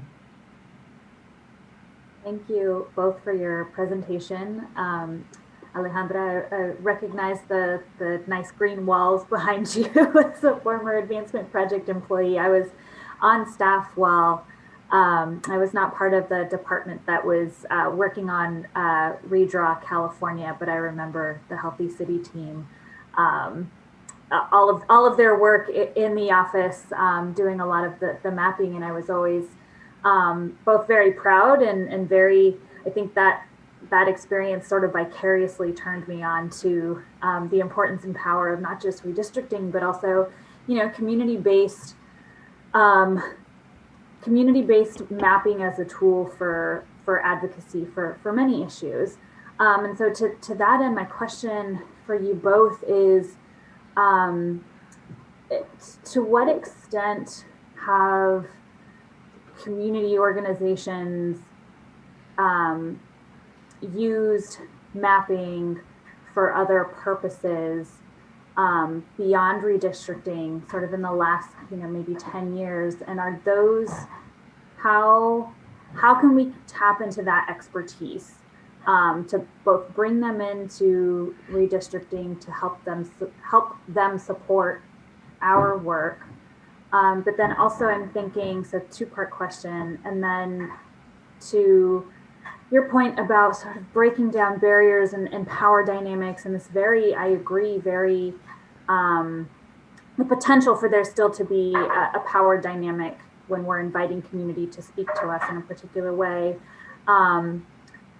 You know, do you have thoughts on hosting smaller sort of like labs where community, if we implement this sort of train the trainer model, we get sort of some sort of toolkit out to trainers about how to use either the mapping tool or to create their own mechanism for drawing maps and getting community input. What would be your thoughts on sort of either the commission attending really in observation and in listening mode, or you know, perhaps even one or two commissioners attending those again in listen and learning mode to these sort of like lab spaces that are much more about teaching the community the process and getting them sort of excited about community-based mapping as a precursor to, again, pulling them into a more discrete project.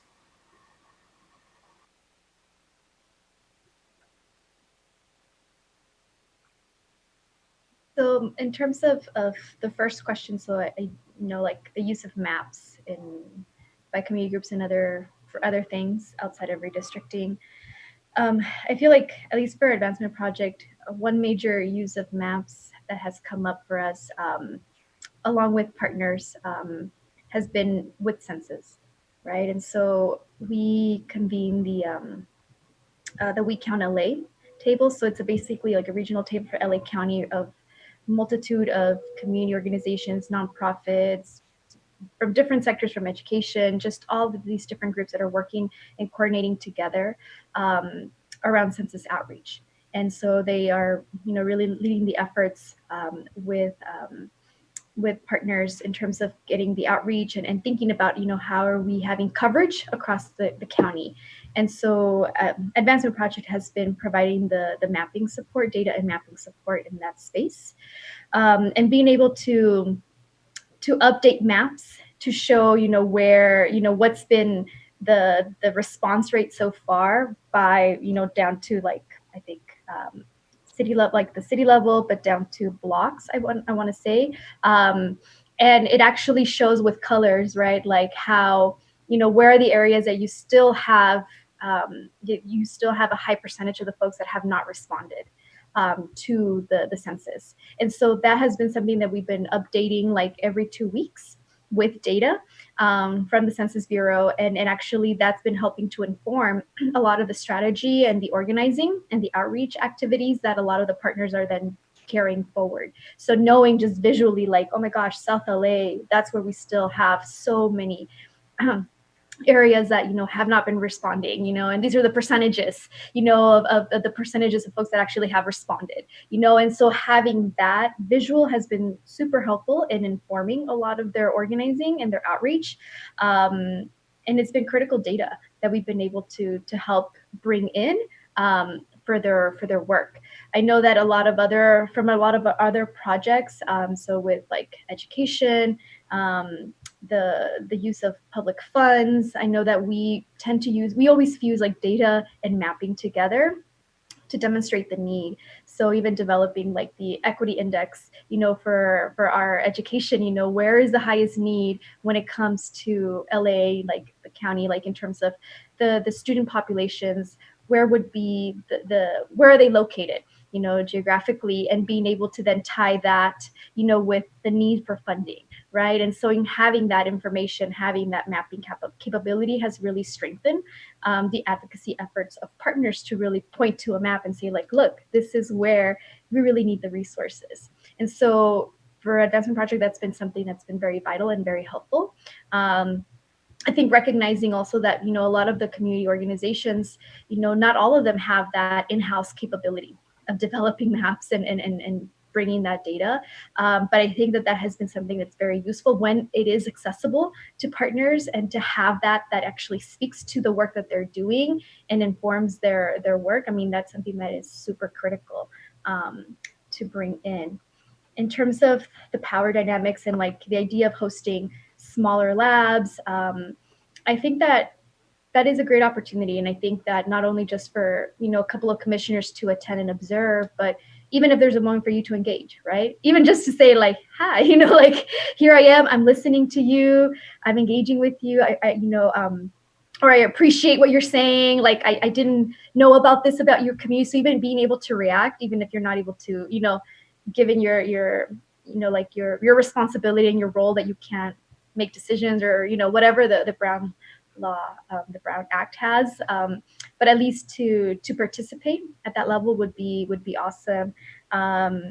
If you are going to be developing tools that you can share with partners, I think that having that partnership with you where you come in and even just uplift your story or uplift why it matters that this community is engaging together to develop maps or think through even just initial maps of like, as an activity, like how would we define our communities here, and like they're engaging and you're just hearing the conversation. I think that's super, super rich. And I'm sure that maybe community groups might have additional ideas of like how best to utilize those spaces, what roles, you all can be playing in those spaces that could be helpful for them and also for the community base that they're working with to engage and be comfortable in talking about those things. So Jonathan, I don't know if you have other. Yeah, Commissioner Vasquez, thank you for the question. I'll be very brief. Since the last redistricting cycle, dozens and dozens and dozens of California cities have undergone districting, which means that there are lots of communities across the state who are familiar, at least somewhat, with how census data is used in drawing maps, why districts matter, et cetera. Be mindful, though, that a number of those, well, some of those jurisdictions really were uplifted through that process because their cities took the time to educate and engage and hear from community. There are just as many, if not more, jurisdictions where it left a bad taste in their mouth because their city council moved very quickly, did not do outreach, and moved through a set of maps that were advantageous to incumbents with very little community participation. And so while there might be awareness, there are also some hurdles to overcome when you approach them about this work. And saying that you're doing it from a different perspective, an independent, public-driven commission approach as opposed to a politician-led approach will help. But just be mindful that people have had different experiences with that process. Thank you. Commissioner Sodwani? Thank you. Most of my questions and comments have already been covered and addressed, but I have to leave very soon. I have to jump off today a little early, but I wanted to just truly say thank you for coming and sharing with us all of these ideas. It's one of those funny moments when I study barriers to participation and inclusion. I have worked in communities of color that face all of these kinds of barriers. And yet I wasn't really thinking about applying all of these kinds of best practices to this process, right? I mean, Alejandra, when you were talking about, bringing in music and art and food and I'm just thinking, well, of course, like I do this even in my classrooms. And yet for some reason I had just never, I think we were so locked, at least for myself, so locked into kind of thinking about how it was done in 2010 that I just so appreciate both of you being here today and the presentation that you gave, because it's definitely gotten the juices flowing and also thinking about, okay, well, if we were to do small groups, how do we systematize it, right? Because I think one of the things that I've heard from my colleagues here on the commission is we really, all of us, I think, share this desire to really hear from all of the people. So if we do the smaller groups, then how do we bring that back, right? How do we, maybe it's using a focus group kind of methodology of systematizing what we're hearing and bringing that information back or something like that. But I think this has been so incredibly helpful. And I just wanted to thank you both for really being here today and sharing this. And with that, I'm gonna actually jump out. Thank you. Do we have any other questions from the commissioners before we continue on? Actually, when I say we continue on, before Alejandra and Jonathan continue on with the presentation. Okay. I am mindful of time, and so I can move relatively quickly through our final slides today. Okay, so we were asked to provide some high-level or some recommendations around education, outreach, and engagement. And in the process of Alejandra and I were beginning to put together this presentation, we realized there's just dozens, if not hundreds of recommendations that are super, super small and super specific that are really, really important. And there was just no way we were going to be able to put them into this presentation. And so what we have done instead is just provided some high level thoughts, acknowledging that you're going to hear more from a wide range of partners about what they think would be the best model for education and outreach. First, you are blessed with more time than your predecessors, and you have the opportunity to consult with experts on civic engagement, with experts on engaging the public, on redistricting, on experts on civic design, on experts in language access and disability access. The good news is that in California, you have lots of organizations, either community-rooted organizations or ethnic media, for example, that have spent years and years and years talking to community and working with community on esoteric governmental systems like redistricting, but other things as well.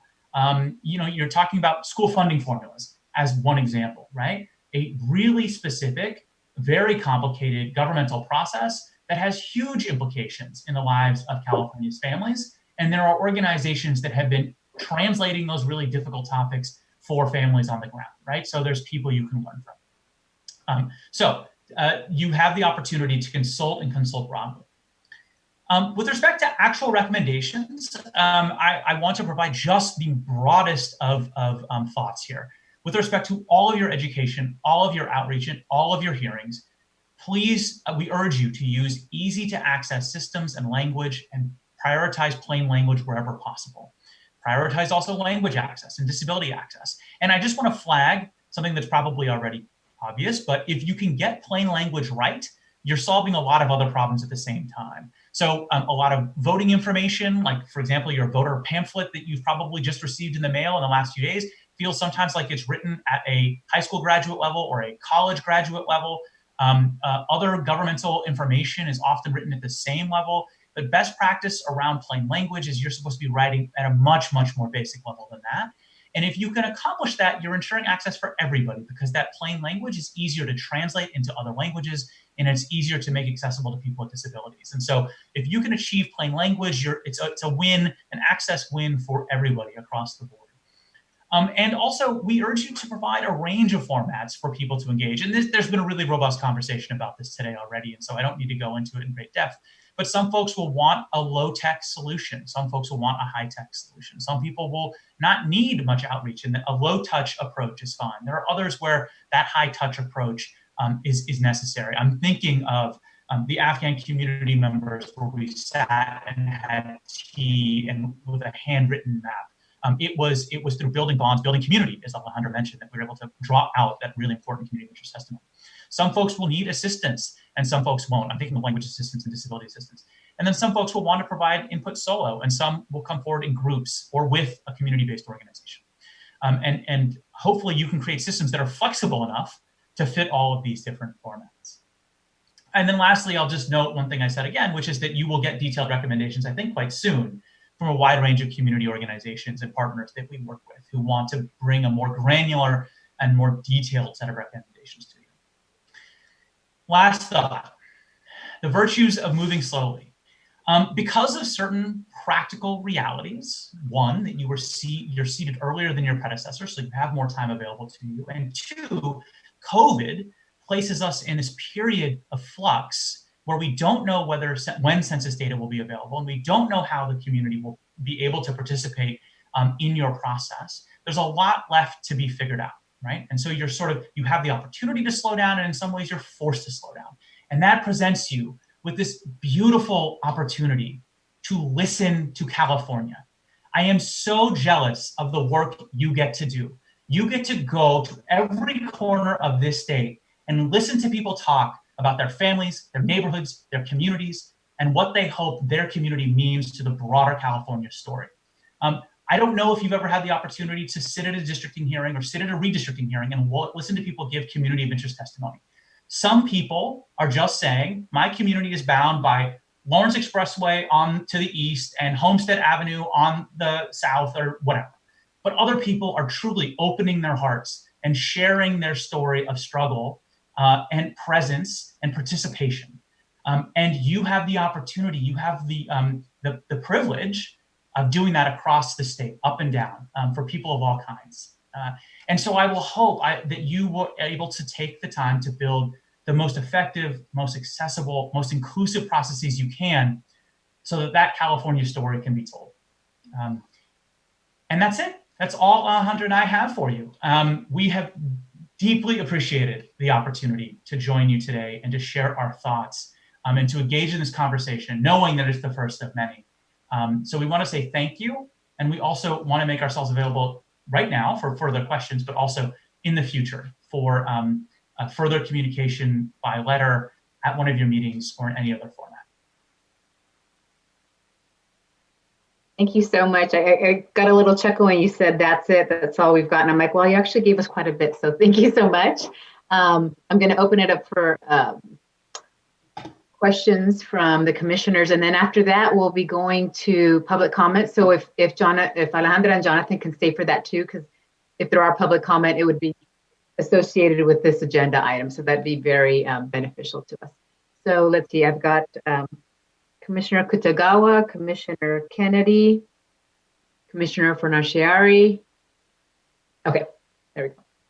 You have me? And Sinai.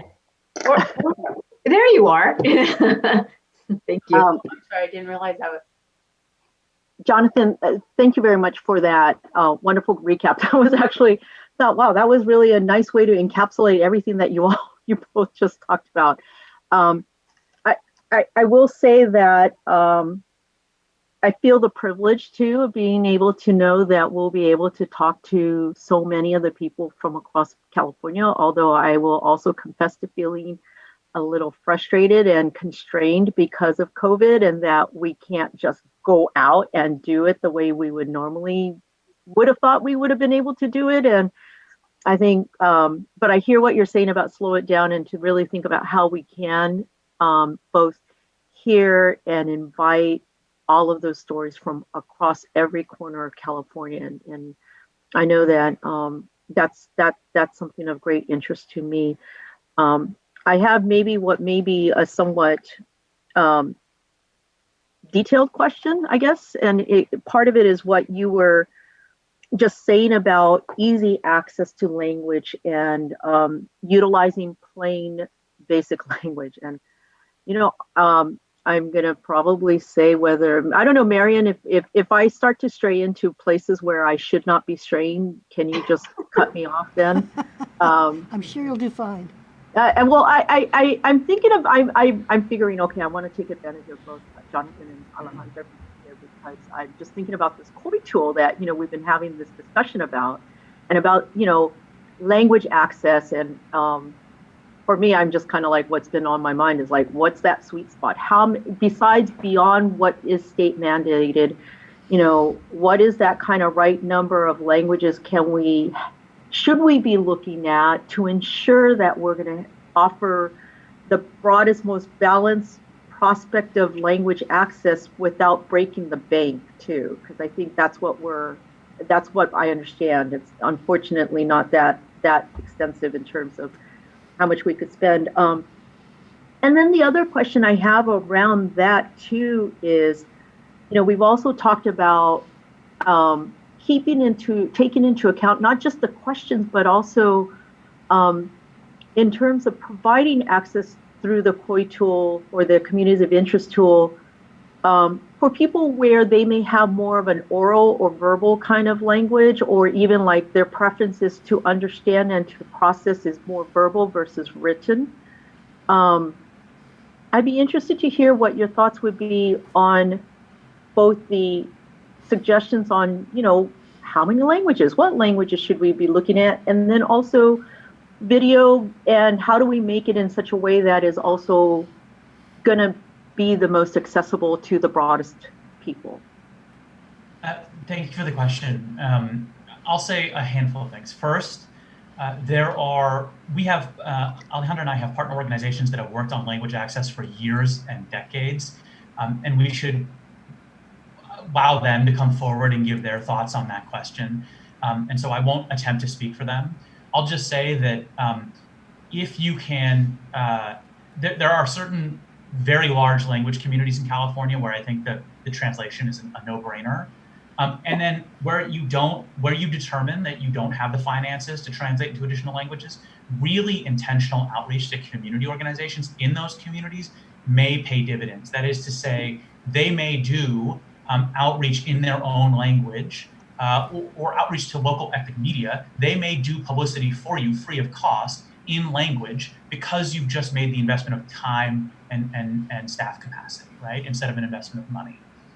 With respect to people who have an oral tradition and are less comfortable with the COI tool, I hope what you're hearing us say is that you need a broad diversity of formats for people to engage with you. And the COI tool is a really valuable asset, and it will work for a large portion of Californians. It will also not be ideal for a large portion of Californians. And so you just have to ensure that you have formats for people to come forward to you that work for everybody. Thank you. Commissioner Kennedy? Thank you.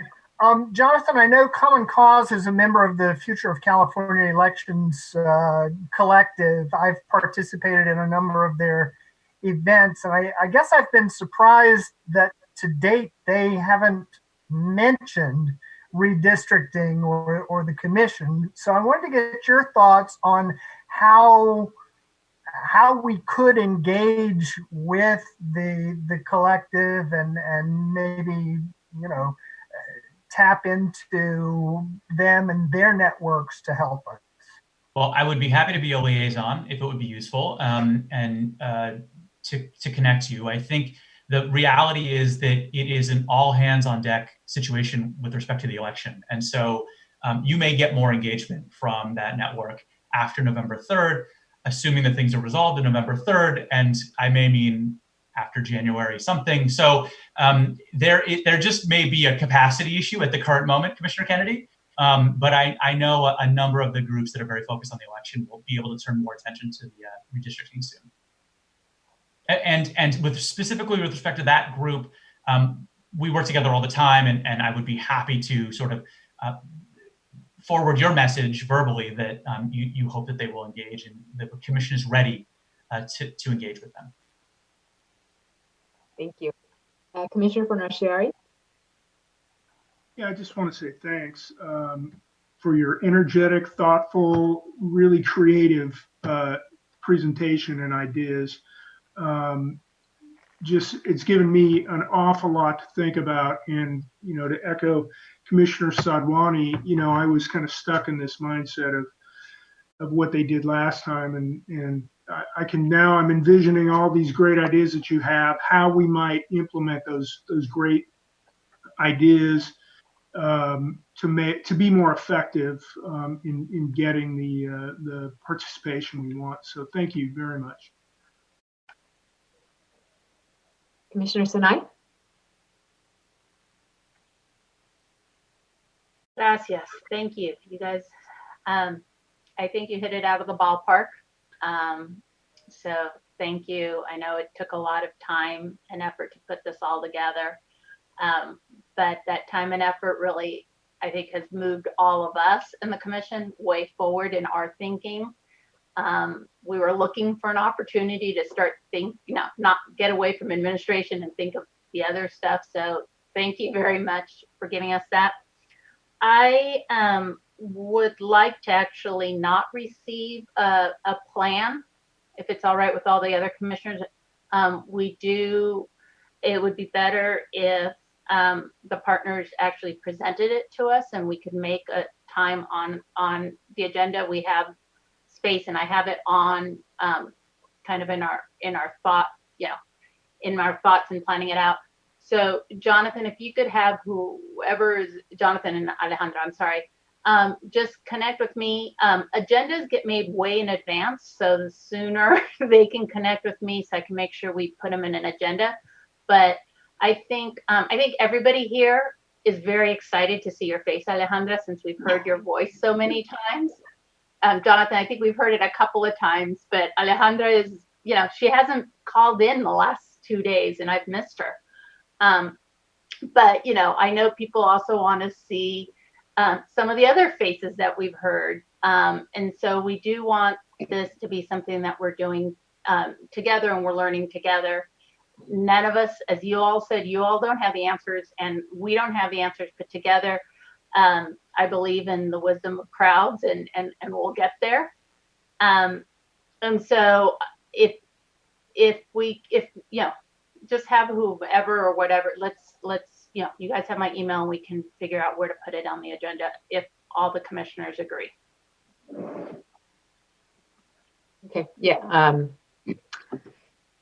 Just for the public out there, we'll be going to public comment soon. And I just wanted to make a comment about, I can't remember if it was Jonathan or Alejandra that said that you're lucky you have so much more time. And honestly, I don't feel like I have so much more time. I just feel like this pressure that, I'm getting ready to run the race and they don't, they're not letting me go because I really want to be out there. I mean, that's what I believe is going to be where my passion is going to be, is being out there with the people. And so right here, having to do it virtually is to me like very restricting.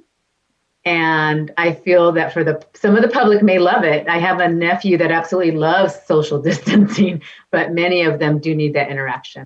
But I also want to echo what Commissioner Smythe said, and thank you very much for taking the time to, on short notice, to come today and speak with us and to be one of our partners. So thank you so much.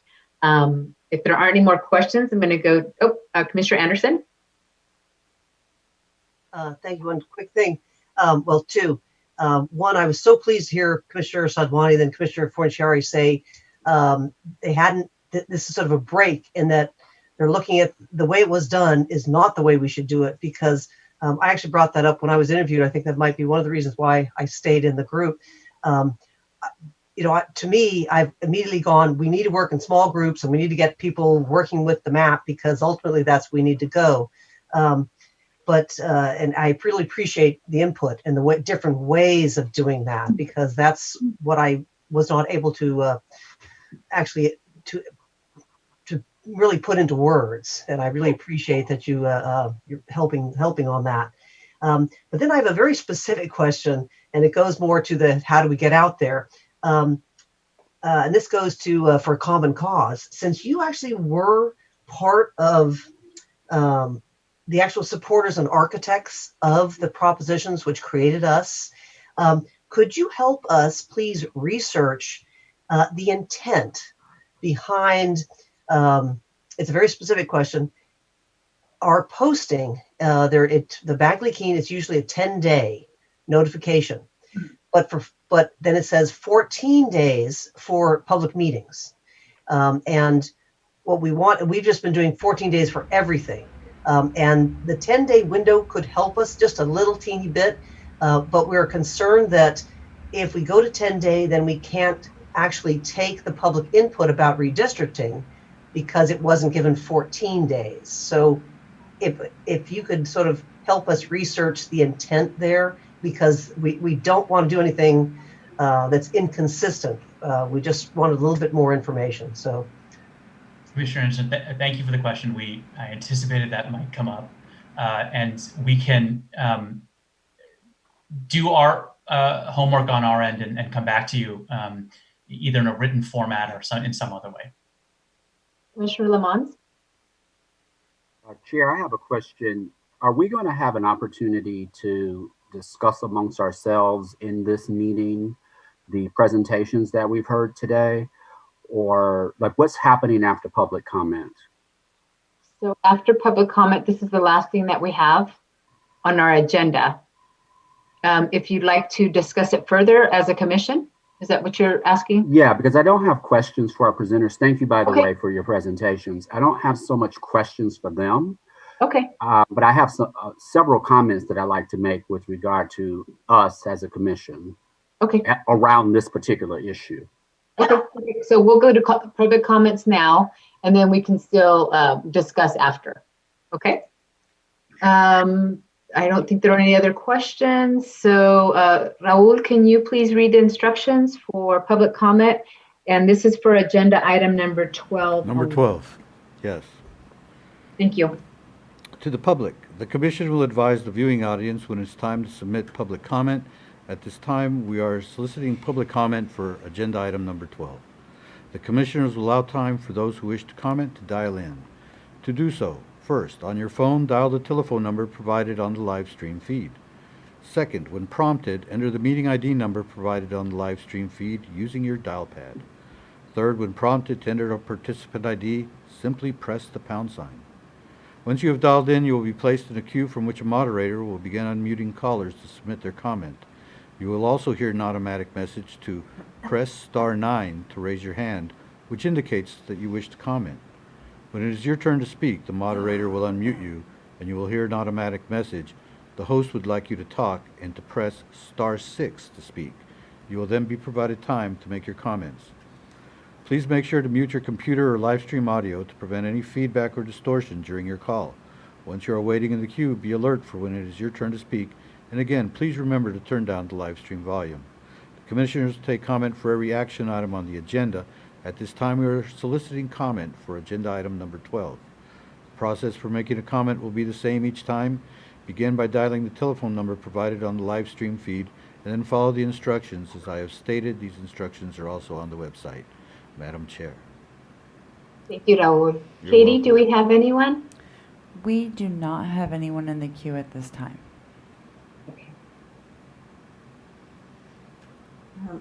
I guess we'll just wait another minute, although I appreciate your instructions, Raul, because that gives about a 1 minute warning too, so that helps. if I read them slowly, yes. Right. Well, you also mentioned it, I would say about 60 seconds before you read them. So. Yes. Oh, that's true. So maybe at this time we probably don't need to wait. We did give them plenty of advance notice, so. See, I'm stalling and it's working. I've got 10 more seconds. No, I'm kidding. It doesn't look like we have anyone, correct, Katie? No. Okay. Okay, so then with that, I want to thank Alejandra and Jonathan once again for their presentation and getting us to start thinking about some other ways and creative ways to, as we move forward into our public input meetings when we eventually have them. So thank you so much. Thank you. I appreciate your time and sharing this space with us too. Thank you. Thank you. Thank you for the opportunity. It's been a pleasure. Of course, us too. Thank you.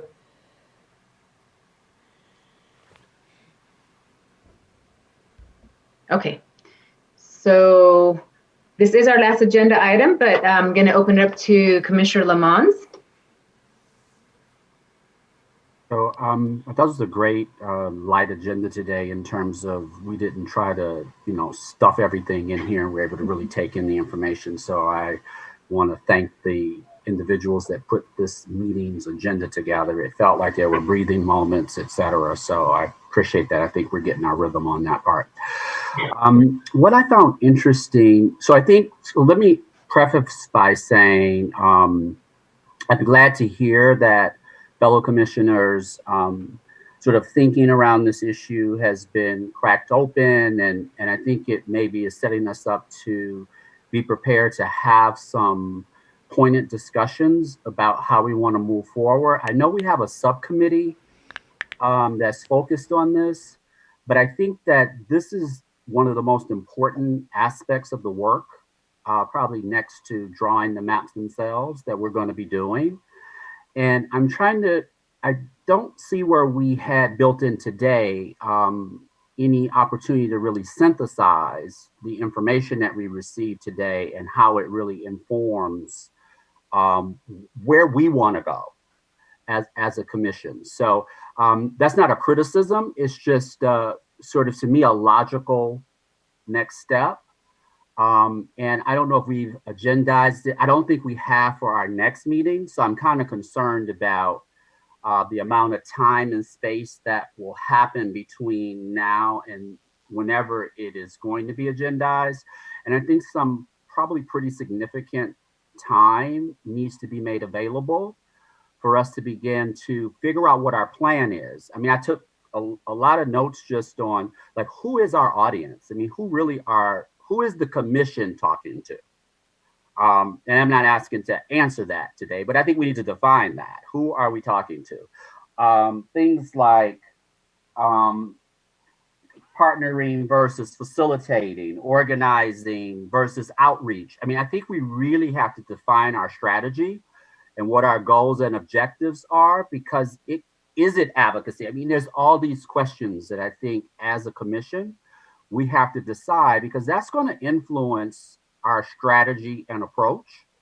And I won't get any further in the weeds on this than that. I thought the presentations were great. I've done a lot of community organizing and working with community in the last 20, 25 years. So I felt like I wasn't as bowled over as maybe some of my fellow commissioners with the content, to be honest with you. But I think it's right on point. So it's just, how are we going to operationalize this? We have millions of people that we have to represent in this. And I think the operationalizing of it is our real hurdle, not just with COVID, but in general. And then one other point I'll make, if I understood this correctly, this came from our morning presentation, is when it comes to resources. It seems like the Irvine Foundation took a significant role in the outreach and funded that process, and that dictated how that kind of played out. This particular time around, we actually have resources ourselves, but then there's also $1.7 million out there right now that's being utilized in service of our work as well. So I think we're different in that we have two pots of money. We have our own money that we have to figure out how to use. We want to make sure we're not duplicating efforts that's being done by the 1.7 million that they're hoping to grow another 800,000 to maybe 2.5 million that'll be out in the state in service of our work. So I think these are all the kind of strategic things that we as a commission have got to explore in terms of the best use of our resources, how we partner with these other organizations, et cetera, et cetera, et cetera. So right. I think I got my point across. I think you did. I think that sounds like a future working meeting where we talk about our vision, our strategies, our mission, all of that good stuff. And I'm going to pass. And I do know that Commissioner Sinai and Vasquez, they have put together a listing of in the future which topics in the outreach area we'll be discussing. But I'm going to turn it over to Commissioner Sinai right now. Sorry.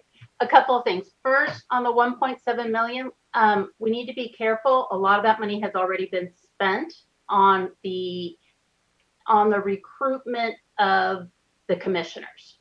So I don't remember, I have the number somewhere, but I think they only have about 400 right now. So they see it as a two-part phase. And the first phase is making sure that we have the most diverse commissioners that applied and were seated.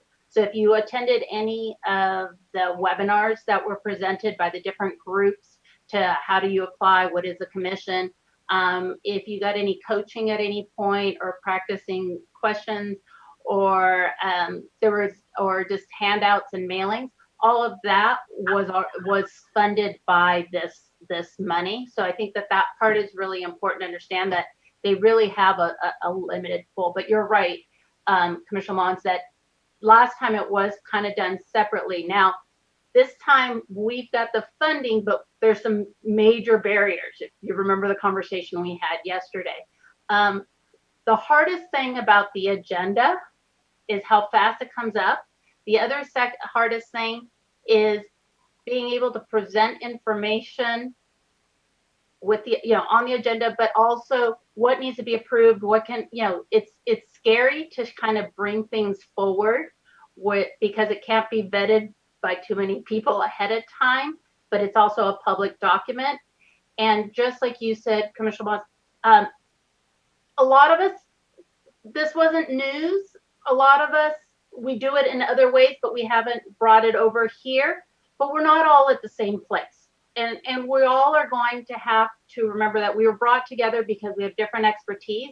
And so a lot of what Commissioner Vasquez and I have been saying is, what are some of the themes? Because there's still, the way we've broken it down is, there's still the whole theme of the grassroots groups. So today we heard a little bit from the grass tops, but what is some of the grassroots and what are some of the language access.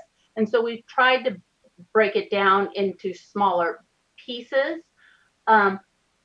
But we all, just like when it comes time to understand data, some of us who are going to be more like trying to catch up and line, we just all have to be patient, learn together. But we have thought through a way to roll all this out through December. And that's why I was asking a lot of the questions yesterday, Commissioner Mons, about when do we need to know about funding decisions? Like if we were going to do this, what do we, to play some of those? And we can, I'm looking at Commissioner Voss's going, okay, we're both totally swamped with the next few meetings. And that's something you all have to understand. We've been told, bring us something we can start working around, and then we're also hearing, come bring us a straw person and let us work around that. And then other times we're told we want to facilitate conversations, and other times so I guess we need a little bit more instruction, because we do realize this is a big piece, but we also want to make sure, as Jonathan and Alejandra said, was just the top, but it does go deeper, understanding the communities of interest, understanding power politics, there are some pieces that go deeper. And how do we do outreach in certain places? How, if we're going to do public education, how do we get to high school students and community colleges?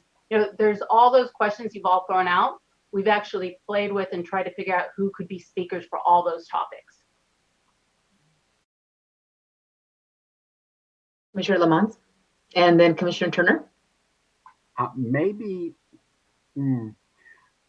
So I guess I'll say that Commissioner Sinai and Commissioner Vasquez, you guys have a clear understanding of the path you're on, or kind of, okay, maybe Commissioner Sinai has more of a vision of what path she wants to go down. I don't know. But that sounded like that's kind of, I don't mean it's all fleshed out. So that's not what I mean. I don't mean, I think you guys have some secret plan. That's not what I'm talking about at all.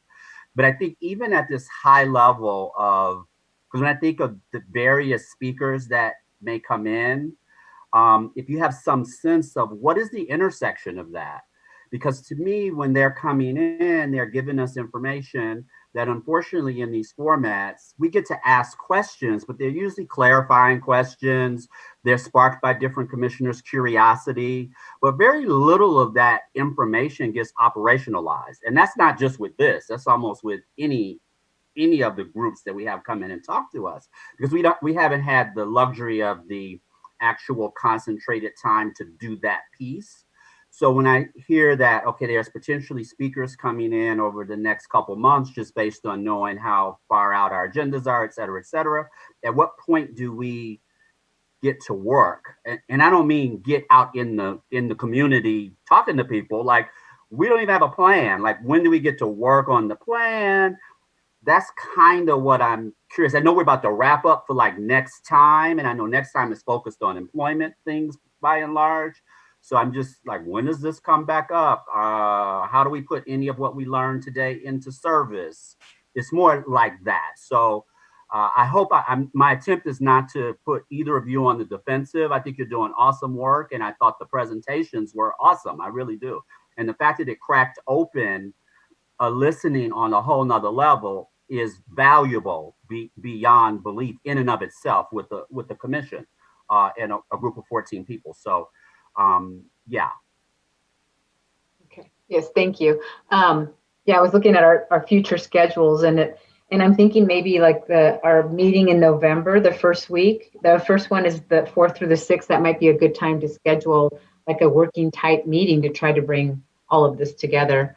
And then maybe at the next meeting, if Commissioner Sinai and Vasquez can kind of go through their lists in terms of how they've thought and they've scheduled out the different presentations by meeting, that would also be helpful. Commissioner Turner? Yep. Thank you. That's exactly what I was going to say. And then also ask, and I really enjoyed the presentations. A lot of it was unfamiliar, including the organizations. I'm wondering if there's a way, Commissioners Tanai and Vasquez, if you could post perhaps an email the plans of who you think, where you think you're going with all of the upcoming speakers and what have you. I'd like to know them in advance. A lot of us also have kind of some input as far as who can speak on a particular topic. When we spoke earlier, even I think maybe it was the earlier speaker was talking about Northern connections and what have you.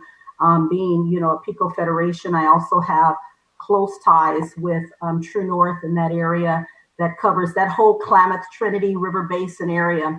You know, and so with that, I think just not to change the plan, but to be able to say, oh, yes, and as they're coming in, here's something else that we can think about or maybe couple with. And so, yeah, so wanted to state that and to say that one of you just now spoke about the varied experiences that we come in with. And so you're in an area now that I'm very comfortable with and excited about. And I'm beginning to see the connections and the tie-in, but it's almost, I'm feeling like I'm having to do the connections as opposed to knowing the whole path as far as how we're tying in the VRA, tying in with this other piece, tying with, you know, so with a charted path, I think it would help me begin to connect the pieces sooner and know where I'm going to have a level of comfort and where will be my stretch zone that I'll need someone to walk me through to make sure. One of our speakers today talked about the importance of having lifting everyone's knowledge and making sure we're all being able to input at an equal level. Thank you. I have Commissioners Yee, Akutagawa, and Vasquez. I think Commissioner Kutagawa was first. I saw both of you, so I'm not sure. Thank you, Commissioner Yee. I wanted to share that, and I believe the agenda for the 20th and 21st has already been posted now. But as Commissioner Fornaciari and I discussed the agenda for the 20th and 21st with Raul and with Marion, I think some of what is coming up now, I'll say was shared by us, and our intent is for that 20th and 21st meeting is to start a conversation around milestones. And it's built off of the Gantt chart, but I think it's taking it a little bit away from the Gantt chart and just identifying what are the major milestones that we need to be focusing on between now and essentially March for the next 6 months, so that then we can see those intersections that I think Commissioner Lemons was talking about, because I'm feeling the same way that you were. I was like, we have all these things that, you know, we can do, but I think we just need to just at least put it out in a high level, even milestone way, where we know we need to be focusing on this. If we don't do this now, then we're going to be really behind, you know, 3 months from now, especially because of the requirements around the agenda. So we wanted to at least start that conversation. If we could finish it, that'd be awesome. But I think we wanted to at least start that conversation for the 20th and 21st. We still have a few more days. I think that we have time to then build out the 28th and 29th agenda, so that if we need to roll over some of the 20th and 21st, can go over to the next one. I will say that also Commissioner Sinai has also, I think it was in the documents that were shared yesterday, the list of all of the suggested speakers that her and Commissioner Vasquez has put together between now and at least through December. And she had some suggested speakers. When we created the agenda for the 20th and 21st, we did take that into account. But to make space for this milestone discussion, I will say, Commissioner Sinai, that we're going to move it to the 28th and 29th. So your timeline may go down, you know, it is being moved a week just so that we can have this, and then all of these other ideas from the other subcommittees can also be brought in and then put into place in a way that makes sense for at least the next 6 months. And Commissioner Fornaciari, if I can, Chair Fernandez, if I can invite Commissioner Fornaciari to also say something and maybe chime in on this discussion. Well, I think you covered it really well. The intent is to ask, we'll just flesh out the details in more detail, I guess, underneath the categories in the Gantt chart, and so we can get more detail of the activities that need to be done and some idea of what the milestones are, so we can at least have a broader, more detailed view of all the work ahead of us and kind of figure out how it's going to flow. At least have those initial discussions, because that continues to keep coming up. Okay, and just a little clarification, if that is discussed on the 20th and 21st and we do have to move it, we couldn't discuss it the following week because you've got that 14-day requirement, so then it'd have to be pushed to November. So just keep focus on that. Well, the alternative would be to put it on the agenda, and then if you complete everything on the 20th and 21st, you don't have to, you can remove it from the agenda. It's much easier to remove it than to add it. Okay, Commissioners Yee, Vasquez, and Turner. About public input, if anyone hasn't read Mr. Claypool's memo, this long memo that's in public comment, Chapter 11 is a long play-by-play about public input meetings and many stories of what they went through, many gripping stories. It's really quite dramatic. So I recommend that to you. On the other hand, of course, now we're in a time of COVID, and I would love to have potlucks, but I don't anticipate that happening for the foreseeable future. So I think we really need to emphasize, virtual meetings, as much as we would rather be in person with the public, to really emphasize that and, really get that figured out, because as far as I can tell, that's going to be our future for a long time. It could be the whole of the process. We may never get out of this pandemic situation before the maps are due. So just to be ready for that. Commissioner Vasquez? Yeah, I wanted to just be transparent with the rest of the commission that I think some of this is also limited by the fact that I've been really sick the previous 2 or 3 weeks. So I've had trouble engaging on the committee work outside of these meetings with Commissioner Sinai. So she's been carrying water for both of us over the last couple of weeks. So I'm feeling better and have the brain space and the physical capacity to sort of go through a lot of the ideas that that she and I have sort of talked about when we've checked in, but I've not honestly had brain space to really engage on until now. And so I'm hopeful in the next couple of meetings that we can present to you something more robust for discussion, but also keeping in mind, I think Commissioner Sinai was saying something that we're both struggling with is, on the one hand, we want to do a lot of the pre-work, because that's sort of in some ways the purpose of a committee, right? Is that we're diffusing the division of labor, right? That we do a lot of the pre-work and we have something somewhat half-baked for the commission to finalize, and at the same time, not trying to get out too far in front of different folks. So there's very much this feeling like we're stuck between a rock and a hard place of doing pre-work, but also running out too far ahead from where folks feel we should be as a collective. So thank you for being patient, and hopefully we'll through some of this overcorrecting, we will get to a middle. Yes, your health is definitely important, Commissioner Vasquez. Commissioner Turner? Yes, thank you. I want to go back to how we're communicating. Thank you. I think it was Commissioner Kutagawa mentioned that there was a list that was sent out either the day before or what have you. A couple of meetings back, we discussed how emails were going to come out, information as far as itemizing them, putting some sort of note or what have you. And I don't know if I'm the only one missing them, but this seems to be about the second time that something has been sent out and I still didn't see it, whether it was in public comment or whether it was sent a day before the meeting or what have you. But I am missing, and I do want us to figure out how are we getting notification I know part of what's going to help is with the new phones, because then you can set up the notification like I do for everything else when things come through. I don't get an opportunity every day to go and check to see if an email came out about something we're getting ready to do the next day. But it's a lot of reading and I want to be on top of it. But I just want to figure out, how are we being notified about material that's going out?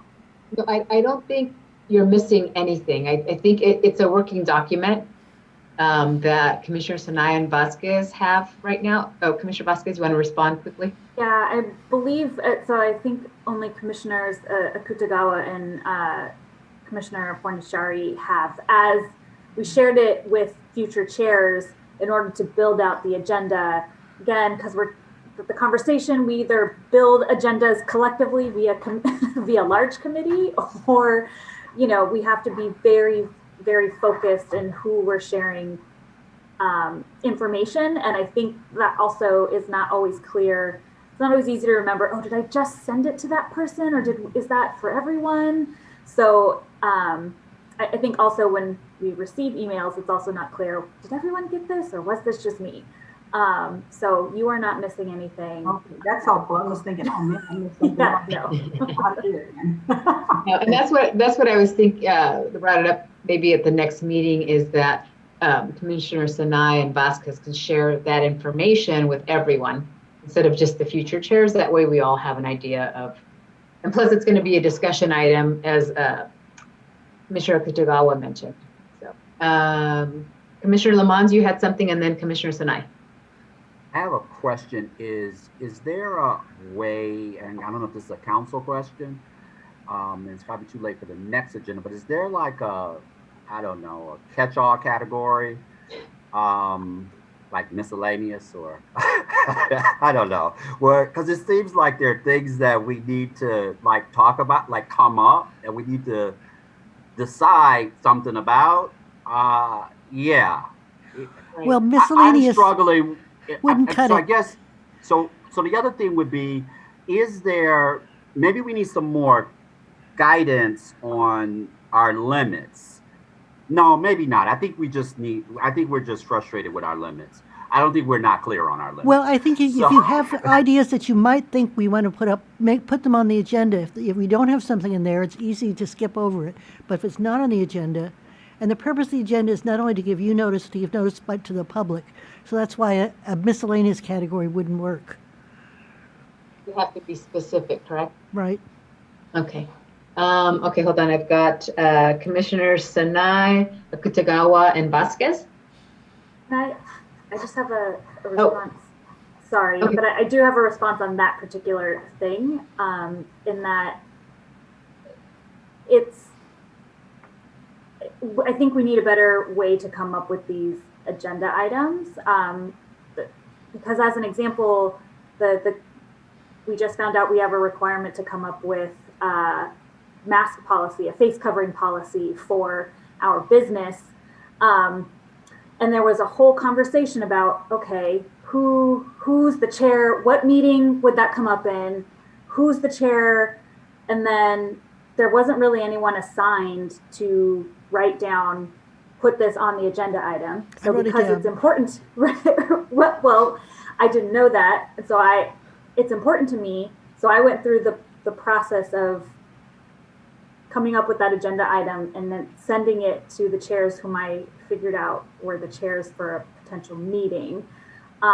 So yeah, we just need a way to do that outside of the discussion for future agenda items. Yeah, I believe Marion tracks those. And, I try. And that's why, right? I try. Right, because I try to make sure I say, okay, for future agenda item, and hopefully that kind of flags it. We have Commissioner Sanai, and then Commissioner Akutagawa, and Commissioner Anderson. Neil, did you want to say something too? No, who? Okay. I'd seen your hand up earlier, so I just want to make sure. Sorry if I sound defensive. I'm not defensive. I'm actually I'm frustrated because of the limits. Commercial amounts, maybe, yeah, I think you said it well, but there are some limits to, so So we have a document that just Commissioner Vasquez and I are working on. I shared it, but I couldn't include Commissioner Vasquez when I was sharing it with only one other commissioner. So it's just two of us. They can't make any comments. If more of us look at it, it has to become a public document. And what's happened to me, I'll be honest, is things get put on the agenda. No one has touched back with me or Commissioner Vasquez. So UC Riverside got put on the agenda. I all of a sudden get an email from UC Riverside saying, hey, I saw that we were on the agenda. I'm like, yeah, I did too. And now tomorrow I'm trying to figure out what we're going to do. And I think we figured it out. But the chairs also need to communicate back to the subcommittees and the speakers, because today wasn't just a 5-minute conversation. This took work to prep everybody and prep ourselves. And then those conversations are really interesting because I can't tell them what my vision is. I have to say, well, what would it's a lot of going around the bush. I mean, because we're not supposed to be sharing what we're thinking. We're just supposed to be getting what other people are. So the limitation is tough. And I hope it hasn't come off as me being defensive or me trying to railroad. Okay, English is my second language, Alicia, and Commissioner Fernandez, I was so mad you took that, because I say that every time. I was like, no, she took it from me. And people always look at me and go, what? I was first. I say it all the time when I'm facilitating. I just need to figure out how to create this document without putting the names, because when this document becomes public, then the names of the potential speakers are out there, and that gets complicated. So I just want you all to know that we're kind of the guinea pigs, and you're all going to have to go through this at different times. But our goal for the next meeting will be to looking at the regional map and having that conversation about regional teams, because I'm hoping that once we get regional teams, if we decide to go that way, we get to share this responsibility with all of you. So I did have a plan, and I'm just putting it out there. So you're delegating now. I see how this is working. To 2 points that sure, made. Marion. One, if you have a topic for speakers, you don't need to have the names of the speakers in order to put it on the agenda. The names of the participants can be added later. So that is one possibility that Bagley-Keene does allow you. Secondly, if a topic is on the agenda, it's perfectly fine for you to express your views as well as asking questions of the speaker, like Commissioner Lamons did today. It's a topic that's there for you, for your speakers, for you all to do whatever it is you want to do with that topic. But not when I think she was referring more to her when she's talking with these her draft presenters. It's not necessarily like her point of view, but it's more of like from the commission. I think that's what I came away with. When I'm prepping the speakers to speak, I can't share my opinion until it's in the public setting. You can share your opinion as long as you make it clear it's just your opinion. Oh, okay, that makes life a lot easier. Yeah, just don't say this is the commission's opinion if the commission hasn't acted on it. Okay, that makes sense. I have Commissioners Akutagawa, Anderson, Kennedy, and Vasquez. I feel like we got a little off topic in terms of what I wanted to mention, but maybe it's still relevant. To the point about what Commissioner Lamons was saying about a miscellaneous list or something like that, I guess I have two thoughts. One is perhaps the first thought was that we could create what's called the parking lot. So the parking lot is like all those future agenda items that we need to get to, but maybe is not relevant immediately, but that list can be passed on from chair to chair. I will say that we're trying to think in advance so that we can try to create more of this space so that we'll have this kind of time to think through all the details of the agendas. Commissioner Sinai, I wanted to tell you, I was going to circle back to you after the meeting's finished this week to let you know that we were going to delay your suggested speaker to the 28th, 29th, but I figure we just bought you an extra week, so it's not moving it up a week, but pushing it back a week. But I know that you have some plans, but that was just my thought, is that perhaps we could create a parking lot list. Perhaps once our executive director is on board, that would be something that he would also be responsible for keeping track of. so that then it could be passed on from chair to chair, so that then as it's relevant, it can be slotted in, or at the very least, he can be looking at the parking lot items and saying, you know, this fits in with this meeting, and already pre-slotting in to specific meetings, agenda items that should be in those places because it fits within the order of other things that will need to be done either first or afterwards, or all that kind of stuff. So just wanted to make that suggestion for consideration. Good way to organize it all, and so it doesn't fall through the cracks. Commissioner Anderson? Thank you. First of all, I want to say I really appreciate everyone kind of summarizing things and putting them in very nice, easy to understand, and very well spoken. I really appreciate that on many fronts. So I have a couple quick things. I did expect to see Commissioner the Outreach Subcommittee. An outline is, I think, all we're really looking for. The names, that's up to you. And yes, you don't want that going public yet or anything like that. I think that was just an outline. Then in terms of the handouts, because I have also had an issue. Oops! Oh no, I don't have that document, and twice now I've had to go into, where do I find it? On the website as the presenters are presenting something. I think if we could possibly have the documents go directly to us, as well as just being posted on the website, or an email saying, just to the whole group, saying a new document has been posted under meeting notes. So that way we would have an idea, rather than having before every single meeting, and sometimes during the meeting have to go in and check on the website, oh, here are the additional, the slides. I think that would be really helpful, because I don't know if you realize, Raul and Marion, that we don't know that anything got posted unless we go to the We Draw the Lines. We have no idea. Like in terms of the agendas, we don't know that. There's no notification that goes to us. By the way, commissioners, a new document has been added. So I think that would be very helpful. And then the COVID policy, I know a place to put that: troubleshooting.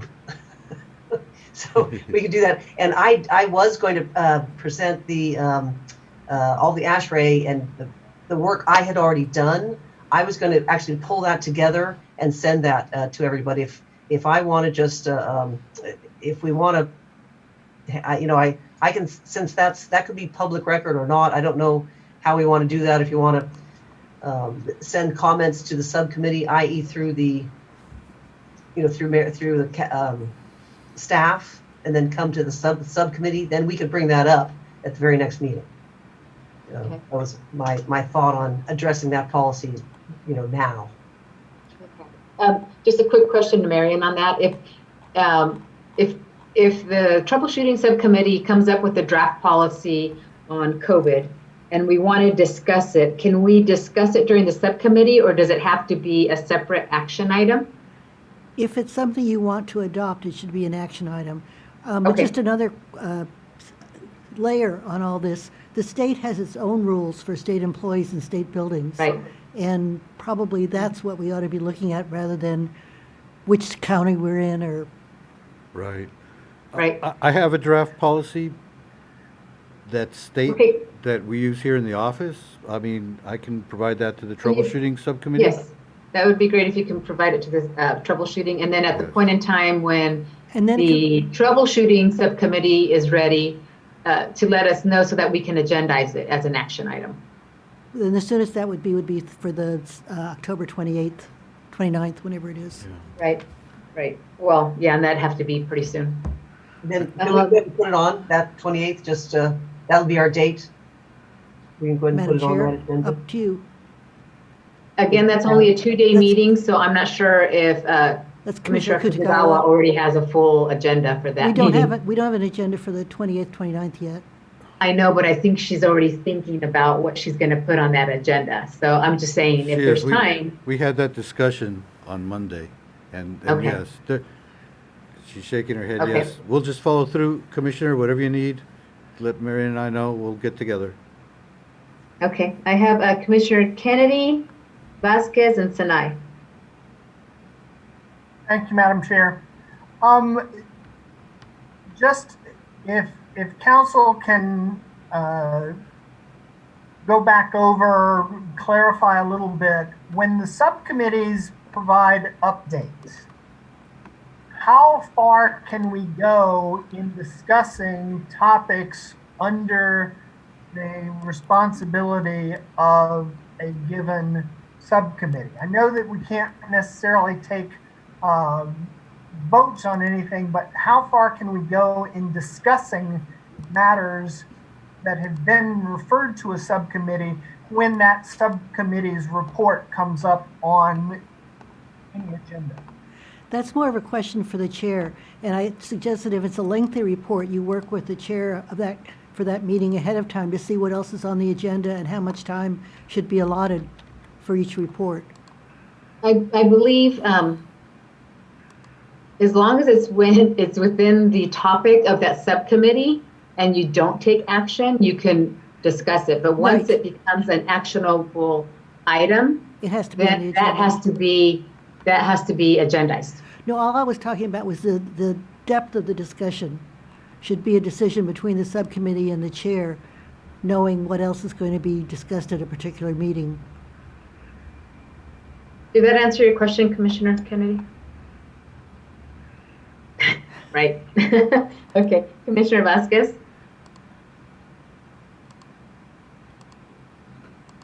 You're on mute. Sorry. And with that, I lost my original point, but the other thought I had, I've done a terrible job of it this time, but it seems if vice chairs can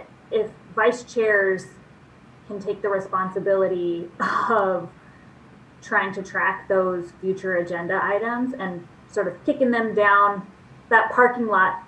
Maybe they have the parking lot and continue to add, and then you pass it off to whoever would be your vice chair, who would be the chair of the working agenda. Yeah, of the working agenda is how we could operationalize immediately tracking of agenda items. So again, in this case, because I want to discuss a COVID policy, I have asked my vice chair, Commissioner Kitagawa, who will be chairing the 28th, 29th meeting, to put it on the agenda. Okay. And again, it's at her discretion, building her own agenda. There may or may not be time on the 28th, 29th, given our varying priorities, but if it doesn't happen, I would hope that the Commissioner Fornaciari takes up that mantle for the November meetings. Good idea. And then what I will do is, what I'll do after this meeting is I will go back over my notes and all of those items that we've said will be for future. I will CC Marion on it because I'm hopeful that Marion will have a running total or a running list. And then I will also probably go to 2 meetings out, 3 meetings out and share it with them as well so that we have it. And so now I have Commissioners Sinai, Ahmad, and Fornaciari. Commissioner Sinai? The whole getting approval of things is a little frustrating as well. Like the template we shared 2 days ago, yesterday, whatever, kind of the outreach template. The idea was we use it as a tool, kind of helping us to start putting our ideas. But a thought I had last night in the middle of the night was, wait, wouldn't it be cool if all our communication directors kind of use that to think through their ideas and present to us and see if they're creative? And the response I got back from council was, well, it wasn't approved, so therefore you can't do it. And I was like, we need that approved. Yeah, so the whole thing is just, the limits are frustrating me, Commissioner Lamont. I want to get approval before we move forward on I would rather not get a public comment with the recommendations from the community groups. The big network is working really hard on a collaborative document to send to us. I think it would make sense, and we could limit the time to an hour or something, but them to actually present it face to face as we are, but that way we can ask questions and we can actually hear it versus it just gets sent to us and Commissioner Vasquez and I. So I just wanted to put it out there that that if people think it's a good idea, can we move forward on that? Commissioner I do have Ahmad, Fornaciari, and Lamont.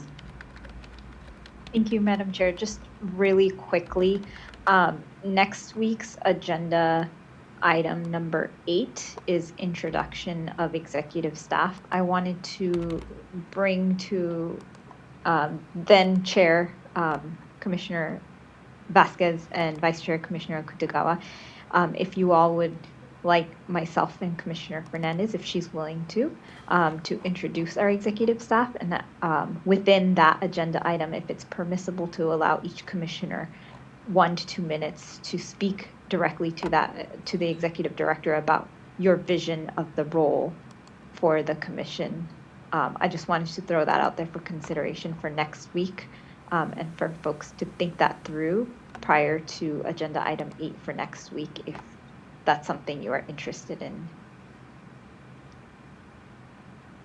Yes, I think that's appropriate, and appreciate you giving the commissioners, offering the commissioners that space to share their views with our new executive director. Okay, that's great. Commissioner Fornaciari? I don't know if you noticed, but I changed my name to make it more accessible Thank you. to you. Bless your heart. Commissioner Neal. Let's see. So I think the answer is probably no, but I guess I'm going to ask Marion. Can we create a shared Google Doc to track agenda items, future agenda items? Yes, I think that's sort of what. Follow it around on email and transcribe or whatever. But if we have a shared Google Doc where we can put future agenda items, can we do that? I think that's what Commissioner Vasquez was suggesting, that make the vice chair responsible for maintaining that list and passing it along to the next vice chair, if I understood her correctly.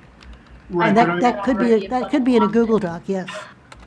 Oh, it could be in a Google Doc. Yes, but I suggest instead of each commissioner individually putting it on there, you convey your thoughts to the vice chair so that one person is responsible for maintaining the list.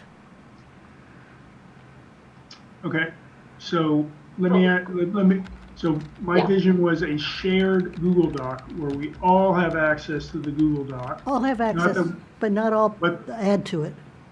Right, but the vice chair is responsible for adding to it, and the chair would be responsible for subtracting from it as we do the action item. That's perfectly legal if that's what the commission would like to do.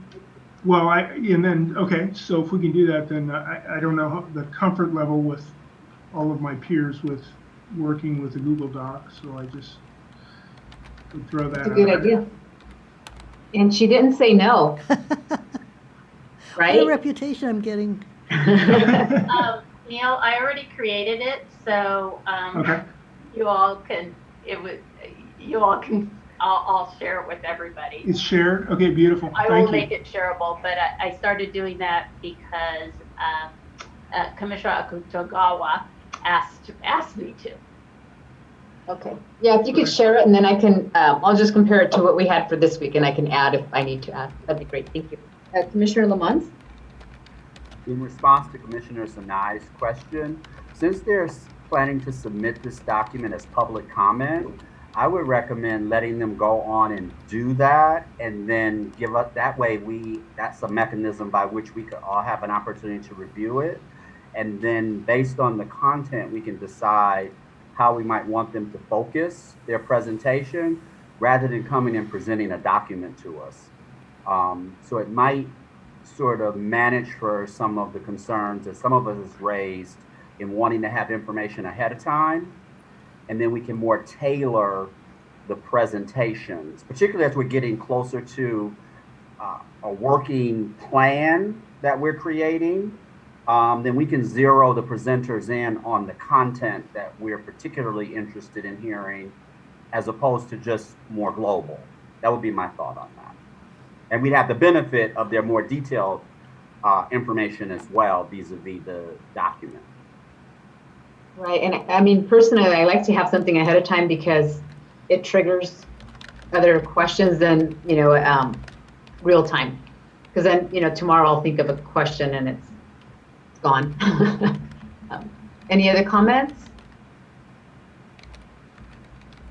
We'll proceed that way. Is there anything else? Commissioner Turner? I'd just like to share, for the good of all of the commissioners, I know you appreciate seeing me straight on without moving or dropping camera. I received my package in the mail from Commissioner Fornaciari, and it works beautifully and it looks beautiful. So thank you, Commissioner Fornaciari. What color did you get? I should get mine next week. Yeah. What color did you get? It's a beautiful golden, just like my life. Oh. That's why I just thought, what color should I pick for you? And that's the color that came to me. So I'm glad you like it. Yes, thank you.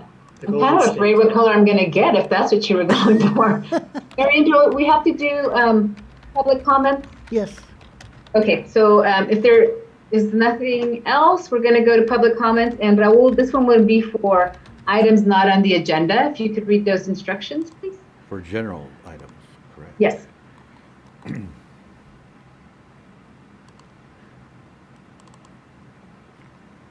Okay, the commission will advise the viewing audience when it is time to submit public comment. At this time, we are requesting anyone who wants to provide comments on items not on the agenda, general items, to please do so. We are going to allow time for those who wish to comment to be able to dial in. To call in on your phone, dial the telephone number provided on the live stream feed. Next, when prompted, enter the meeting ID number provided on the live stream feed using your dial pad. And finally, when prompted to enter a participant ID, simply press the pound sign. Once you have dialed in, you'll be placed in a queue from which a moderator will begin unmuting callers to submit their comment. You will also hear an automatic message to press *9 to raise your hand, indicating that you wish to comment. When it is your turn to speak, the moderator will unmute you, and you will hear an automatic message. The host would like you to talk and to press *6 to speak, and then you will have time to provide your comments. Please make sure to mute your computer or live stream audio to prevent any feedback or distortion during your call. Once you're awaiting the queue, be alert for when it is your turn to speak, and again, please remember to turn down the live stream volume. The commissioners are taking comment, general comment for items not on the agenda. So that is the time to call in now. The process for making a comment is the same each time. Begin by dialing the telephone number provided on the live stream feed and following the instructions as I have provided. These instructions are also located on the website. Madam Chair. Thank you, Raul. Katie? Welcome. We have anyone in queue? We do not have anybody in queue at this time. Okay, I'll just wait another minute since I didn't forewarn anyone.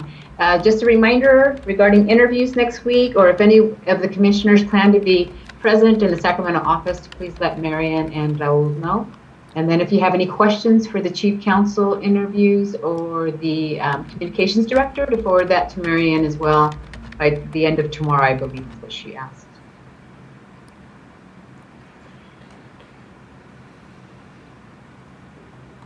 That was only 30 seconds, so I gotta talk slower.